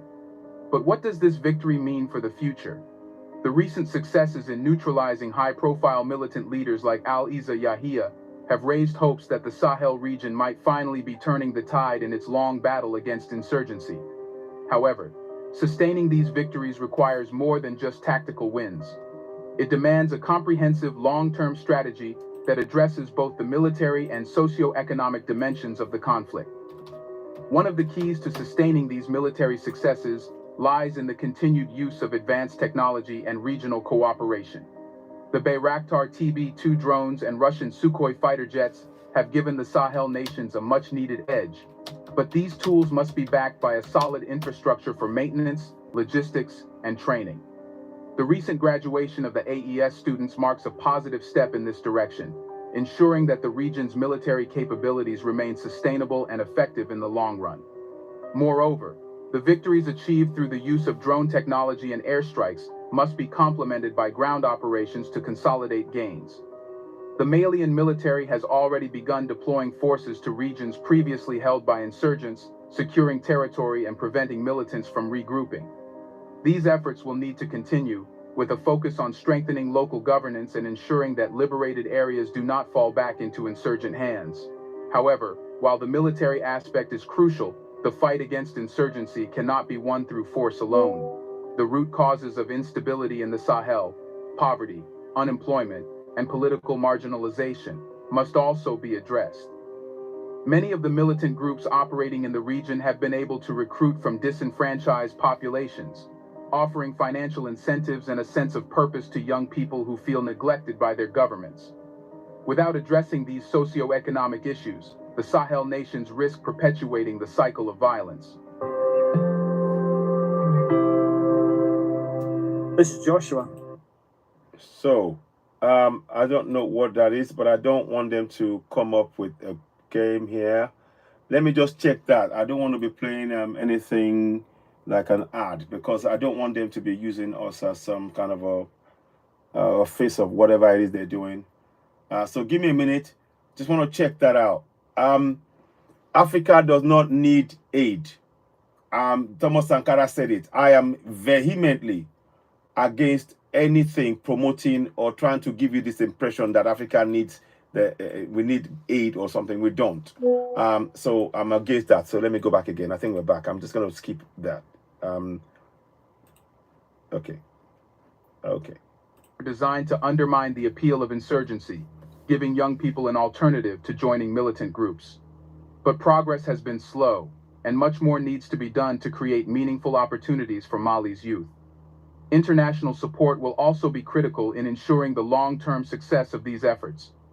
The Sahel nations have made it clear that they intend to take control of their own security, but they will still need financial aid and technical assistance from their international partners.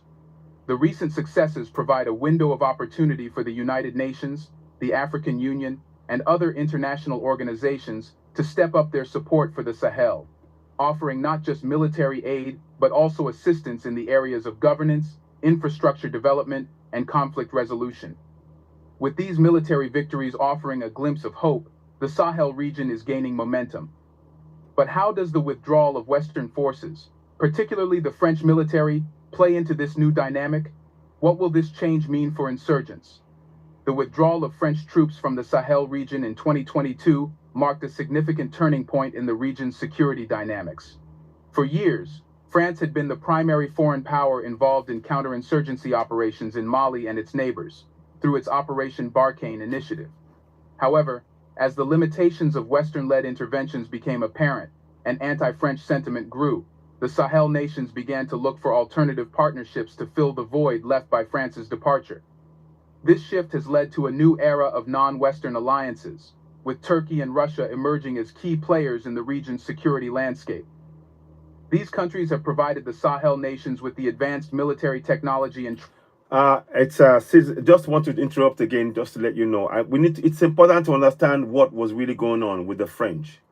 The French were really there to take the resources, and under the guise of trying to help, they were just taking the resources. The key difference now is that the Russians and the Turks, they are doing an exchange.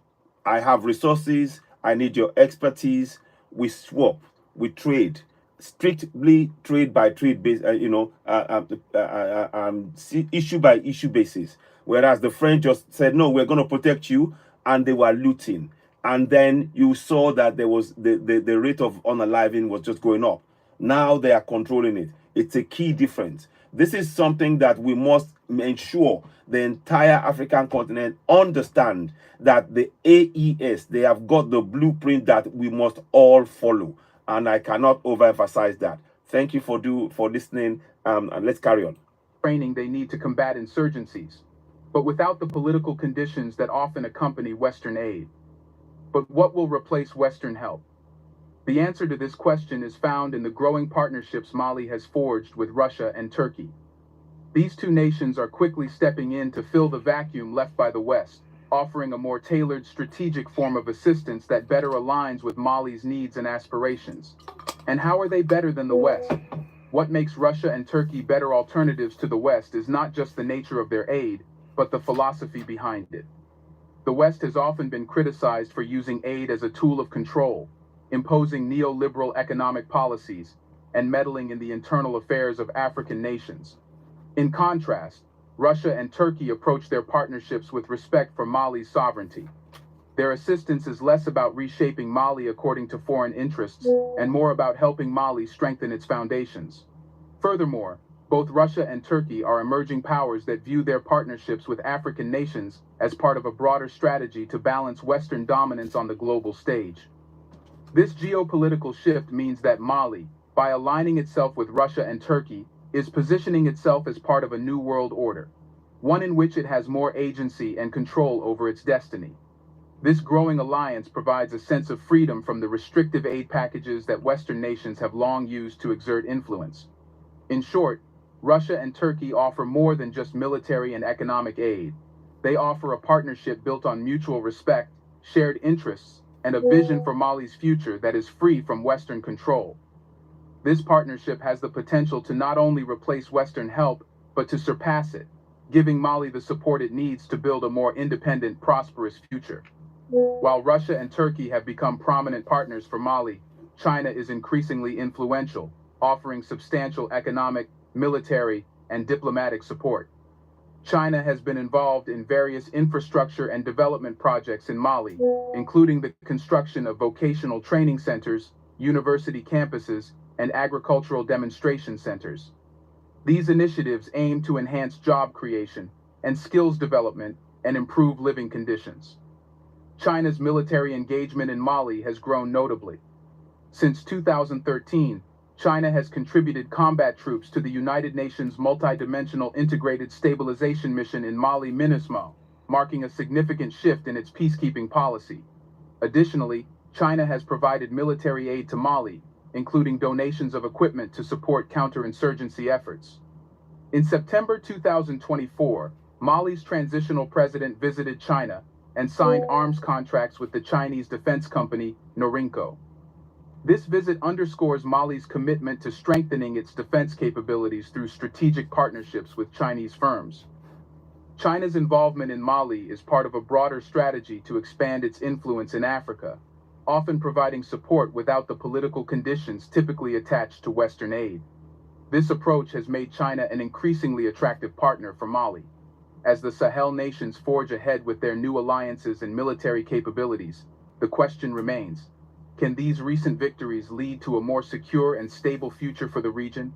And what steps must be taken to ensure long-term peace? While the recent military victories in Mali and Burkina Faso are cause for optimism, achieving lasting peace in the Sahel will require more than just successful operations against insurgent leaders. The long-term stability of the region hinges on addressing the root causes of conflict, factors like poverty, unemployment, and weak governance that have allowed militant groups to thrive in the first place. One of the critical steps that must be taken is the continued economic development of the Sahel region. The insurgency has devastated local economies, particularly in rural areas, where farming and small businesses have been disrupted by the constant threat of violence. Governments in Mali, Burkina Faso, and Niger must prioritize infrastructure projects that create jobs and improve access to education and healthcare. By providing young people with economic opportunities and a sense of purpose, the appeal of joining militant groups can be diminished. Another key factor in securing long-term peace is the restoration of trust between local communities and their governments. Many of the regions most affected by insurgency have been marginalized by central governments for years, with little access to public services or representation. This has fueled resentment and allowed insurgent groups to gain a foothold by presenting themselves as an alternative to the state. To counter this, the Sahel nations must invest in inclusive governance, ensuring that local populations have a voice in decision-making processes and access to resources. International support will also be crucial in sustaining the Sahel's efforts. The United Nations, the African Union, and other regional bodies must continue to provide financial aid, technical assistance, and diplomatic support to ensure that the Sahel nations have the resources they need to rebuild their economies and strengthen their institutions. This support should focus not just on military aid, but also on capacity building in areas like governance, justice, and development. The Sahel nations must also continue to build on their military successes. The recent victories against high-profile insurgent leaders like Al-Isa Yahya demonstrate that the Sahel Alliance can defeat militant groups, but these victories must be consolidated with ground operations that secure territory and prevent insurgents from regrouping. The continued use of advanced technology, such as drones and fighter jets, will be key in maintaining the military advantage, but it must be complemented by efforts to improve local security forces and ensure that they are equipped to protect liberated areas. Ultimately, the future of the Sahel depends on the ability of its leaders to balance military strength with economic development, good governance, and regional cooperation. The recent victories offer a glimmer of hope, but the road to lasting peace is long, and the challenges ahead are formidable. However, with the right strategy and continued support from the international community, the Sahel nations have a real opportunity to break the cycle of violence and build a more stable and prosperous future for their people. So, to sum this up, the neutralization of Al-Isa Yahya marks a significant turning point in the Sahel's ongoing fight against militancy. With the help of advanced drones and aircraft, the region has demonstrated its ability to take control of its security without relying on former colonial powers. These victories are emphasis on not relying on former colonial powers. This is showing us what can be done. We have every confidence in AES. Indeed, we must protect them by sharing news like this. I hope you're sharing it to everybody. It is so important. I can't overemphasize that. We need to share this news. Let people know the great work they're doing. It is so important. Let's carry on, and I'll bring it to an end. Examples of the power of regional cooperation and the importance of forging new alliances with countries like Turkey and Russia. As the Sahel nations continue to build on their recent successes, they are showing the world that Africa can defend itself and chart its path towards security and prosperity. Do you think Mali needs the West? Has West ever done anything good for Mali? Was letting them go the right thing? Let us know in the comment section. Right. Thanks to the partner program, Black Country Culture Diary on YouTube. Follow them. And I like to really do analysis on things. And what we do, you see, what we are doing here, you will not see a detailed breakdown like this on the Western media. They don't want you to know these things. They don't want you to know how committed the Alliance of Sahel is to this. You know, this is, you know, yeah, the different connection with post-Cold War Russian military. Exactly. Absolutely. So let us get this right. What I really like about the Alliance of Sahel States, they have got the narrative right. They understand the tactic here. They understand what must be done. They need support, but they are in control of the support they accept in. They are not dictated to about the support they must accept. They decide what they want and who gives it. They are in absolute total control, and they are actually exercising sovereignty. None of the countries I'm about to mention are exercising sovereignty. Nigeria is not exercising sovereignty. Ghana is not exercising sovereignty. Ivory Coast is not exercising sovereignty. Sierra Leone is not exercising sovereignty. Liberia is not exercising sovereignty. You know, even Senegal, Gambia, Uganda, you know, they are not exercising sovereignty. Only these three countries, led by the man himself, Ibrahim Traore of Burkina Faso. Assimi Goïta, prominent in this last broadcast, of Mali. General Chani of Niger. They are exercising sovereignty. Please, whatever you do, whatever you think about what is going on, our role right now is to support them. We need to make sure that the news of the great work they're doing, that it's not hidden. The West will not carry this news. You and I have to be the ones who will carry this news, to have confidence. They are protecting their people. They are protecting their economy. They are making sure that for the first time, the people are now going to benefit from their own resources. They are not allowing us to end up in a debt trap. What is a debt trap?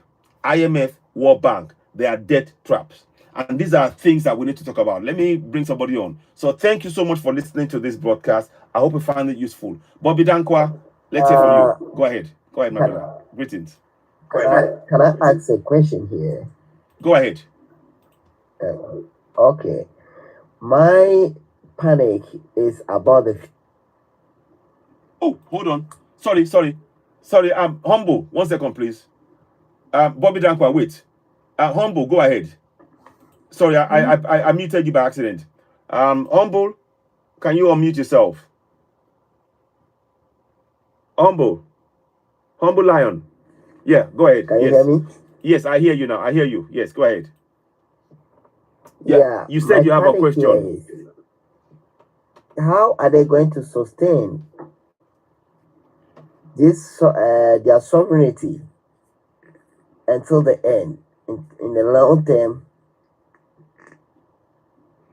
Okay, This is my panic here. Okay, what do you? Because they will not be in power forever. They will not be in power forever. But with nature, they'll be called by nature, or age will catch up with them. So Okay. how are they sustaining these powers to ensure that their legacy stay forever? Okay. Let me ask you. Thank you. Great question, by the way. What do you Okay. Do you have a suggestion as to how they can do it? Because I'd like to hear your own suggestion as well.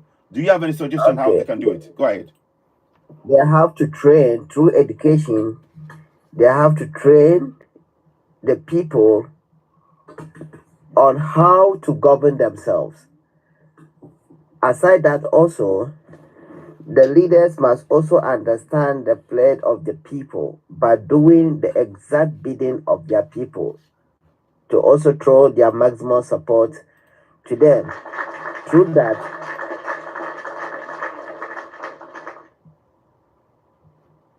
they can also achieve all what they want for their people. Other than that, the same Western media will be propaganda in against them, and the enemy internally will collaborate with the same Western powers to overthrow them. And that is where we don't want to see. And after their term, I don't even call in for democracy, even if they'll be there, because UK and other countries who are practicing monarchy, being hypocritical enough, they try to extend their influence to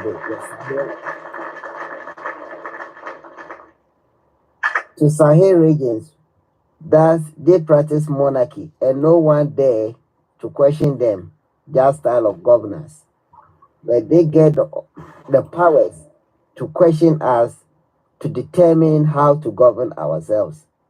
But we believe that the good works these people are carrying out, they should maintain it, and they should not allow power to corrupt them. By doing so, they will also ensure that their people are being trained towards good governance on how to govern their nations, and making it compulsory from kindergarten to the tertiary, and inculcating the habit of love for the nation. In as far as they get the love for the nation, they'll be able to produce competent and patriotic leaders to carry their missions forever and ever. Thank you. Other than that, okay, let pause here for someone to speak. Thank you. Thank you. May I speak, please, for a second? They're already doing that. They're doing everything you said. This is the first time a president has went to the children, the small children in their school, and handed them their certificate. They already built up. They already going into everything in the medical field. They're already doing everything in it. See, you cannot corrupt purity. Okay, they're on a mission. They're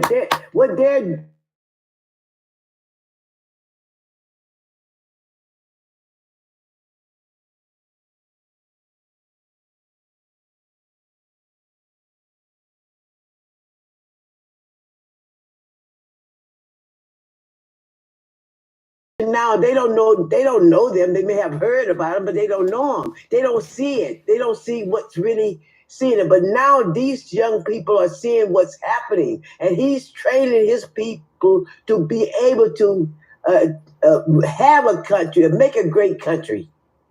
He's training them. This is it's a model. You cannot corrupt purity. Okay. Everything he's doing is from the ancestors. Everything. And so once you know that, you know that there is it's nothing that this is going to this is just the beginning of building us to where we once were. Okay? It's not going back anymore. It's not going back. That's why they have the military and all the everything they need to stay on top. It's already with them, and we just have to know and we just you know, just send them our energy, mention them, make sure that everyone know, every child.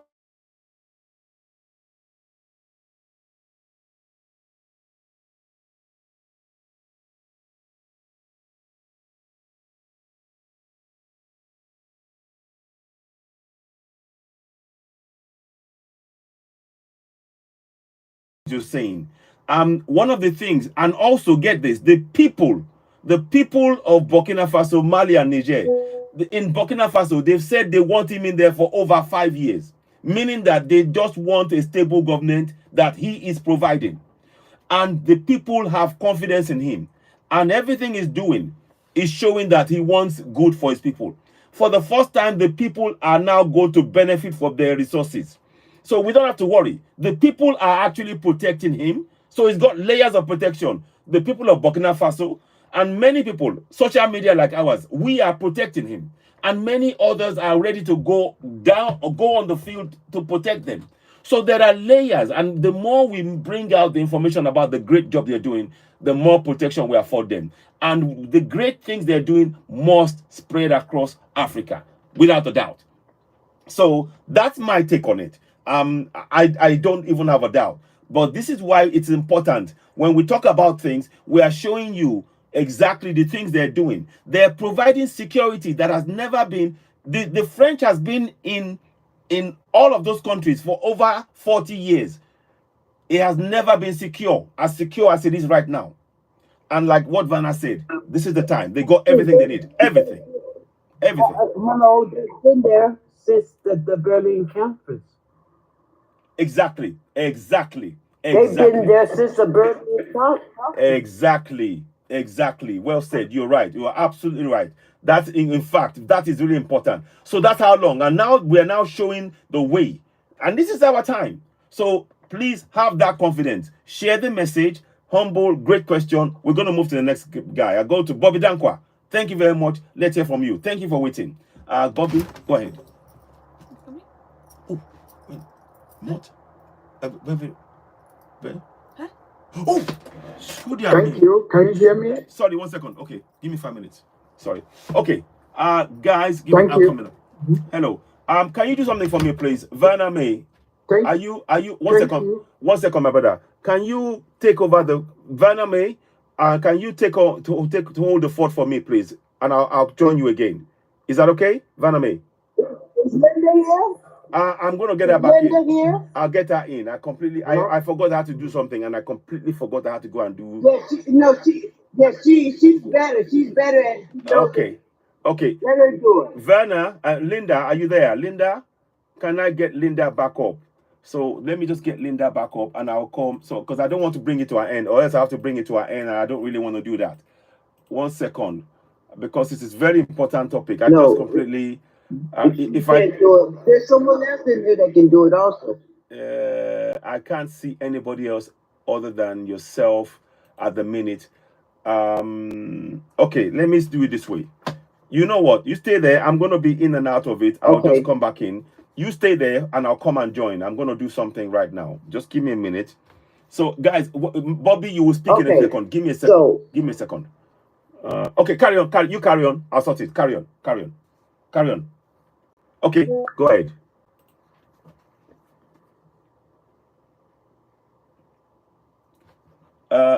Bobby, you can speak. Vanna may just keep an eye, and I'll be there. Go ahead. Okay.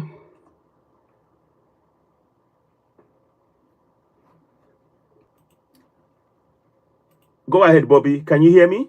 Bobby, you want to say something? Yeah. Go ahead. Speak. Speak, please. Thank you. Thank you for everyone. Thank you for the program that you have. It's a great program.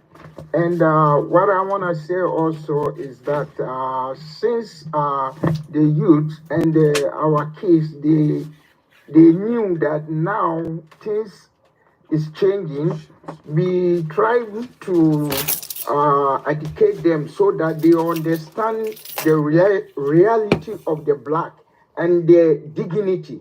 because our forefathers were good.